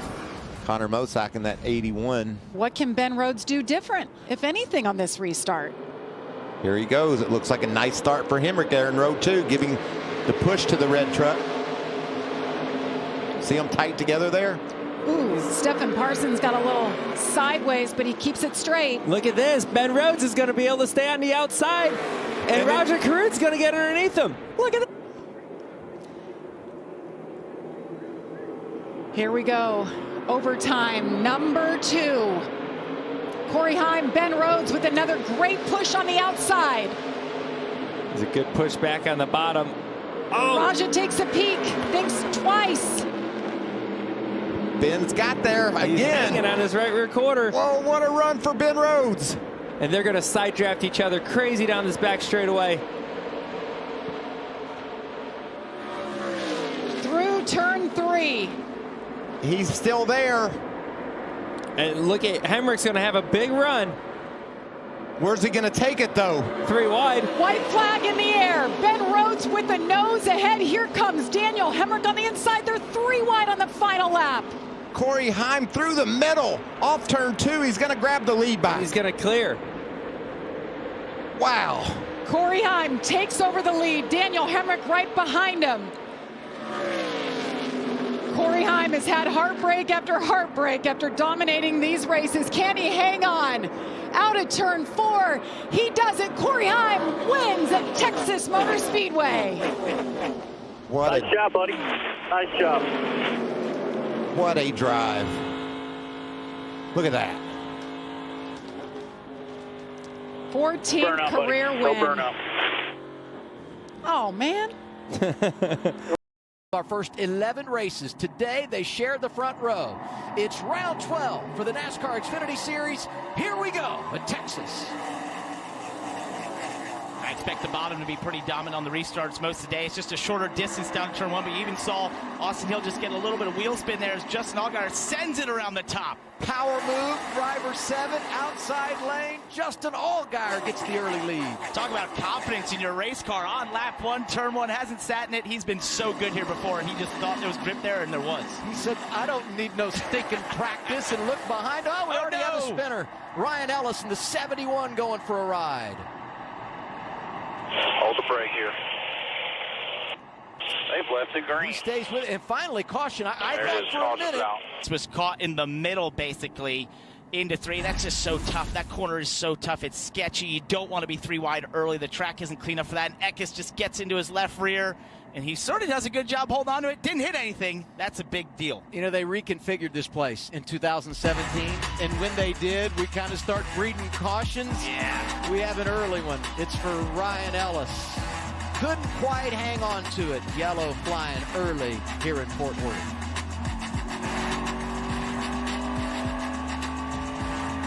Go out and go to work on your car and figure out what you have, because you know the competition caution is coming, and there's a spinner.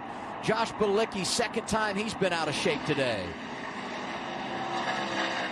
3 cautions in 20 laps, and I'm sure this will obviously serve as our competition caution. It looks like he might have gotten away with going through the grass once again without tearing up the front of that race car. Sideways, much better than nose first, because that splitter doesn't dig down into the wet grass. That's all you're... See if there's some contact. Ooh. Maybe a little contact. The cars are already... Or arrow, right? Yeah, I mean, you never know. You don't know at that point. The cars are so light and on edge through that corner. You know, when you're by yourself, it's a min speed to that corner around 175 to 180 miles an hour. It's a really fast corner. The car is just leaning on the right rear. You're trying to get back the throttle. These Xfinity cars don't have a lot of downforce. That's what we love about. Next car you would see to put a lap down, Jeremy Clements, make it Brennan Poole, who's 24th. And there is a caution. Perfect timing here for Jeb Burton, who will now get the free pass. Chris Wright in the 5 was running 27th when it got away from him. Yeah, it's happened off turn 2. 5th caution of the afternoon. And when you have an incident being too high out of the groove, there's just absolutely no grip. Chris was just too high. The track falls away from you there. It flattens out. Then the wall comes up quickly. He's able to keep it out of the inside wall. You know, we talked last week at Talladega about the level of concentration, because you're just so locked in the draft. It's kind of the same here, right? I mean, if you miss your mark just a little, it gets away from you. And it's so odd as you look there, Sam Mayer on board, watching what happened to Chris Wright. You wouldn't think they were on a really drastically different... Texas. And the way things went there with Justin Allgaier unable to pass him. Oh, we got a bunch in the grass. That's Josh Williams in the 11, 42, Anthony Alfredo. Sixth caution of the afternoon comes out as we begin the final stage. Already more cautions today than we had in the race last week at Talladega. Some damage for the you follow the car in front of you, and then you get out of line, right? I mean, you jump too early. Here, it's the grass that gets you when you follow someone in front of you. So first you have Corey Day getting the outside there of Riley Herbst, and then Sam Mayer was lower than Corey Day, and then Carson Kvapil tried to follow him, and then Josh was trying to go lower than Carson Kvapil. All three of them basically ended up in the grass. As you saw Sam Mayer make a really harsh move to get away from the grass. And when you're basically trying to follow the cars in front of you, but you just don't know it's down there. And that's how you end up, and obviously Taylor Gray getting some damage there from Sam Mayer or from Corey Day. On board with Sam Mayer.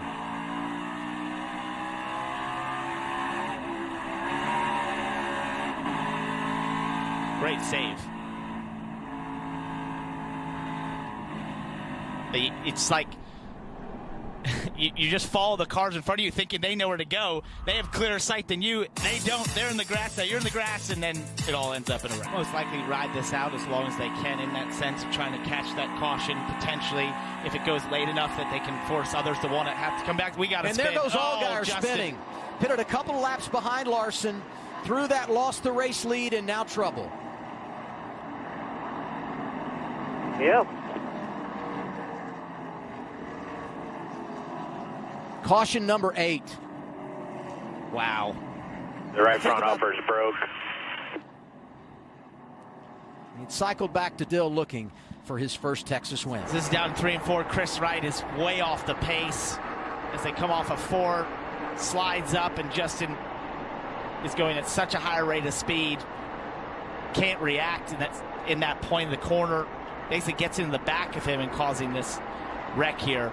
We saw earlier when Justin went around the outside of Chris Wright, who was way off the pace a couple laps prior when he was racing with Kyle Larson.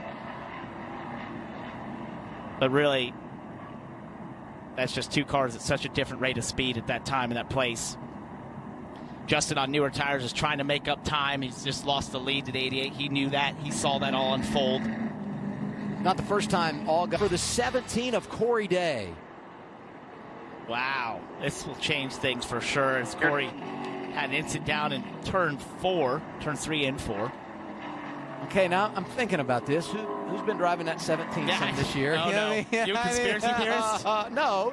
Okay. I'm just saying that, Larson doesn't need a caution. That's okay. And it's the 17 that produces it. And then I think about earlier this year at a mile. We've been celebrating him all day long. It's been really, really positive today. And we're already spinning as you see it up there top of your screen. But he was really high up the racetrack, and we've talked about it, I feel like, on repeat all day. If you get out of the groove, it's super slippery.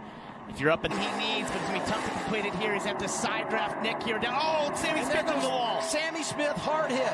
Caution is out, 5 remaining. It's our 10th yellow flag of the afternoon. Oldfield.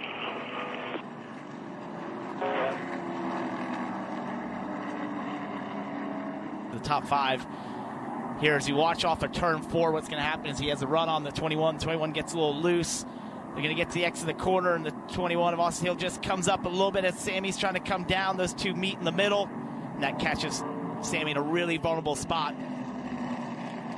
We also had Jeremy Clements hit the outside wall here off of turn 2. And that looked like a product of what we've seen multiple times, and we talked about it just being too far.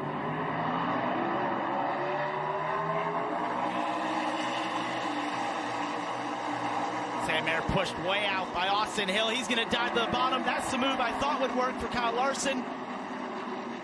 Larson trying to get around Sanchez. Mayer able to hang on off of turn 2. Taylor Gray to the bottom. We got Jeremy Clements in the wall off 2. Jeremy Clements backs it into the wall. We get another caution. It will be double overtime. Thought I saw a bunch of smoke and such in the back there as we got into turn 1. Timing lines are going to determine the running order, which will be big when you talk about the choose. No question. Before we get to all that, let's go back and look at the crash that put us under caution. All right, so I saw at the top of the screen. It's kind of late there. Really hard hit. Backing into the outside wall there off 2.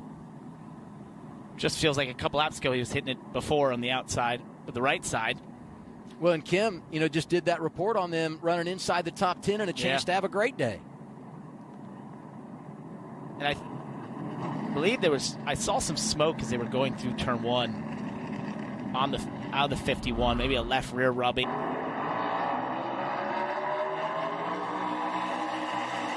Nick Sanchez was into the back bumper of Larson there. Taylor Gray gets in the back bumper of Sam Mayer. You want to give him a push, but a little bit of a wiggle, loss of momentum. Here comes Larson in the outside lane. 88 takes the lead. Oh, no, and Nick's into the wall there. Got too high up. And Sam Mayer trying to fight off Taylor Gray on the outside, but that all opened it up for Larson on his newer tires when Sam sort of got sideways in through turns 1 and 2. Larson back to the white flag. Remember, once he takes the white flag, next flag ends the race, whether it be the caution or the checkers. Taylor Gray cleared Sam Mayer there for second. I think he's probably a bit too far back to make a run at Larson there. Sam Mayer fights back to the outside, but he's too high as well. Great effort for Taylor Gray to get to second. Kyle Larson filling in for the injured Connor Zilic. Found out midweek he was going to drive the 88. It took him a while to get there, but he proves once again just how good he is. Kyle Larson once again at Texas. Great car, Marty. Good job. And as you see those cars get side by side, now we see Chris Buescher up the racetrack right here in turns 1 and 2. We got one going around. Spinner in turn 2, and it is Gregson. And that'll be the first caution flag of the day at lap 21. You're good. Leaders just into 3.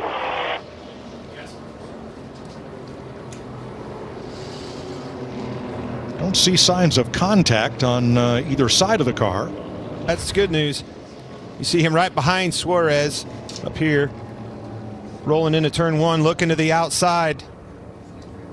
Tricky to get up there high early. Thing just came around on him. Yeah, and that's the tricky part about this car. You saw one low. He was right on the right rear quarter panel of the 99, and then there was another car spaced right in front of him. So see that thing bounce off the apron. See that carve.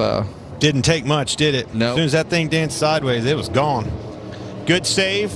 No harm, no foul. Wore our tires out, but it opened pit road, and it's going to shake this race up. Immediately, yeah. Here's Joey Logano's view.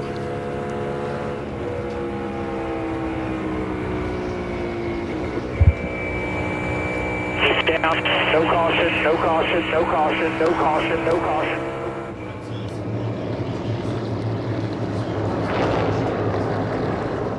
So first caution of the day, Larry Mack. I guess if you stop now, you could run the rest of the stage from here. Yeah, everybody's got to stop for at least fuel, but I think this sets up the strategy, Mike. What I've seen with the fall off, I want to put 4 tires on that race car, but I think clean air is king. If you're on back in the pack, this is where we may see some 2-tire stops right here just to get that track position, but I need some friends to do. What happened to that car? Hamlin has lost power coasting around the racetrack.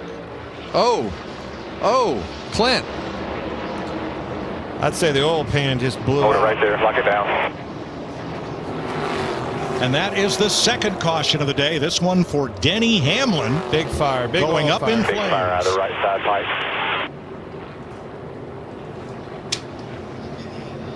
Not the Texas barbecue that 11 team wanted to see. Wow. Yeah, he needs to stop. And bail. He ain't gonna be, yeah. That whole thing is. Jamie? Yeah, he just came on the radio and said he lost power, and they told him to recycle the engine, and then just moments later. Stop Larson to the bottom. Second place. Whoa, man. Briscoe, hold on to it. This isn't going to be good. Around he goes, and caution waves. And that all happened over that bump. The higher you go up the racetrack, he was the third car up in the top. The higher you go over the racetrack, and especially on low tires, like Larry showed us at the beginning of the race, that's when these cars bottom out. And that's exactly what happened right there.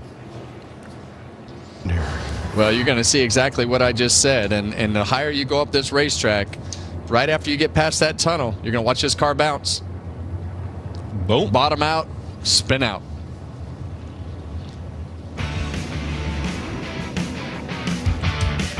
Briscoe taps Riley Herbst there, who keeps on going as Briscoe spins to bring out the yellow. Next week, there's no place like home as NASCAR head. Week out, top 5s, top 10s, grinding away. Spinner, Josh Berry turns your leader. We were expecting green flag pit stops, but that won't be necessary. That lapper caution was trying to pass that lapper running high on the racetrack. I think he got into that bump again, just like we saw the last caution with Briscoe, Kevin. We'll have to see. Oh, 21.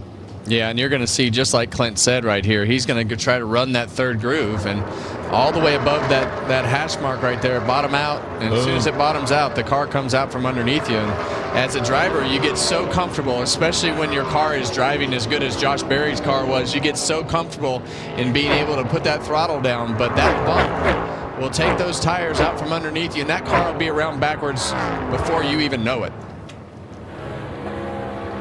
You can see how high he was, but look how high the groove is. Well, look at the difference in the line. You see Kyle Larson, you have to be straight going through that bump. If you have any wheel in that bump, especially when you're high, it will get out from underneath you. And it also depends on how your car's trimmed out too. Some of these cars are probably lower than others and things like that. There's a reason that car's been fast all day long. Yeah, but at the end of the day, that thing bottomed out and lost. It definitely bottomed out, but he was all the way up, and you have to let that thing fade down a little bit.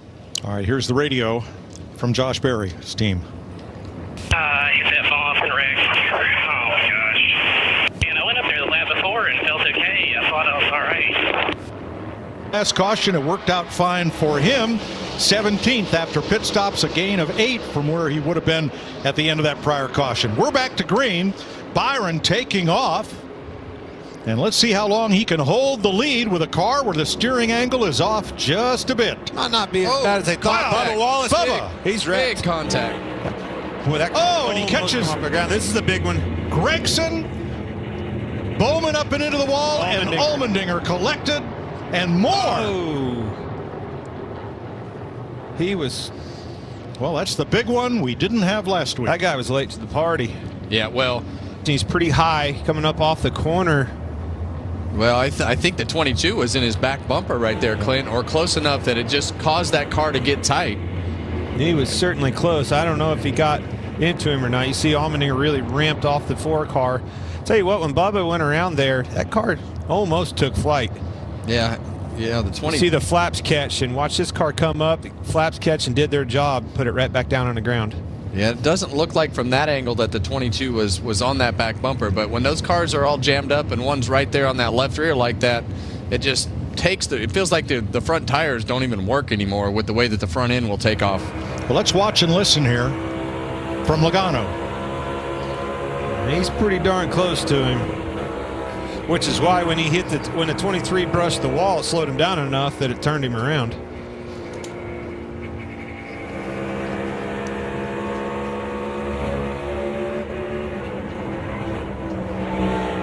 That is not a good feeling at all.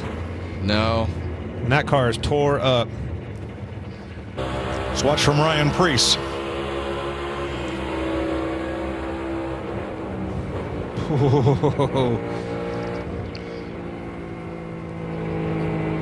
Boy, it looked like Allmendinger took the biggest hit, not once but twice in that one. 7th caution flag of the day in Texas.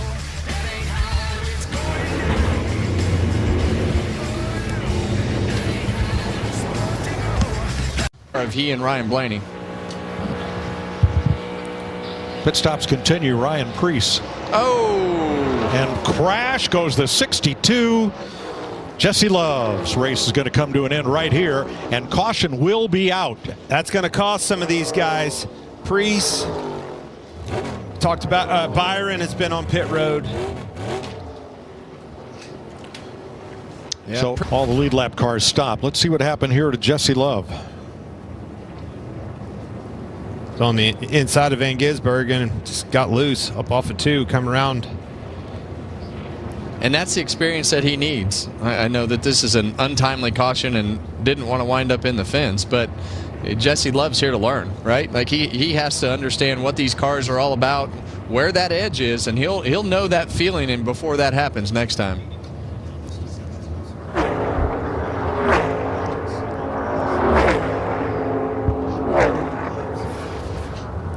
onto it. Well, and that guy right behind him, Kyle Busch, we know how hungry he is to get his car back in victory lane. Oh, no! Around he goes and into the wall in turn 4. All right, let it roll. You're good. You got it. And Ricky Stenhouse, who fired off 14th on that restart, went for a big slide through the ball field between pit road and the front straightaway. Fine, don't see any other damage, but what happened here? Well, this is, I mean, I would consider this still on low air, wouldn't you, Clint? Because the way that this car goes through that, you see it right over that bump. And we've heard a couple drivers talk about making sure that car is straight. If you have that wheel in there and these things are so close to being around, if you hit that bump wrong with wheel in it, you have to have the wheel straight. And man, we have seen so many opportunities out of this 8 car. From Joey Logano. He was going for it. Just got out from underneath him. There it is. See That's where it starts. Dust fly out of the car. Man, he was close, but Stenhouse almost clipped him when he came back across the racetrack. Brushed the wall with the right rear corner. Watch this.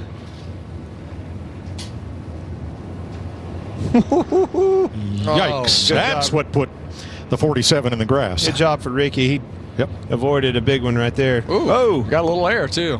Right.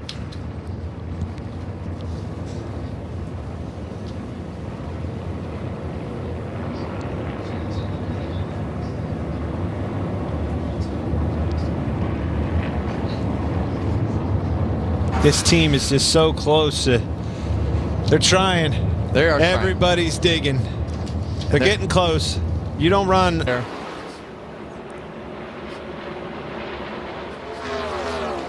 Back straightaway, crash. Priest hard on the wall with Hocevar and Cody Ware. 10th caution of the day. It'll be a frustrating end to a great weekend for Hocevar. So much hope sitting on the pole, extremely fast, pushing him higher and higher up the corner. Hocevar's tight. He's probably out of the gas by now. Yeah. Priest gets into the wall. Hocevar just turned him over. Yeah, Hocevar just kept coming up the racetrack right there and run him out of room, didn't got the 60 out of room and got himself wrecked after the 60 wreck. Easy to do in turn 2. So easy when those cars take off onto the flat like that. All right, let's ride with Ryan Priest.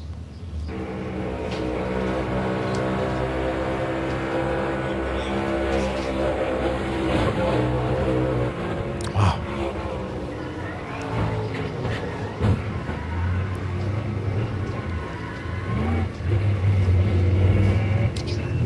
I think Cody Ware might have got turned by Cole Custer. There may have been contact there as they all tried to check up.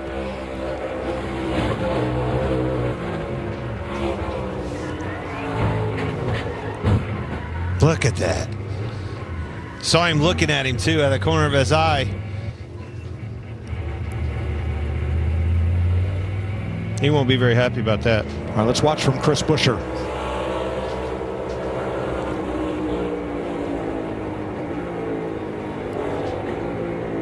Listen to him downshift. The only way you can get woed up. Fantastic job. Yep.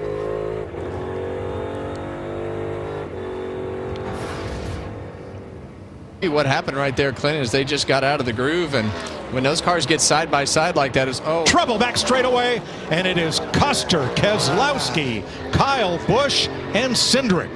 Just talking about Brad needing a good run here and capping this day off with a positive points. Yeah, that one's broke. Good grief.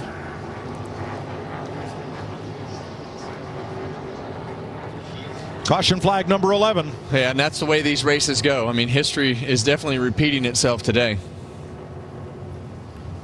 Well, that had been the most improper here coming out of 2. Well, you see, he's obviously right here, but those 2 cars in front of him, he's kind of out of the groove, pointed wrong, gets up.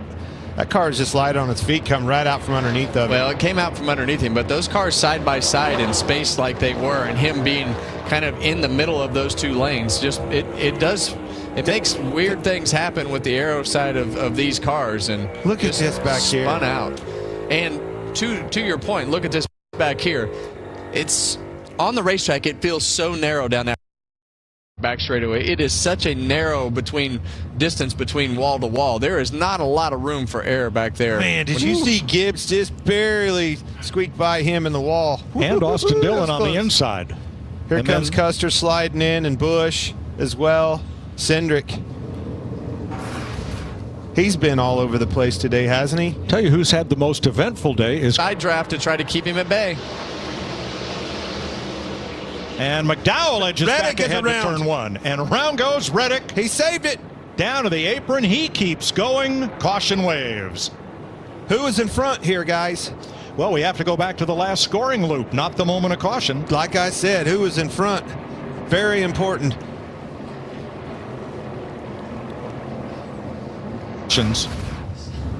You see them down here. They're going to be... let's roll it here and see if 45. Reddick. I think 45 came down in front. He did. Running out of room. He didn't realize that the 99 was all the way there. And that fantastic save. That could have been huge. 99 big run. And look at this save by Tyler Reddick. Unbelievable that he saves this car. Well, he saved a lot of other cars too. Yeah.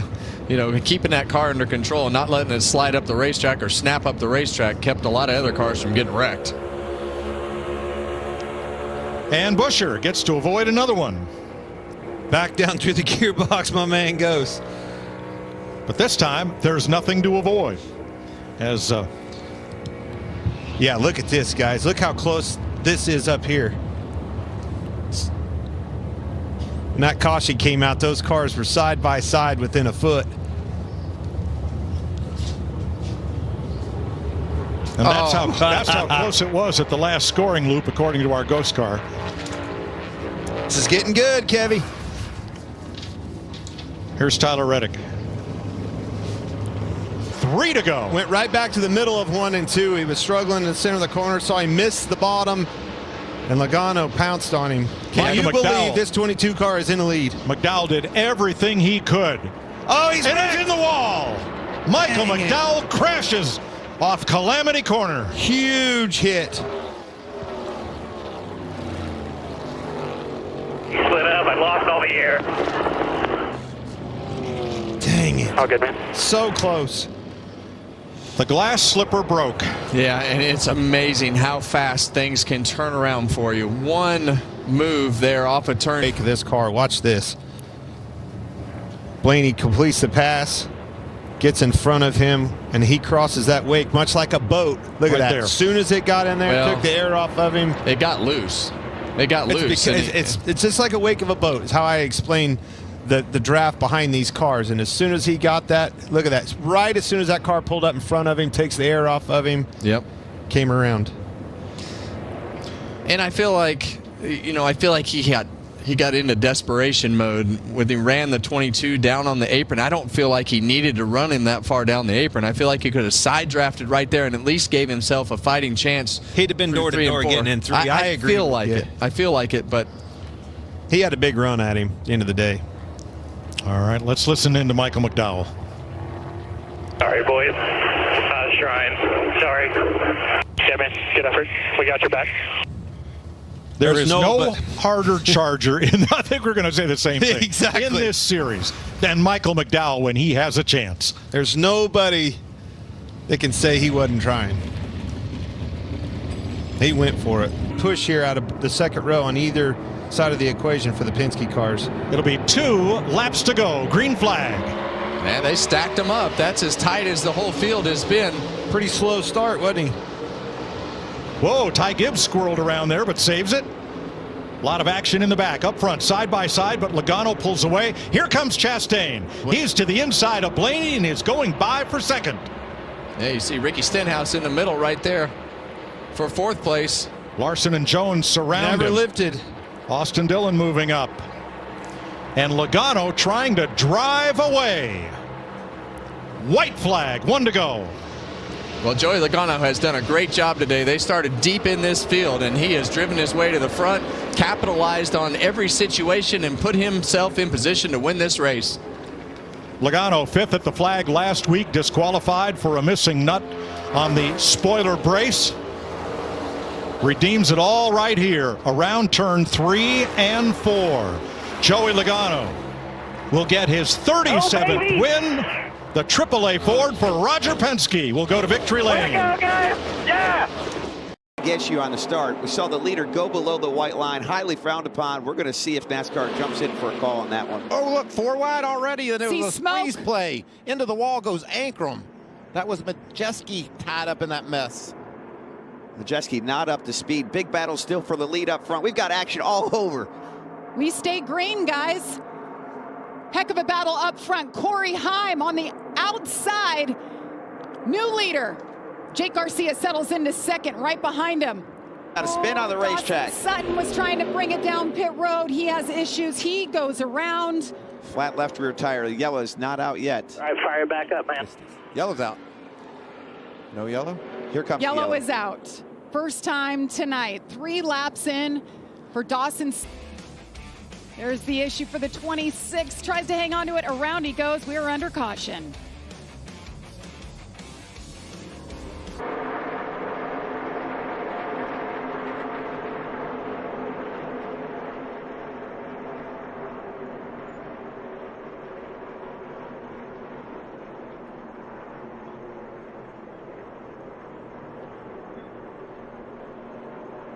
A bit. Looked like he had a tire going down and it got away from him. Swung around down into the grass, as you see there. This is a wild ride to take down into the turn 1 grass. It'll get your attention, won't it? Yep, going 100+ mile an hour. That's a yeehaw moment, I believe is what you'd call that. The pits are open. I'm not going to call the fact that they're all going to pit or not going to pit because they surprised me last. So with Hocevar pitting, that gives the lead to William Byron. Oh, we got a Frankie Muniz goes through the grass. Lock it down. That brings out wow. caution. What a huge break for some of these guys and a huge loss for a few others. Well, it's a big break for Byron. And Carson Hocevar. He'll cycle back in the lead with brand new tires. Well, he's... Carson just now leaving pit road. I'm not sure. I don't think he won a lap down. We'll have to see how this... You see him right here. This is Frankie. Oh, no, he saw another truck trying to get to pit road. Around. That looks like Connor Mozak. He almost held on to her. Whoa, Gio Ruggiero had his eyes full of that 33 truck whipping around. He gave it his all to save it. Goes down and hits that infield grass. 3 o'clock. That's only on FS1. And happy that Brad Keselowski's joining us here in the booth. I know it wasn't a good day in qualifying for you, Brad, but on the flip side, Chris Buescher. Wreck off at turn 2. The front row. Yes, we have 2 trucks around the 44. Bailey Curry just taps the wall. Connor Mozak goes around. Bailey Curry got left rear here once you get going. Got sideways first. Mozak reacting Tough to break that. for these two, running 8th and 10th. Big break, though, for Corey Heim. Puts him back in this race. This is racing up off turn 2. Oh, you could see already around was the 44 of Curry. The 81 of Mozak was slowing down, got hit from behind and spun around. There's trying to avoid the 44 spinning out, and it looks like Chandler Smith got in the back of him. I'm sure Chandler couldn't see what was happening, you know. It's wild off turn 2, running right out next to that wall.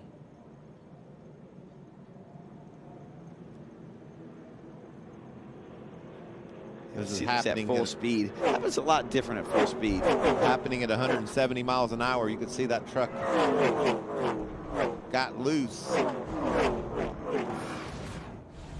Like you said, Brad, now the 11 of Corey. Carson's going to have to block him. White flag is in the air. Get to the outside lane. Last lap at Kansas Speedway. Lane Riggs wants it. Carson Hocevar's been hanging on to it. Oh, it's going to get tight off of the corner. Oh, he turns them. Contact. They're both in the outside wall. They both save it. They're still digging. Wow. Last lap. Through turn 3. Lane Riggs on the gas. Can Carson Hocevar hang on?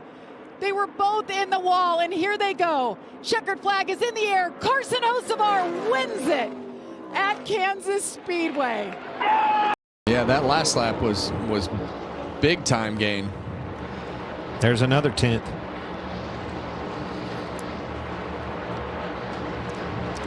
Brad's in the wall. Caution's out. Start creeping low here. Come on down. Blue tire. Fourth caution of the day, a blown tire for Brad Keselowski. And that's really been the story of the year. Every time, believable. You heard him on the radio talk about blowing a tire. And you can see right there the right rear's down. And we talked about it, Clint. Why is this car fast? As this day went on, who was going to be brave on that rear air pressure? And obviously, they got it down lower. That speed picked up, got towards the front. Then the pace picks up for them, and boom. Such a fine line. Well, look what it was doing for them. I mean, there's a reason you push it. Larry, so minimums, let's go to this. We talked about this yesterday in practice. Minimums that they recommend, right, is, what'd you say, 22 pounds? 22 pounds in the left rear, 46 PSI. Christopher Bell and Kyle Larson.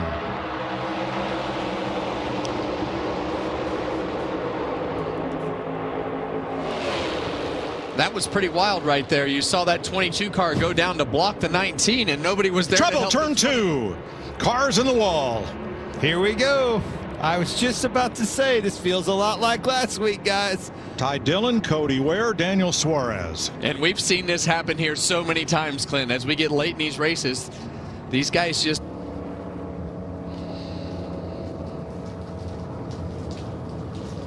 You see the 10 car get loose on the bottom of the racetrack, go up the hill, hit the 51, and 99 just an innocent bystander there.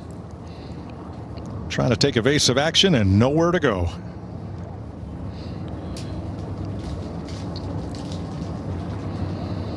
And you can see when those cars got sideways, those leaders were door to door. Kyle Larson is the race leader at this 5th caution flag. From Todd Gilliland's view.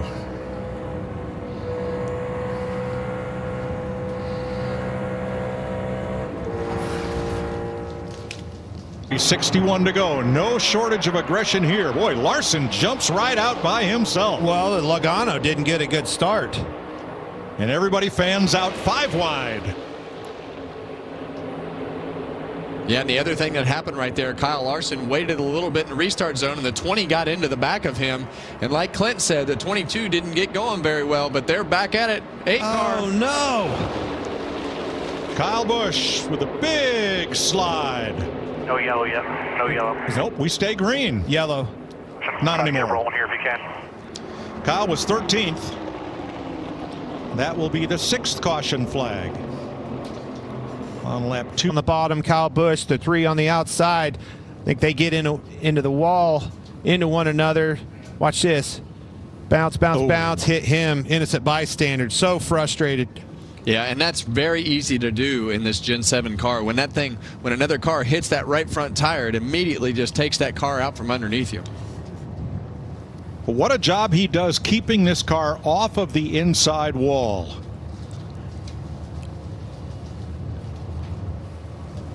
Keeping it locked down, and then as it turns off the brake, do some steering, keep it away from that wall, and then it spins again. But most importantly, it didn't hit the wall. Didn't hit the wall. He's going to lose a lap on pit road because he got stuck in the grass a little bit right there. But you're going to see,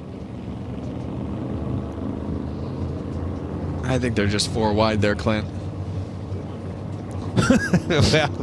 That's really the problem. That's exactly what they were. Well, watch the 1 car on the outside. See Chastain up on the top. He got to wiggling, whether he was bouncing off the wall or whatever. He got into the right side of the 21. Josh Berry down into Noah Gragson into Kyle Busch. I mean, almost halfway down the straightaway, out of nowhere. That's kind of croquet. Berry was getting squeezed. He moves to the left a little bit to give himself some room. That hits Gragson. Gragson into Busch, and Busch for the wild ride. He just...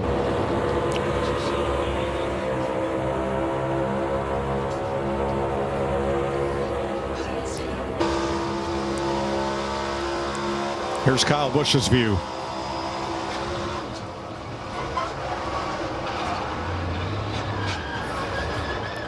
Green flag waves, and Logano may get the better of Larson on this restart. Well, that bottom line is going to be broke up now. Chase Briscoe on the inside of Alex Bowman as you see the 20 car fan out 3 wide to get on the outside of Joey Logano. Joey Logano holding straight. Here comes Bell on the outside. Crash off turn 2. 2 cars got squeezed up and into the wall. And here we go again. Justin Haley. Looks like, I think Eric Jones is the other one. Wallace. Bubba Wallace. We're still wrecking down here in turn 3. A lot of right front damage on Bubba Wallace here. How many times do we have to say? Cautions breed cautions. The restarts here are like nowhere else. Well, there's just so much room on the racetrack. You can run from the wall to the white line. So you have so many options as a driver. But at the end, it all funnels down to the exit of turn 2, and you have to. Now, what's Haley? Well, okay, let's show you what happened first. Wow. Look at this. What happens is you're looking at 5 wide, looking at that. Nemechek on the bottom. Heim kind of moves up the racetrack into Haley. Gets loose there, gets in his left rear. Haley up into Eric Jones. And they're stacking up behind him. Haley clipped the right rear of Bubba Wallace. Bubba Wallace finishes his wreck down here in turn 3. Yeah, we're really lucky there's not more cars involved. I mean, look at that. Yeah. There's so many lanes on this. Every lane is usable. Now, that's both RCR cars within 2 wrecks of one another. That's heavy contact with those 2. Eric Jones' view. Boom.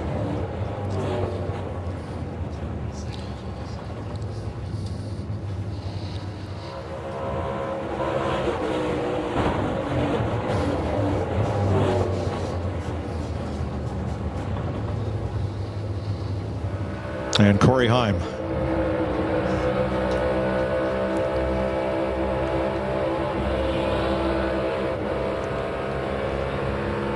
You see that barely clipped Bubba Wallace right there, turning him into the wall. Yeah, the 23 smoked the wall pretty good. There's Michael McDowell. Oh, not good. Whew, we made it. Yeah, and I think what started that was Corey Heim. The nose took off on. To be official right here. White flag, 1 to go. And that's all Kyle Larson was looking for. He just wanted to get to that white flag to capitalize on a day that has just been absolutely see him dominant. pull way down off the racetrack. Get away from that wall. Just limp this thing around. A lot of rubber coming off the front of that car. A 1.1 second lead on Christopher Bell and a couple of lap cars. He's got Bell trouble clears with the his lap right cars. front. He's way slow on the track. It's just like Hocevar. You see the rubber coming off that right front? Here he comes off turn 4. He's going to make it to the line. And Kyle Larson beats Christopher Bell. Great execution all day. All day. Pit road, restarts, all that. Good. The speed differential in the front runners versus the lap trucks. Oh, we got one in the wall. Is that the 44? Connor Jones? It is. Stopped on track inside turn number 2. Just a couple of laps before. Yeah, you see it blue right there. Yeah, right front blows. And fortunately, honestly, I mean, blowing tires is not fun, but he was only 2 feet off the wall when it did. So they're going to pass champion Ben Rhodes. Kind of a scrappy day. You know, ThorSport has been honestly probably not as good as we thought they'd be, as we see the 22. Caution is out. Of Tomasi off the pace again, and the yellow flag waves. And now, get another shot at pit road. Patrick Emmerlin didn't hit him at looks all. like 22's already got a tire down. Lost the tire. Yeah, that's probably why he was backing up. Those guys were really tight, as you see the sparks flying from the right front of that number 22 truck. Chandler Smith all over the bottom. bumper. He's going to shove it to him. Caution. And around goes Brent Cruz. Caution is out for the 5th time with 4 laps to go.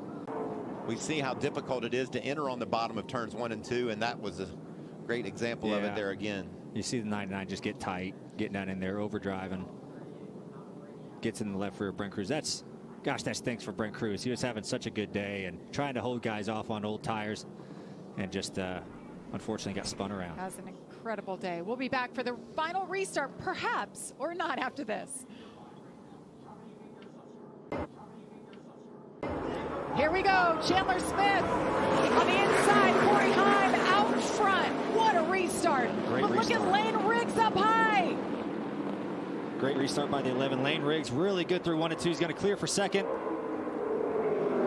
Corey Heim's already been run into once. Corey Heim tried to protect. He got into turn 3 way too deep. Loose. Oh, sideways. White flag is in the air. Slide job. Lap of this Slide race. job. Blaine Riggs into Corey Heim. Corey Heim goes around. It's battle of the teammates to the finish line. Who's it going to be? Chandler Smith with the advantage over Lane Riggs. Lane Riggs sideways. Bottom of the racetrack, like we documented, there's only 3 cars that had sticker tires, and he's the first one of them. Not good for Chase Briscoe. I said, if you come off at 2, not in the lead, now you're turned around. Oh, he gets turned. Did a great job keeping it out of the wall. I bet we put him on now. Yeah, I'd go ahead and put him on. Back up if you can here. First caution flag for cause in tonight's heat races. And that's the risk that you run when you race on defense. From everybody. Well, never works out very good in your favor in a short track, 3 wide on the outside. Well, 99 car right there just got into the left rear quarter panel. He was already passed by the 2 cars below him, and Suarez just had so much more speed. It looked like he might have been trying to get down, and Suarez was already there. Hamlin just escaped on the inside there. Hey, it's the all-star race, no points on the line. James Smalls, he made a gamble there. He went for it, tried it. No harm, no foul. Didn't tear the race car up, luckily. I'm going to put these tires on and go at it again. Now the tires they have sitting in the pits are scuffs.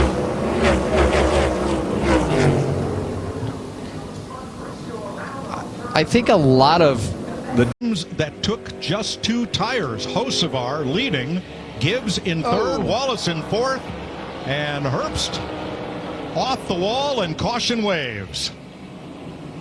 There it is. All right. Well, that adds going to fly. That adds another element. When we get this second restart here that we didn't know if we were going to have, that to me really clears him here. Gets down into turn 1. Little love tap. At 71, he's in desperation mode. He needed a caution, and he had a car in his way. Yeah, he needed a caution, and I would say his teammate did not want one out there leading the race, but he didn't want to go home either. Man, you jump at the least little bit up out of the rubber groove, getting them marbles, and you're going to be in the fence. It's like ice. It didn't take much. No. I would say that was definitely a message. Holes and the dust and everything in it. So the only way to move it up is just an inch or 2 at a time with multiple cars. So, 99 flat. Suarez in the wall. Caution. And that was the nick of the time. If you're Brad Keselowski, we're starting to get into lap traffic, and that was going to give you a challenge. Yeah, right. Perfect timing. Right front flat there on the 99. Definitely need right sides left.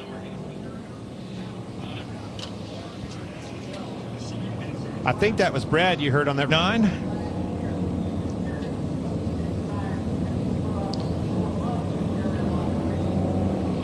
There it went.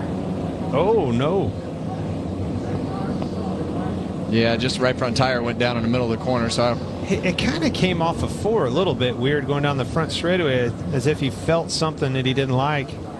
Got in a corner and started to turn and let go, didn't it? That'll shake things up, guys. This is opportunity zone for some of these cars. Not what they wanted to see for others. Just run out of room. Yep. And we're back under caution for a spinning Ross Chastain. Got left front, left rear damage, guys.